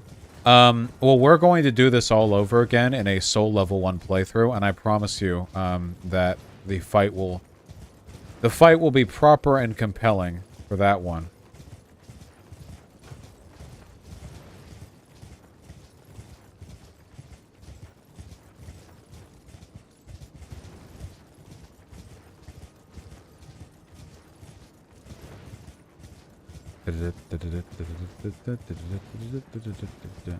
You're greatly over-leveled, though. I think he's tuned for level 50 to 60 pre-nerf.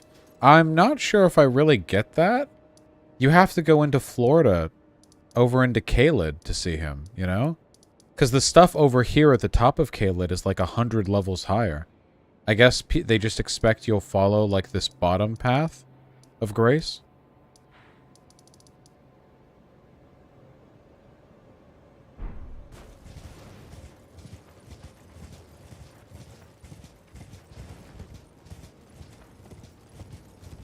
Northern Caelid is much harder. We've cleared Northern Caelid as well. Want info in the Caelid Tower now? I never want info. I never, ever, ever want info.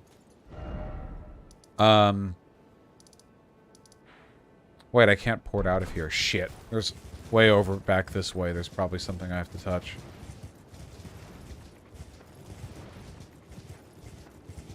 I'm tired. I might call it here after reading some donos.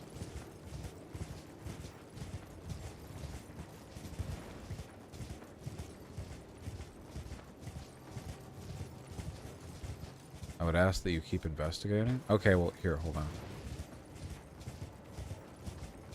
Also, I think I have to do a morning stream tomorrow. I think that I scheduled something for that like weeks ago when I didn't realize that my sleep schedule would be so bad that I fall asleep at like 8 a.m. every night.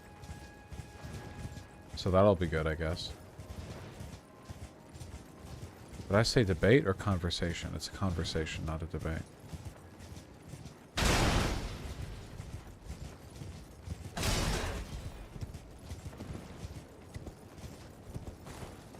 Where the fuck?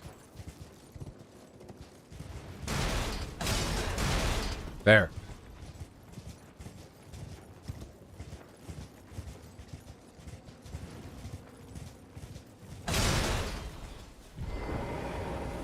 Blood. Ah, good. I was waiting for you.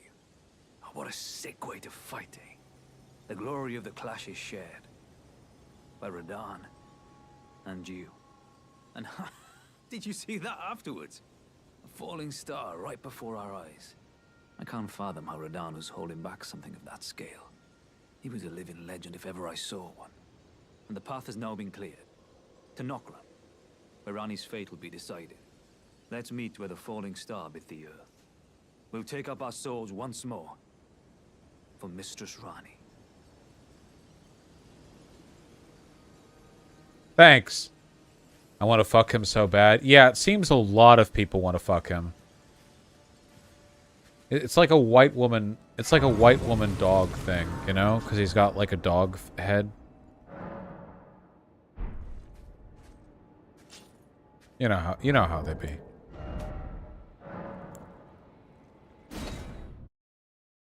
Ooh, sorry. I'm like really tired all of a sudden. Ugh, it must be all the drama. Hold on. Hillbilly Lives Matter with the $10. Where do I have to go to debate? Send me an email, but no promises. Albon Tom Torres, thanks for the tier 1 sub. Much appreciated. Satanic Cabal, thank you for the gifted tier 1 sub. Sake with the 2 gifted tier 1 subs, thank you. Andre Biche and Captain Gwendolyn, thank you for the $5 both. You liked the Jujutsu Kaisen movie, huh? Let's keep that in mind. Quitting the game, quitting the game. There we go. Rise up, y'all. Thank you for the very kind $20. I really, really appreciate that. I heard about this and they did a bad thing, but you can't be listening to this. These are MKN gamers. I have no fucking clue what you're talking about. And with the $10, thank you very much. I appreciate that. Scrambled Egg, thanks to the tier 4 sub. Appreciate that. Vontix, thank you for the $5. Yes, people keep saying The Expanse is a really good watch, and I do want to watch it. King Jar Jerk, RJ Mac Daddy, and Buddha with a Gun, thank you for the tier 1 subs. Decoy Tricks and Lorekeeper 17, thank you for the tier 2 subs. Really appreciate that. Carson Harvey with the $2. Ziggy Zack with the $5. Robot Jesus 420 with the tier 1 sub. Sake Tanuki with the 12 gifted tier 1 subs. Broken into 3 different donos. Vosh remains the true anti-bigotry of low expectations leftist. No person is too marginalized to be capable of not even attempting to understand arguments. 100% agreed. Yeah, 100%. It's very frustrating that a lot of people seem to think like the standard should be lower. Like, you know, like, I don't know. It's just weird. I don't get it. Very true.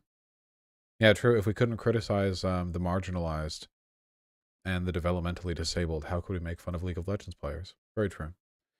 Cunty Cat with the two $10 donations. I really appreciate that. Was having Tinder sex the other night when they refused to finish me off unless I agreed NATO should return to its 1991 borders. They're goddamn skanky tankies.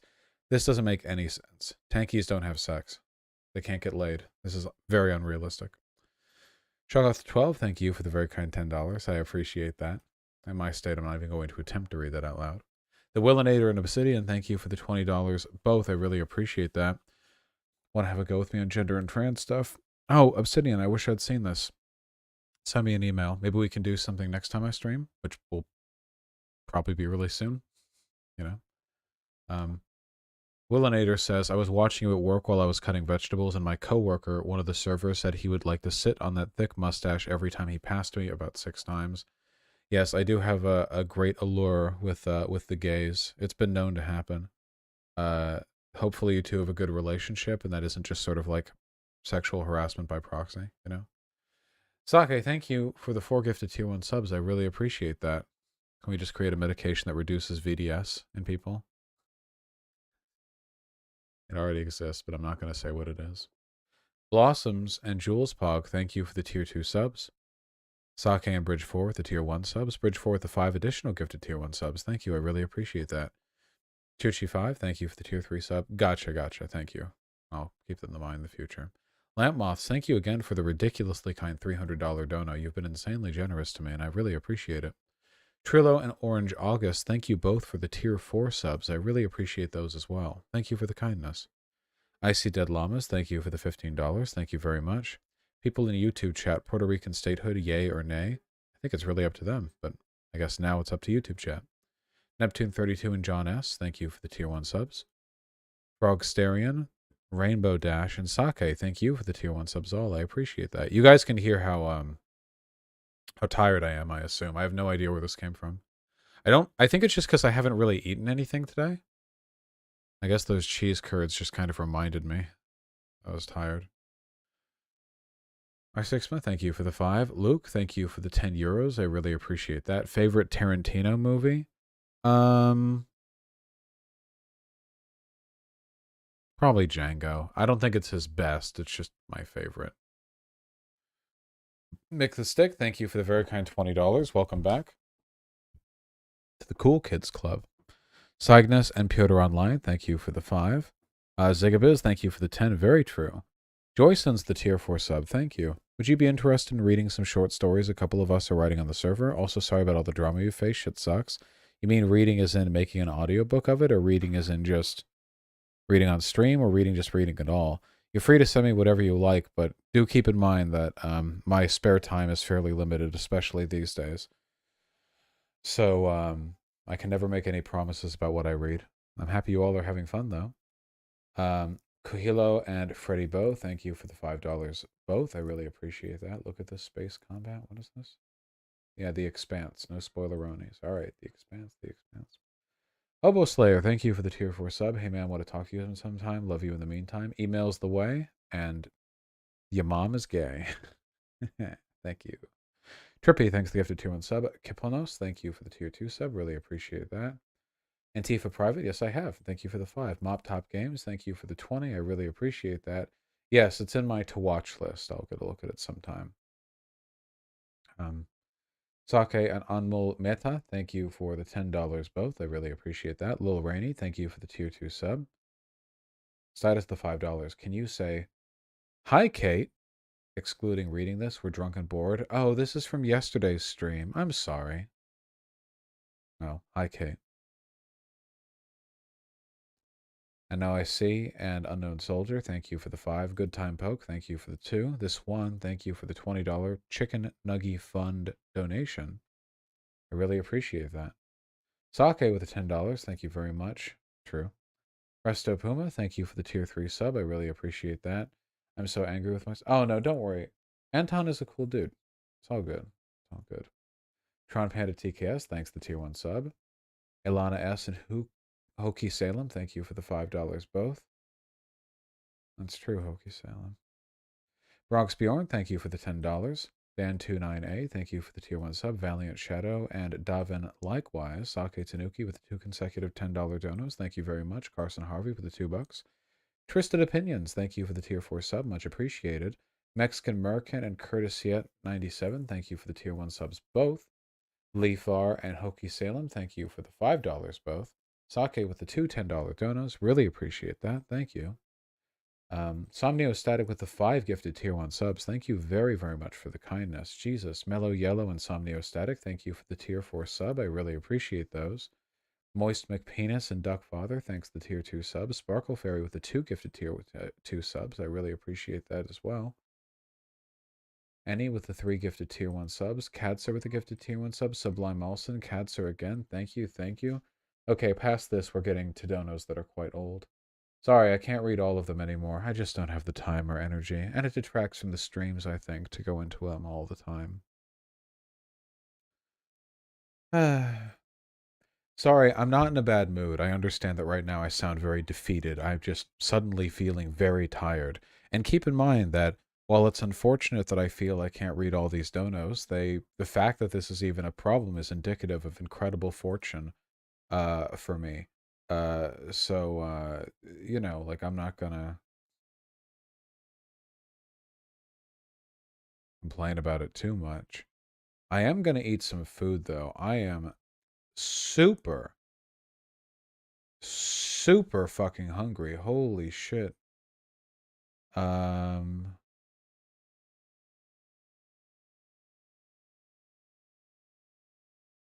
What is my subreddit up to? I feel like I haven't checked my subreddit in a little while. What do you guys got? Let me see. Let me see.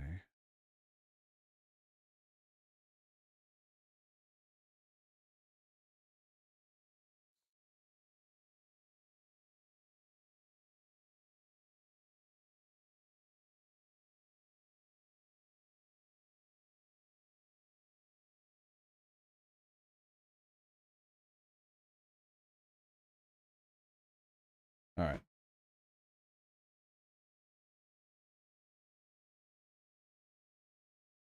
There we go. Ah, yes, this is why I don't pay too much attention to people who say that if I only reined in the optics, people wouldn't dislike me so much. Do you think Vosh's death would affect the world positively? Yeah, this is the environment in which I work, unfortunately. Admittedly from a hate subreddit, but still. Oh, sweet, Lois. A schizo sub. Right. Not obsessed. Oh, is this the full?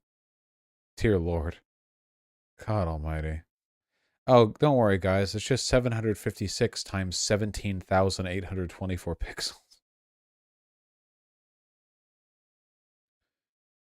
Great example. My argument. Candace Owens, a black woman who knows what it's like to be a black woman more than a white man would. Their translation of my argument. Candace Owens is a person we should listen to, and I sympathize with her because she's black. It's interesting because if I were to misrepresent the arguments of the white men whom they constantly scream context and nuance or watch the stream about, they never stop whining. I'm expected to defend an argument I never made. It's not hard to imagine what that is. What?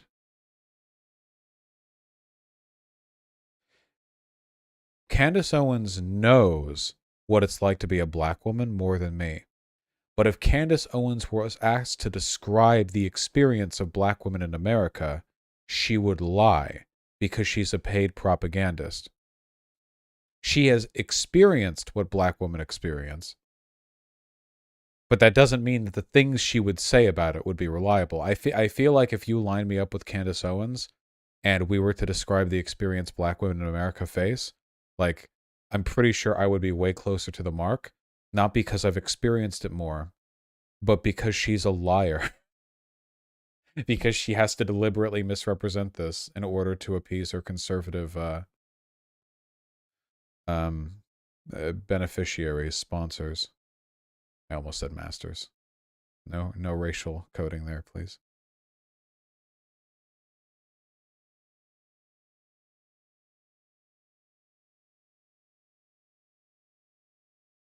Nice meme.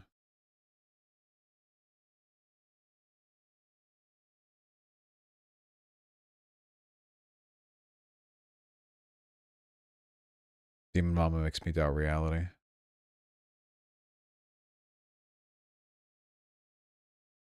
Well.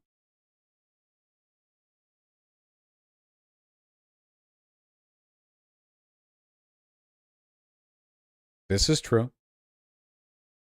FD Signifier does have good takes when not talking about the V guys. Well, that's... I'm glad. This is absolutely true. People in every lefty subreddit getting banned for liking me.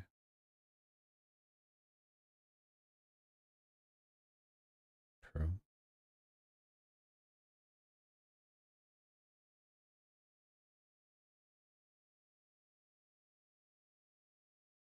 Well, you know, I know we didn't get any blood sports out of it, but I feel like we've had enough of that lately. I feel like in terms of just like the fun, you know, like the engagement, I feel like these debates were pretty nice. Wonder if we'll get to talk to that Swarf from the server in the future. I was really impressed. I got a really positive impression of the culture in that server, you know? The politics Discord server, just the politics Discord server, is a festering hellhole. even though I'm on good terms with Doobie, who leads the server. I was expecting the Political Compass server to also be a hellhole, but it wasn't actually. The people who were spamming in the chat, which I had up, I don't know if any of you decided to go in there and look, but the people who were spamming in there, for the most part, it was just like, they just seemed like excitable dipshits, but like in a loving way. I mean, like they're like whenever I'd make a point, they'd be like, "Oh, he's getting you, you know, like that." And it didn't seem like the horrible, bitter, you know, crypto Nazi, whatever. So that's nice. So exactly like VGG, I love them. Everything else here is cool.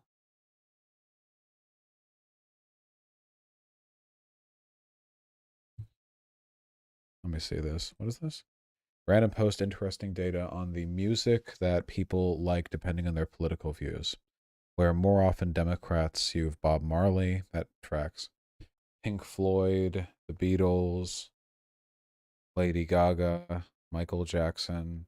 So hippies, women, and people of color. Bruce Springsteen, Eminem. Okay, yeah, all right. Eric Clapton, Queen, U2. I don't think that's a win for us. Rolling Stones. And then over on conservative, Leonard Skinnard. Okay.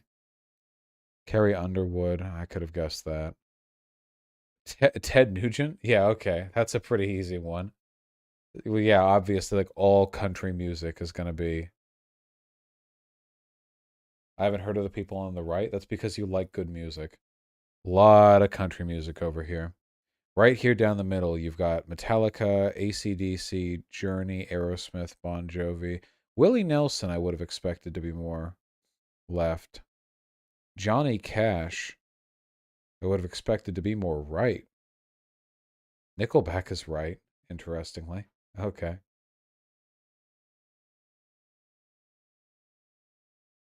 I wish it didn't say like more often. I wish it just said like the percentages. Does this mean like 60/40 or does this mean like 80/20, you know?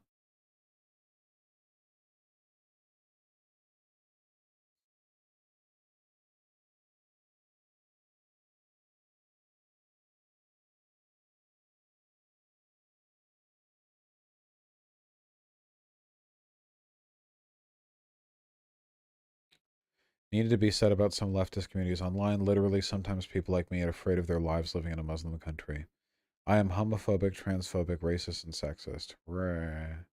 I am Muslim, but my religion is homophobic, transphobic, racist, and sexist. But if you call me out, you will be Islamophobic. Okay. This is a bit loaded, I think.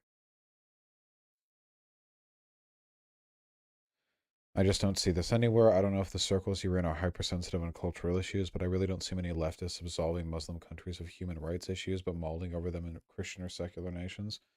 Yeah, I'm sure it's a problem that exists a little bit, but for the most part, I feel like the discourse that I see from leftists on, you know, like far right theocratic Muslim countries or whatever is usually, I mean, this is a pretty easy line to walk, right? Like this is a pretty easy like thread to weave. Just I don't think there's anything inherently wrong about, you know, these people or this group or whatever, but it's undeniable that, you know, this religion is enforced in ways which are oppressive here in this, you know?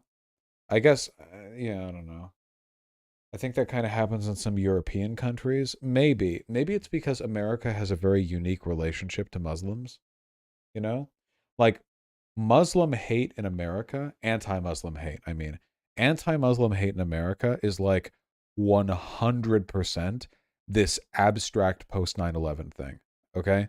Like there are millions of Muslims in America, but I don't think the average person feels like it, you know? Like the experience and the impressions that people have with Muslims in America comes from media consumption, the Iraq and Afghanistan war, you know, stuff like that.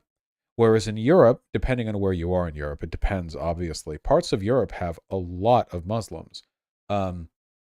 Obviously, now with the migrant crisis as well, you know, like a couple of, you know, like 5 years ago or whatever, even more of them. I feel Europe tends to think, I'm just being so broad here because there are some European countries that are literally like practically Muslim majority. And then, you know, there are, yeah. Anyway, I just think there's a different relationship there. The Muslims that are in America, for the most part, are very, very, very, very liberalized. I'm pretty sure, in fact, that Muslims in America are, on average, more liberal, like, in terms of, like, their views on gay marriage and crap like that. More progressive, yeah, than, like, Christians are, you know? Which is pretty impressive, because if you take a look at, like, averages the world around, Muslims on average would be more reactionary for a variety of socioeconomic reasons that I don't think are inherently because of religion, but you know, but yeah, I don't know.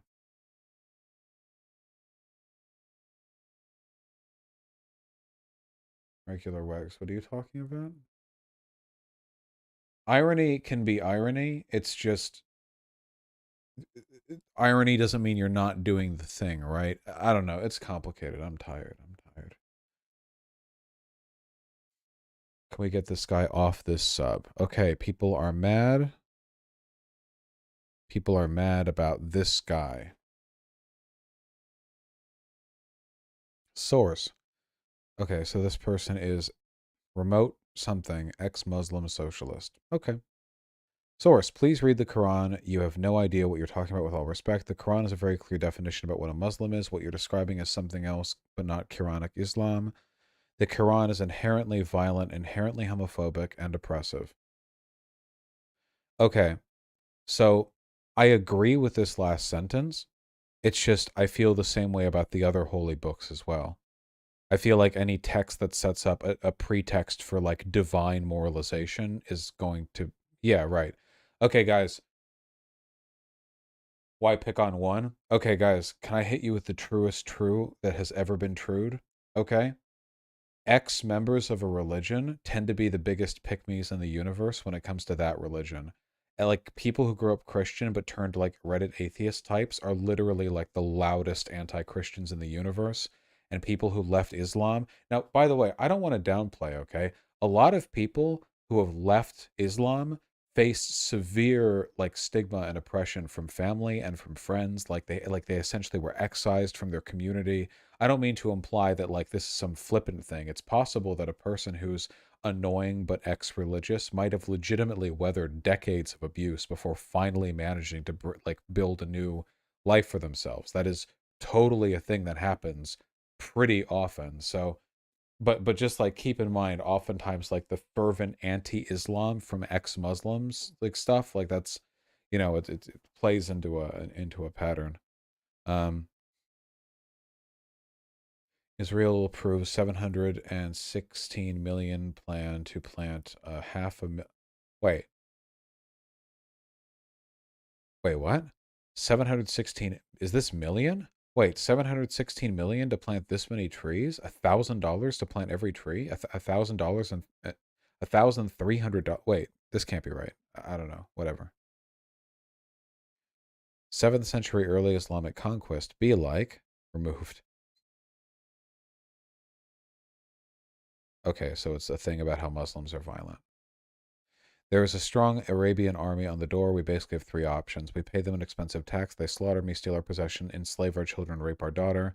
We convert to a new merciful and rightful religion. Okay, yes. Muslims are violent. Is that supposed to be like the ISIS flag out there? Or are there, like, other historical Arab flags that look like that? Is it just like... Is it just like ISIS? Yeah, in like 600 AD. Okay.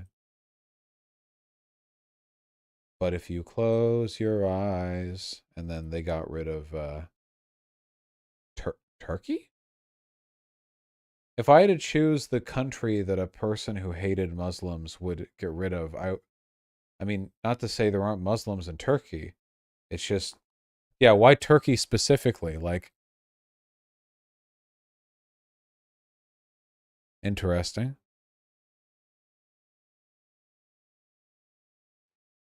I don't think that he's a psyop. My best guess would be that he's like a 17-year-old who has, like, Turkish immigrant Muslim parents who were shitty to him, and he's sort of building his life out. I think we can be a little bit more permissive here. This is pretty hateful for 17. Yeah, I'm not gonna lie. Just imagine all of these memes except about Christianity and like Christian countries. Like this is literally like spot on, like a bunch of 14 and 15-year-old people in the Bible Belt who are like rejecting lowercase g God, you know? You know what I mean? Yeah, I'm not saying that it's not problematic. I'm only saying, like, I don't know if we need to have a hate thread on this person. How are they doing? Are you okay?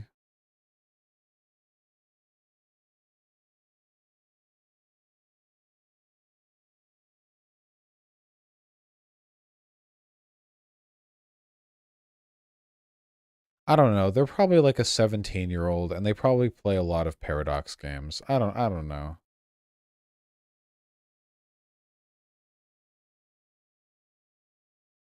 See, look, that's a lefty meme. My official take is that this person is a little misguided, but ultimately okay and on the right track, and I hope they're doing okay. All right, guys, listen up. I'm a sleepy, sleepy boy. I'm a sleepy boy, sleepy, sleepy boy. I'm a big sleepy boy. Ooh, ooh, ooh, ooh, sleepy, sleepy, sleepy boy. Okay, good night.